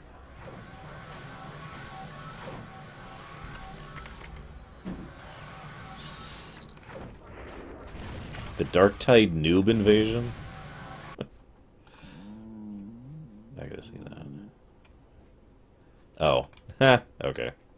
Gotcha. It's the gnome challenge all over again, just in a game that came out a long time before AC did. Right, it's our quest. Sorry, southwest corner. Is there a way out? Nope. Recall. Well, fortunately, I do have the airfall recall. For the airlin recall. So since I didn't actually get the item, we'll both be doing that again. Hope you enjoyed it. I gotta admit, probably one of the only things I don't like about this island is the fact that I can't just cross over there. Like right here. There's an invisible wall of water. I can't swim, I can't go out into the water. I have to go all the way around the flows to Coral get to the tunnels west is end. right there, but I'll be quite honest, I never went in that coral tunnels but like twice, and I don't know my way through it. It is a maze. Yeah. Any questions, guys? Q&A? Stuff to talk about? These are coral golems. I'm going to talk about these very briefly. These give about 35,000 X, which isn't a lot, but they are incredibly easy to kill. These guys are exp candy. This area used to be so camped, and usually have exp hunting fellows that would just go up and down this area killing the coral golems, because they were such incredibly easy exp. So it was good for people who were gimped builds, or didn't have self-buffs, or weren't really good at the game, or were trying to level trade mules. Man. As an item-only sword character, those things were my bane of existence. Apparently, as an item-only sword character, those things sucked. But speaking as a mage, those things were just candy. No issues whatsoever there. Yeah, by the way, just to make this clear, obviously I have the recall. If I didn't, what I would have to do is find my way back to the person who I gave the D note to and give them another D note. When I used to run this quest, I shouldn't say run as if I led it. When I used to be involved in doing this quest, one of the most common things to do was to be to have several people come in with several D notes just in case things went badly. Because if there's no lifestone on airlin, remember, this is their fortress, so it's kind of locked away. So in terms of gameplay, unless you have the recall, you can't really get back here. Back in the day when I didn't have the recall and was fairly low level, it was actually a little bit of a balancing act hunting here for the sake of loot. I had to make sure that each time I came here, I got enough things to sell, as far as selling to the vendor, that it was worth it for me to even be there in the first place. So, and there was a period where it really wasn't, because I just wasn't good enough. Yeah. So the way the currency works is when Cragstone and Alyssa first decided to set up the economy of the new Alluvia, or whatever the hell the original name was. I can't even remember, actually. The original Alluvia is back in Asheron. When they first set that up, they were like, here's the deal. You know, this is going to be something that we will personally guarantee the service of. You use these Imperials, and we will go ahead and guarantee that we will back them through action. You know, you could actually turn those in to the leaders of the nation and say, please do this for me because I have given you this. And that was how they started the Imperial into getting into circulation. The D notes and C notes and all that stuff, that kind of came as a natural consequence, both in lore and in gameplay. In gameplay because Imperials had weight originally, and in lore because in real life coins have weight. So, I mean, you're carrying around a few thousand coins. Think about it for a minute. So the notes were basically paper money, effectively, if you want to equate that to real-life terms. Yes, I do remember that, actually. And everyone's like, oh my god! And nobody, on my server anyways, ever got up to the portals to Isbar. I don't even know if that was just him being a troll or not. That would be a very Garland thing to do. Anyways, once the economy really started getting going, Imperials themselves actually became one of the main functions funding the economy, because as things moved forward, kind of Brigwin, yes, similar. As things moved forward and as people became more adept and more learned when it came to magic, they were actually able to be more... How do I put this? They learned that Imperials were more useful. In other words, Imperials had a functional physical use. It would be kind of like trading in aluminum in modern era. You know, aluminum has so many uses in everyday life. I just realized, Gary, do you want me to mute myself? No, I'm good. Okay, I'm talking about boring economic stuff here. Imperials had so much use because they were... Oh, goddamn freaking rats, really. Ugh. Die. Die. Wrong spell. Did you just Tusker's fist? No. Okay, just making sure. So anyways, Imperials were of use, and so at that point we kind of had the opposite problem in lore, where all of a sudden Imperials were considered more valuable than the notes, so they had to actually basically pull the exact same thing except in reverse. Asheron by that point in time was actually assisting the Asperians in their function and in their day-to-day lives. So Asheron was actually a person who was present and pretty much said himself, I will, you know, guarantee the value of the notes so that if you want to convert them back into Imperials, you may do so. And if you want to turn in a note to Asheron, well, it wasn't actually directly to him. It was, he had a lot of servants. But you get the point. You could do so. And so... now, the funny thing is, if you know anything about how economics works, this backing system was very, very, very weak. In modern life terms, that probably wouldn't have functioned for longer than a couple of years. The only reason it worked here is because they didn't have anything else, and they didn't really have a civilization like we do now. I mean, that sounds weird, but for all intents and purposes, the people who were here were colonists. They started off with nothing, having nothing, and incapable of doing much other than basic levels of trade. So there was no, for example, investments. Okay, I am completely stuck. That's our kill. Yeah.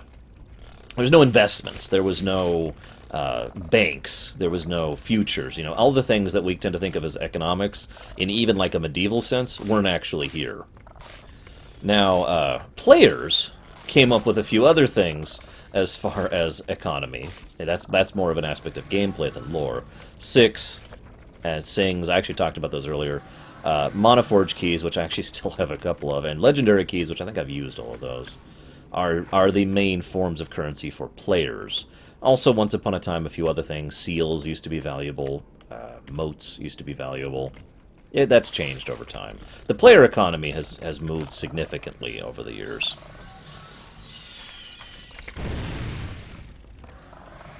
By the way, it always is amusing to me that the Ulthoid's main strength in lore is their swarming tactics, because that's exactly what they do in gameplay. You think this is swarming, by the way. If we actually went to one of the Broodmother dungeons, which we're not going to do, there's no reason to, really. Just trust me when I say if you'd go there, you would see literally hundreds of Ulthoi scrambling over each other, trying to reach us and eat us alive.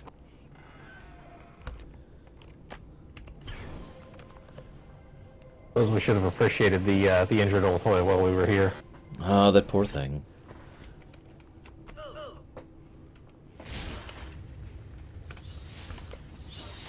Do me a favor and tell me if I need to aim for a corner next time.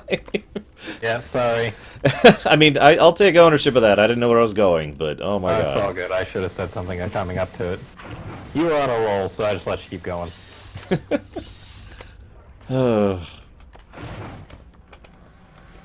Yes, there are shadows down here, by the way, as I mentioned. Yeah, crystal weapons. Oh yes, of course, synths and slivers and shadow spots, or whatever the hell they actually called those, were specs. Thank you. Shadow specs were another very common thing for a while. I suppose I should talk about GSA. So during the period of time when the shadows were out and about, yes, I remember portal storms. God, I remember portal storms. During the period of time when the shadows were out and about and Belzeron was doing his thing, there were 3 series of quest chains. Fen, Call, and Shen, I want to say. I think that's the right order. Either way... Colonelane, Shendelane. Yeah. Shendelane. Shendelane, yeah. I was right. I just didn't get the full names. Those, so what you could do is they had special people who were going out of their way to craft anti-shadow armor. And it was literally called shadow armor. And you're thinking, oh man, that sounds... Oh, this is the jump. Southwest. Southwest. Zoom. I'm good. This time. We're back, guys! So, to continue our program... Not jumping until I'm told to. Kill everything. So the shadow armor was basically the same as the racial armor. Celadon, Amuli, and I don't remember because it's terrible. No, it's Quisia or something like that. I don't even know how to pronounce it. Gary, help me out. Kujia? Quisia, there you go. Or something like that. I don't know. It looks terrible and it's awful. Nobody likes it unless you're Charlie. Sorry, Charlie. It's true, though. Nobody likes that armor. Anyways, most people liked Amuli because it was the least pieces. That was back when you had to buff each individual piece of armor separately. Oh, repair golem. And it was the lightest. Yeah, it was also the lightest by far. What do I give this guy? The gate bar that you got from the fact. So this... Okay, we're going to talk to him. And then we're going to give him this. This is a repair golem. He fuses the bar into the sluice gate. Somewhere below you feel a grinding vibration to the ground. The fires of Tenkardun have been redirected to the ancient Yeleni forges. And I lost Gary. Where the hell did you go, man? There you are. Never mind. Halfway up the ramp, 3/4 of the way up the ramp, jump at the hole in the wall, quarter bar jump, full speed. Alright. Made it. Woohoo! In the portal. Okay. And I'll discuss what we just did in lore in a bit. So, if you got enough pieces of shadows, literally you would take pieces of crystalline chunks of shadows, the individuals, and by the way, they are sentient and sapient, just to make that clear, and chunks of the crystals, which themselves were pieces of what had been used to seal Belzeron around. You can combine those and to make the the GSA, Greater Shadow Armor. That's what that stands for. And GSA and Synths, scintillating gems, were used as a currency for quite a while. GSA lost value very, very quickly. Pre-patch GSA maintained a huge amount of value, not just because it was better than regular GSA, but because you literally couldn't get it anymore. So there were only so many pre-patch GSAs that existed ever and would ever also looked exist. different. It was the post-patch GSA was a duller color, like as far as like the gold was kind of like a dull gold rather than a very shiny gold. So people preferred the original. Yeah, a lot of people preferred the original. They would go for a lot of money in auctions and whatnot. Not real money, although that's probably true. I've seen people sell them for real money. That was a thing. Oh, okay. I believe it. There was also Nexus GSA, which each server only got once, if I'm not mistaken. And that was for the team that went in and did the original quest that later led to the GSA series. Ugh. Yep, I was good friends with the guy on Morning Thought who had it. I never knew, at least not to my memory, the guy who had it on Winter's Ebb. Oh, Winter's Ebb wasn't around back then, so Winter's Ebb didn't have one. And I wasn't big enough in SC to know about that back then. So that was GSA. So the only real value GSA kept having was the fact that it had no level Rex and was decent armor for having no level Rex. And that was of value, especially for twinking. Twinking was a really big deal in this game, if that's not obvious by the fact that I have a full amount of characters on this account. And I also actually have 2 other accounts, which are still active technically, I'm not showing them off for this, which also have a full round of characters on them. Alts are very popular and are actually kind of mandatory, as I kind of pointed out with regards to crafting. You cannot actually have a viable endgame character who also is a crafter. It's not possible. You don't have enough skill credits. You have a crafting skill or 2, but you really won't be like viable if you're a true crafter. Exactly. Just takes too much out of the build. Mm-hmm. So, yeah. Alts were pretty much required. So GSA was useful for like, hey, here, dump some armor on an alt.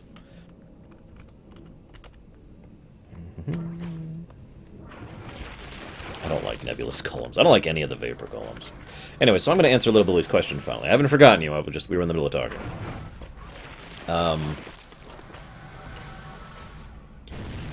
The answer... I don't want to talk too much about how Primus coming into being, but Primus is an artificial world. I don't mind admitting that.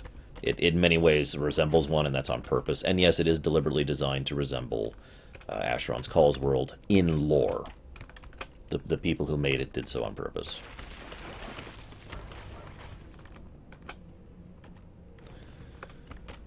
Hang on. Get stuck on the staircase.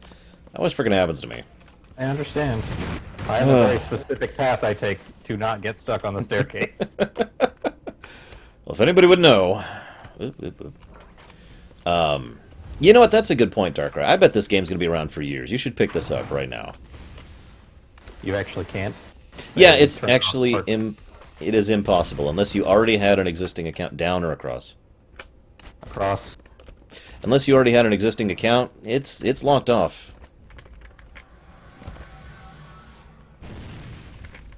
Oh, good. Worried I was not going to make the door there. Yeah, that's why Is that? Yep. You did it, though. That's why I was trying to kill them as quickly as possible. The 31st, Chris. It's the best MMO ever right here. Actually, I can't actually say that. But I do think it is one of the best. I would have to think about that. Where would I rate this on all the MMOs I've played? And I've played so many. Fire Prot 3. Oh, yeah. Is that him? Yep. We're Yep, giving that's him him. the bellows. Okay. There we go. You give him the bellows. The golem, obeying ancient directive, turns and ignites the forge. As far below you, a tremor runs through the earth. The decaying machinery groans, shivers, and grinds quickly to a halt. Mount Tenkarden has become active again. If I'm not mistaken, we're going to Crater now, aren't we? And not Crater. Oh, no, we are going to Crater, aren't we? We're going to Tinkarton Crater, yes. Okay. We could recall, couldn't we? No, that's not the ideal way. We could. We shouldn't. Okay. I will acquiesce to the master.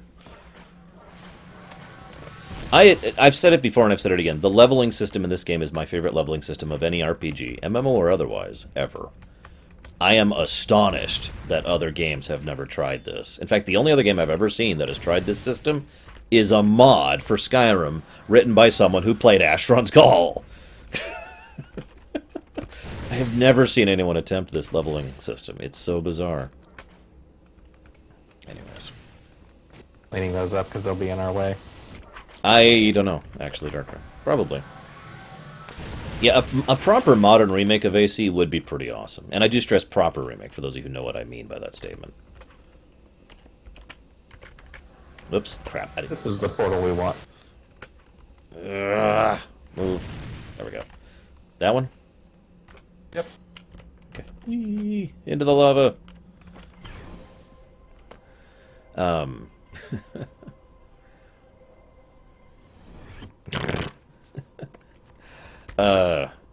As a world, little Billy, but lol.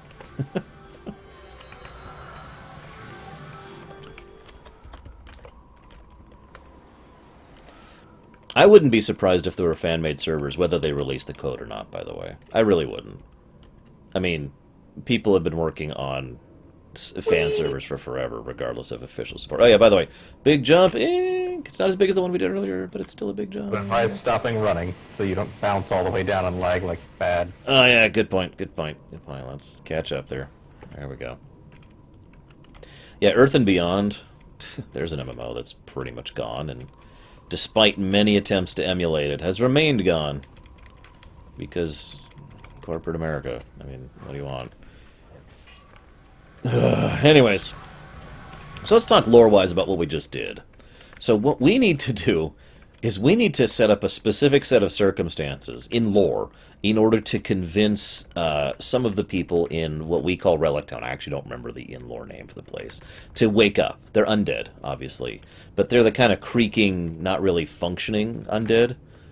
So we need to quite literally wake them up. So in order to do that, we are summoning the Behemoth of Tenkerdun. I hope I'm pronouncing that right. I don't think they ever said that one out loud.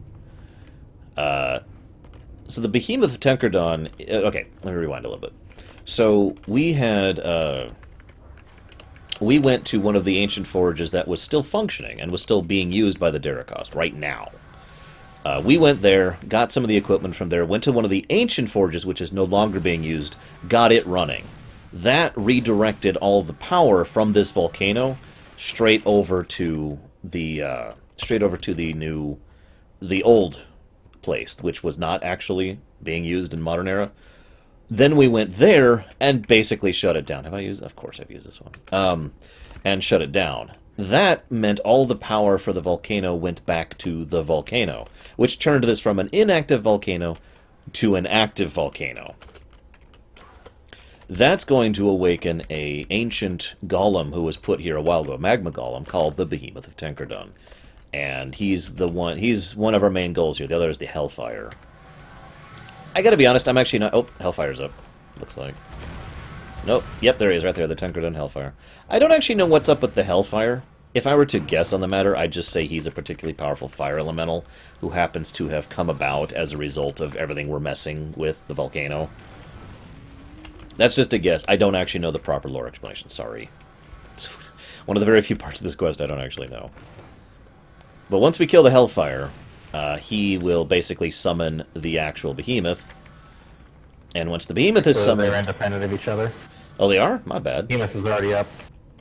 My bad. Well, I'm still going to kill the Hellfire, because screw him. You could get one of the airlin infusions Also from this have guy. to. Contrary to popular opinion, you do have to kill the Hellfire to trigger the Watchman. And you do not have to kill the Behemoth to trigger the Watchman. Really? Oh, well, never mind then. Well, either way... Often got confused about that, but I have left the Behemoth here and triggered the Watchman. I have left the Hellfire here, and the Watchman never spawns. There we go. Interesting. So yeah, they drop some unique quest items. I'm of course not going to bother with any of those. Hell, I'm not even going to pick up the loot off It doesn't matter airlin. in a week and a half. But just so the record's straight, no. So yeah, having taken out the Hellfire, it does the same thing that I thought the Behemoth did. My bad, from a lore perspective, which is uh, disturbs Weird the and guys in broken. Relic Town. What? Sorry. Weird and broken that the behemoth isn't the trigger? Yeah, it is kind of weird. Yeah, I will agree with that. Since I mean, Should be. I'm with you on that. it really should. Lore-wise, it makes perfect sense for the Behemoth to be it, because I've read the story of the Behemoth, and I kind of just shared it, actually. I don't know why it's the Hellfire, but whatever, whatever. So anyways, the death of those two individuals causes the Watchman to be like, holy crap, and wake up, and the Watchman has an emergency teleport thing going on. We'll get to that, though. That's the next step. Relic Town. This is the part where I start to know very well, because I've done most of these steps many, many times. Legend. Yeah, sure. Speed it up. Should be able to use streaks because Undead Slayer, I'm gonna guess. So, before I answer Little Billy's question, Gary, what is the spawn timer on the Watchman? Ha ha ha! You're funny. Timer? He's supposed to show up at a time? Oh no, he just whatever he wants to. It's fine. He might be there now. He might be there in about 15 minutes. It's fine. Yeah, so, if I'm not mistaken, to this day we don't know the exact Good luck last timing night. He was on this there in guy. like 2 minutes. Yeah, I'm pretty sure this is one of those ranges of times, like WoW employs that kind of thing, where there's a period of time they can spawn or respawn in. You're probably wondering why we call this Relic Town. Well, this is actually an old Darakost city, and they're all dead, of course, and the name of the particular enemy they are is Relic Bone, so that's it. There's no story there. Mindful of your target. And he's going to be armored with like a helmet on, but be mindful of your targets. I'm just going to go to my usual spot. You need to be and wait. uphill when it happens. And there's some people here you can interact with and get a little bit of additional lore, but I've kind of already shared most of the lore about that with you, so I'm not going to go into it. Yeah, like the Shaw World boss. Excellent example. So yeah, that guy yammering in chat, that is not the Watchman nor anything to do with him. He's someone else. So, do I like flatter power levels like 5th edition or games where you climb tiers? It depends on my mood, actually, but I do think both have a purpose. I do admit there is one thing I enjoy, and that's the feeling of progression. I actually dislike games where I have no feeling of progression, where it just feels like I'm always at the same level. In fact, that's one of my biggest complaints about games that scale to your level. Because it never feels like I'm getting better. Especially if it's done badly. Oh yeah, by the way, this is an excellent leveling place if you can handle it. There's a lot of relic bones and cursed bones around here, and they are very weak to bludgeon. I used to come out here with an archer and just perch. I don't know how the loot is. Gary, how is the loot out here? It's not great. Altar Dredgers was better. That's sad. Didn't help that I was a little biased because I was a sword character, so I didn't have bludgeon as an attack skill. Fair enough. But what farming I did here, the loot was terrible. Also didn't help that they have stupid shields that are stupid. See you around, Darkrai. I haven't lost a single point of Vitae. Yeah, these things are a little bit too low. Oh, there he is. I need in the millions range. That was a quick spawn. Where is he? I don't see him. He's up by me. Yeah, I was trying to get targeted on him just to confirm that that was definitely him, and yeah, it is. Yep, there he is, the Relic Watchman. So we're going to kill him. I should probably try to get the killing blow so he talks to me. There we go. Just before Marilyn Heartless scatters the petrified bones, it attempts to cast a portal to retreat. So yeah, it actually opens the portal to the keep to live. It doesn't do it for our sake. It's like, ah! We now have 90 minutes to do the rest of the quest. So, welcome to one of the most original unforgiving dungeons in this game. We're probably going to breeze through here. Honestly. But, Best item ever! the Ring of the Wild. I hate you. I remember when people in my monarchy were arguing over who got that. I don't know why to this day. I didn't like it even then. It was a unique item. It was sort of like a memento of having been here. I guess. So this place is filled with dispel traps, including one right in front of us here. And lots of enemies of lots of different types. That's one of the reasons this place was so challenging back in the day. Because, you know, one of the reasons the Tuskers were so easy... Ah, right, lockpick. One of the reasons the Tuskers were so easy was because they were predictable. They always do bludgeon damage, they always hit hard, they're always weak to blah. And there's no magic, and there's no missile, and there's no debuffs. Yep. So... You're a little lucky there. I should have gotten hit by that, actually. I screwed that up. Anyways, there's all sorts of enemies here. They do all kinds of spells, they do all kinds of different damage types. They do fire, they do frost, they do bludgeon, they do slash. They debuff, they missile, they're melee, some of them have shields, some of them don't. All sorts of crap is up here. Oh, I actually just got hit by one of them. Yeah, I'm buffless. Wow. Go ahead and do your thing. Got this. Won't take me long. Thankfully, we are high enough level that it's not instant death if you get hit by one of them. It just is going to add to the time here. Yeah, so in addition to the many other different types of threats there are in here, there's also dispel traps. See you around, Sonoshi. Come on. There we go.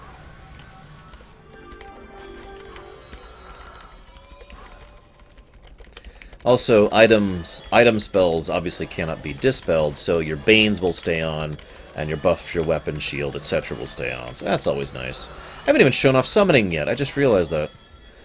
I used to just eat the things on the item-only character I had, because I didn't care about my mana, and I didn't care about my buffs getting killed, because I didn't have any. Yeah. So I just run through it like, haha, this is hilarious. So, those of you in chat, whoever gets the kill on Airfall herself gets the global. Who of the two of us do you think should get it? What do you guys think? I was just going to let you get it. Because God knows I could take it from you. That is true. That's kind of dumb. I got mine last night.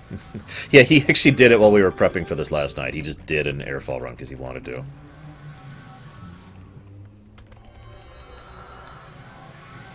So Carbon says you. Little Billy says me. Bragwin says me. Come on, Monacy. Gary is better at this game than me. I have no problem admitting that. I'm buffed, by the way. Turning in the Durger, which is up Go ahead and wait there. I'll hit the levers, and then we'll show them the levers when we have to go back down. Okay. Look, I wasn't ready to do the jump, man, and also the bug, which is really a crummy bug. I don't actually remember which one to give it to. Dialer roll, the one on this side. Okay. There you go, buddy. So, the way it works now, there's 3 of them, okay? There's basically low, middle, and high, alright? The default is middle, which is the VOD one, which we are not doing. We could, but it would be kind of a pain. You turn in a special item to get the high, and you turn in a special item to get the low, which is what we just did there. Down we go. Do not hit that X portal by accident. I've lagged into that before, it sucks. PvP light for it. I think Gary would beat me on that. He has more health than me, and he has more defense than me, I think. And I can fast cast. And he knows how to fast cast, and I do not. What are we doing? I'm waiting for that door because I thought it was faster than that. Wow. What is the lore explanation for it? So the lore explanation is Airfall herself eventually decided to move on. And so the only one of these that is actually in lore Airfall in the modern era is High, the highest one. She has empowered herself significantly, and that's why she's so frickin' powerful and so frickin' high level. Like Gary said earlier, the two of us probably couldn't kill her. The other two aren't even Airfall. They are called, like, this one's going to be called, like, her weak apprentice, and the other one's just called Airfall's apprentice or something. Yeah, exactly. It's just people who are there to do her bidding, and I don't feel like changing it. Ugh, fine. Fine. I hate these friggin' things. Okay, so here we are. Here's the switches. I used to know which one did which door. I don't remember anymore. I usually because what happened was I would just tell people to go down and wait for me, and then I'd Yeah. pull both, run over, turn in the thing, and then run down, and the door was still open. Yeah. Yeah, that one's not nearly as bad as like Queen Quest, for example. Oh, for a little bit of perspective, Queen Quest came out after this. Like I said, Airlin was basically the first epic quest in this game. And in many ways is still one of the better ones, just my opinion. I don't know if Gary agrees with me on that, though. He doesn't like Airlin that much. He didn't do it last night Like just for Airlin, fun. okay. Well, I just didn't do it because like I don't remember it that well. I'd have to look it up. I mostly just did Garland because everyone wanted to, and there was a lot of demand for the actual rewards from the Garland quest.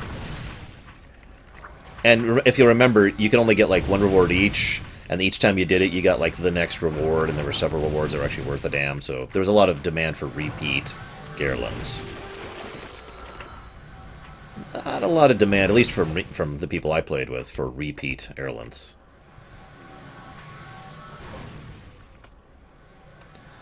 So yes, this is actually her keep, by the way. Her most elite individuals, servants, etc. It's one of the reasons why there's diamonds and whatnot here instead of magmas and the other weaker golems. And most of the undead here of the Revenant or Dark Revenant variety. So we can go down this way and pick that door and then go through the other door, but we're going to milk it and actually do this right and use the levers. So we're going to go ahead and just kill everything here for a minute. I don't know these levers at all, so I'm going to trust him on that. Oh my god, what is with all these frickin'... I hate fog golems. Anybody who makes a have fog Curse of golem. Raven's Fury? I think I do, somewhere. Saying it's pretty amazing. Why don't you explain what Curse of Raven's Fury is for our viewers? I take half of my health, which is over 400, and then I do 200% of that, which is over 400, to everything around me. Everything around me in this area has less than 400 health, so it's a one-shot for them. And since I'm not getting hit, that's not really dangerous for me. Yeah, so there are several spells in this game that are actually very dangerous, only with proper builds. And those are basically burn your health to hurt someone spells. Now, what's funny is about at the time when you get to the VOD era, several mobs in the VOD suddenly started having those same spells. VOD mobs have about 5,000 health on average. Think about that for a moment.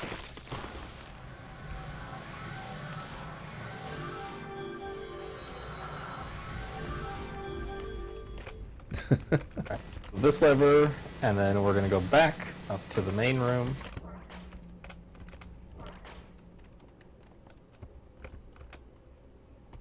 And in here,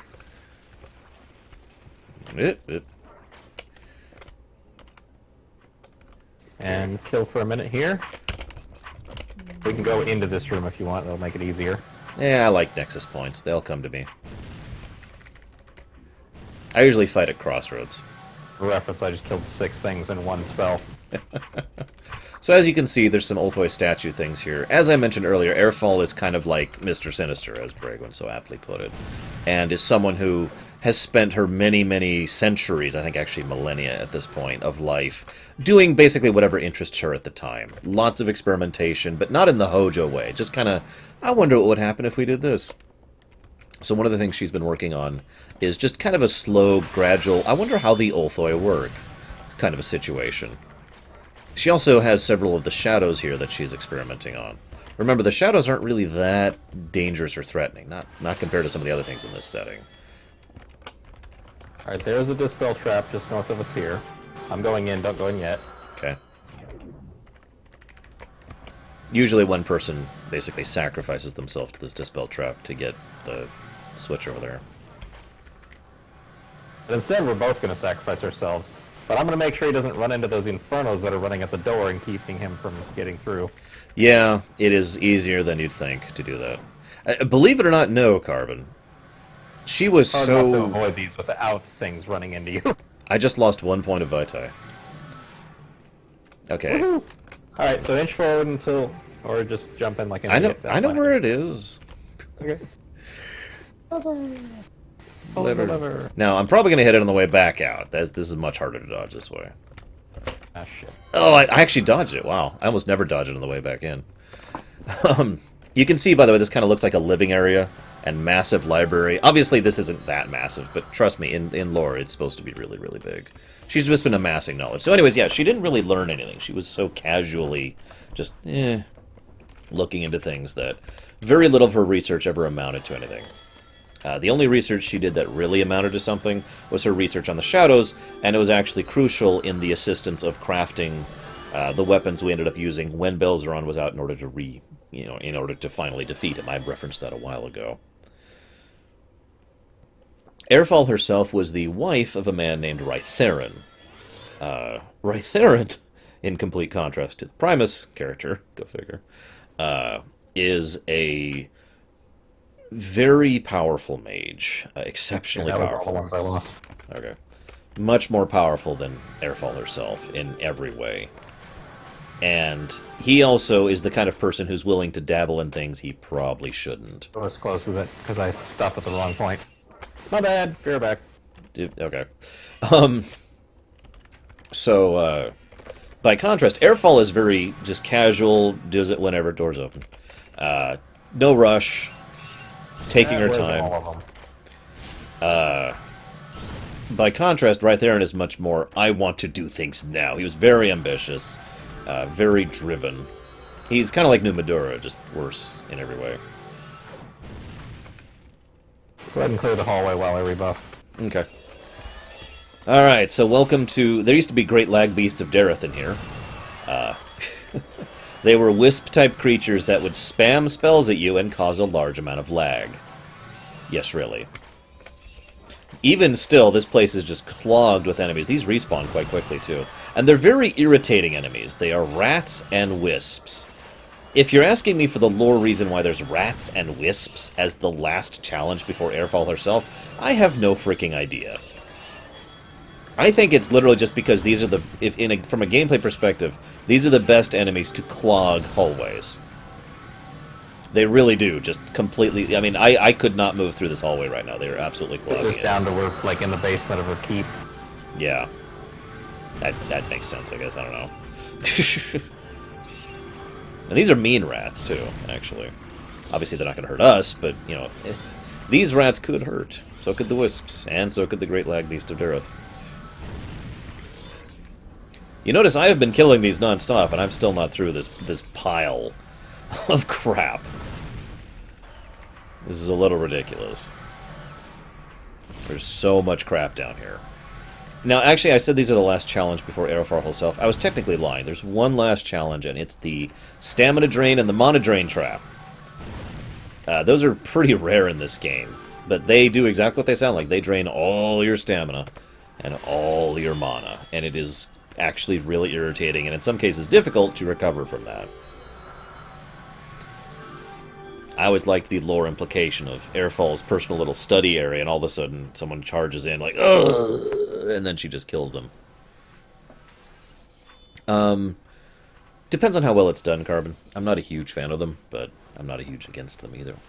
God, we've been playing this game all frickin' day, Gary. For about 9 hours, actually. Where's my fire spell? There it is. Let's move the fire spell up here. Like that. There we go. So here we are. Basement. Final countdown. I don't actually remember where all these traps are. I remember they're in this upcoming corridor. If I get hit by them, it's not actually that big of a deal.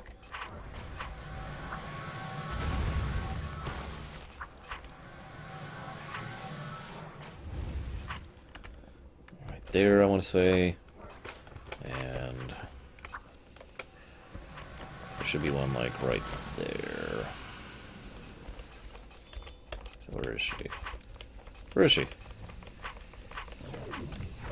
Seriously, I don't actually see her. Oh, there she is. Airfall's weakened apprentice.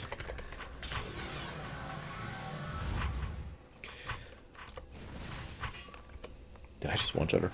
On far Airlin Island, an intrepid band has found the keep of the Dark Lady Airfall, at whose whim the earth itself does shake. But the bold Merlin Heartless has driven back the apprentice she left to guard her home. For now. The withered corpse of Airfall's weakened apprentice hisses in rage as it is hewn in twain. I shall not be sent to my final rest by the likes of thee and thy insignificant Philoticot helper. Her severed head says, Enjoy this small victory, child, for my mistress will yet have her vengeance upon thee. By the way, they talk like that. You get a key, and that's it. She drops junk loot. I'm mostly getting the key just to show you what you get for this, because we got to complete this. We got to do this for real. Just gonna hit with the traps. Screw it. Screw it.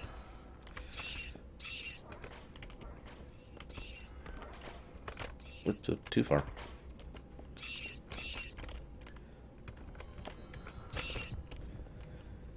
And I'm gonna kill those, or he's gonna kill those. One of us is going to kill those.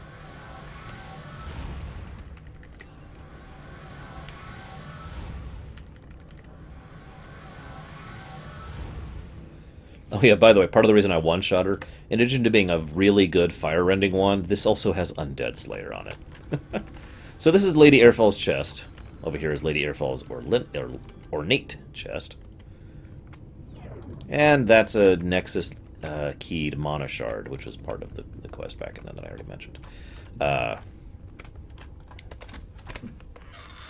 So the rewards from the quest are, you get the Ashbane, the Pallium, the Staff, the Recall Spell, which, and Airfall's Token. I don't remember what, that's our title or something, isn't it? No, that's like extra something. I think. Oh, whatever. It's a newer item, so vague. And I am not going to put the Pallium on because it looks awful, but just to give you an idea of how terrible this is a 130 AL robe that you cannot buff that requires 275 AL, which at level 45 is quite a bit. And cast Focus Other 6, Willpower Other 6, and increases AL by 220. It's crap. It's always been crap. It could be worse. It could be worse. That is true. Well, I say it used to be worse. Oh, it used to be worse, yes. This is the Staff of Airfall, which, again, is a crap wand. It does nothing. It gives level 6 buffs, and that's it. But, as you can see, it's actually inscribed by her, made with the help of Rytheron, and in his benevolence, his eternal splendor, which is actually Durain. I mentioned him earlier.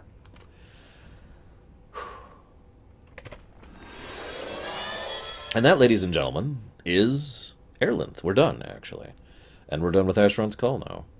I have had a lot of amazing memories in this game, and I've played through this game many times, over the many years. I am still a little sad to see it go, even though logically speaking, I was already kind of done with it. As I said before, Gary and I kind of did our last hurrah last year. So I am going to do a couple little final touch-up things and figure out where I'm going to log off my characters forever.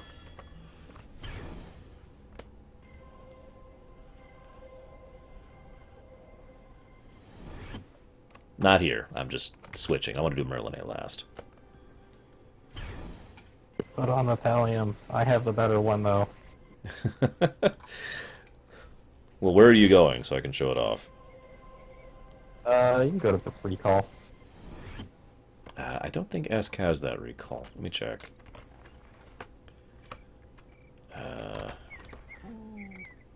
Nope, she does. Of course she does. I don't have You're any... my friend, aren't you? I also... Uh-huh. I have no diamond scarabs. I have no diamond scarabs. Okay, fine. We'll go to AH or something. No, this is like my 5th account at this point. I don't even remember. But we bought these accounts when we came back last year. The ones we're playing on right now. I've had several accounts before that. Alright, I'm at the auction house. I'm going to let Gary show off the thing. So this is what the Pallium looks like. It's okay, I guess? I think it looks like crap. And that's what the staff looks like. I like the staff. It's just a crooked old staff, but I kind of like the look of it. And, yeah, that's what the reward you get. Cosmetically speaking. Again, kind of crap stat-wise. So, Esk... Be the one from Uber Airfall. Yeah. Ask I'm going to log off here at Eastham because this was basically my hometown for most of my playing this game, all the way back into the beta, and even in the modern era. I was actually really happy in a stupid, sentimental way when I found out that the main hub. So each server usually had one hub for activity, and when we came back last year, the main hub had moved from Holtberg to Eastham for Winter's Ebb. So I thought it was awesome that my hometown was now the main hub. So I'm going to log off here with Esk. I think that's very appropriate. She is a shadow, by the way. That's why she doesn't have a lower half. As you can see by her face, that is literally what her face looks like right there. Anyways, goodbye, Esk.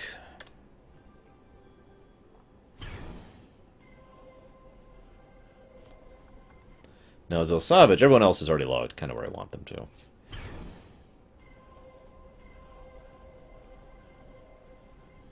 My wonderful crafter. There's really only one place I can log a crafter at.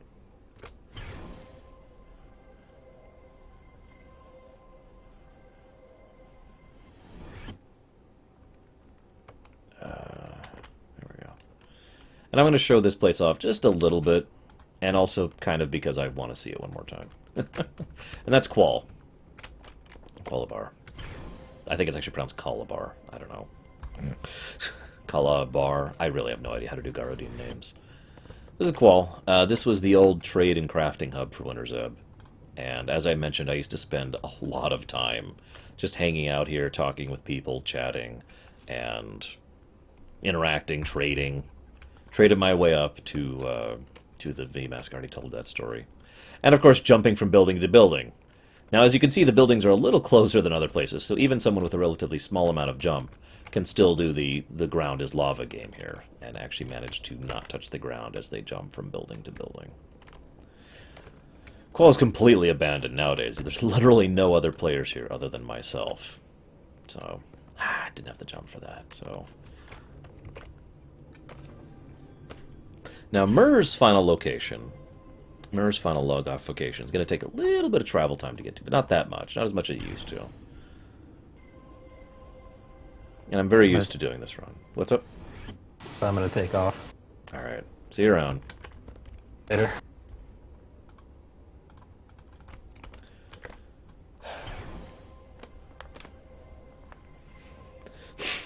True enough, Malaeus. True enough. I am getting a little bit sad here. I'll always have my memories, and I have a lot of memories from this game. There it is.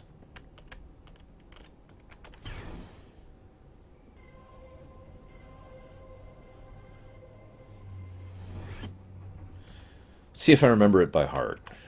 I bet I don't.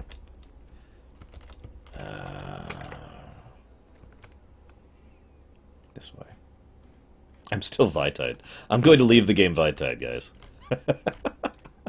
I would need another 1.5 million experience to kill 1 point of Vitite, which I could get very easily if I found something at my level. Pretty sure I'm going the right way. Pretty sure. We'll find out. I used to know this run by heart. I used to do it all the time, not just to go up here to hunt, but because this was my preferred route of getting to Eastham. Because this was part of that portal ring thing I mentioned quite a while ago. And I used to spend a ton of time here. See, I mentioned that whole strafing thing to avoid missile weapons. Well, the Lugians up here would exclusively throw rocks at you. So what you'd do is you'd cast at them, and then they'd throw, and then you'd have to watch them, watch their animations, and as soon as they start winding back, you start strafing, like I'm doing right now. And then you dodge the rock. If those rocks hit you, at least at the levels that we were at when we were here, you'd frickin' die. It would just kill you. Because it would hurt like hell. But as long as you were careful and cognizant of what you were doing, yep, I'm going the right way, you could dodge them and then kill Lugians, which are way higher level than you and give much more exp than other things you could normally kill. And it was one of the first times in this game that I learned how to be more skilled than simply relying on stats. And obviously it took me a while to actually get good at this game, I'll admit that freely. But that was probably the beginnings of it, right about there. when I started actually out-tacticking my enemies. And of course, I already told the tale. This is where I met Vel, and by consequence, this is where I met Pax. And it kind of seems appropriate that I would log off here because... yeah.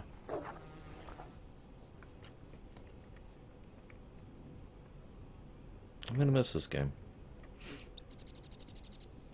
It was a good game. I mentioned earlier I wasn't sure where I'd listed in the MMOs. Despite all the many problems with this game, it did so many things right. Big, heavy lore emphasis, lots of emphasis on the characters and their actions actually doing thing, player choice, the leveling system, the quests, the live events, lots and lots of live events.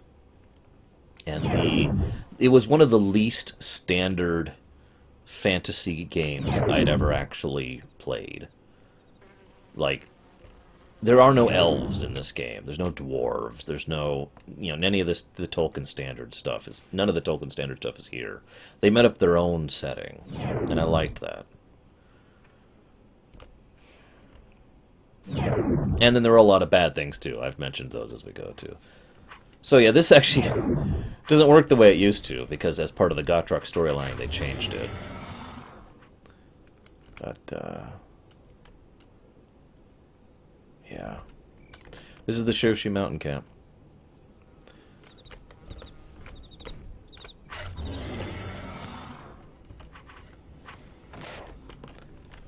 There's the Lugians throwing the rocks.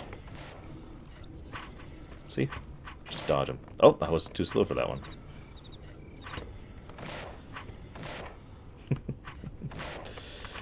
I got nothing else to say. I hope you guys have enjoyed.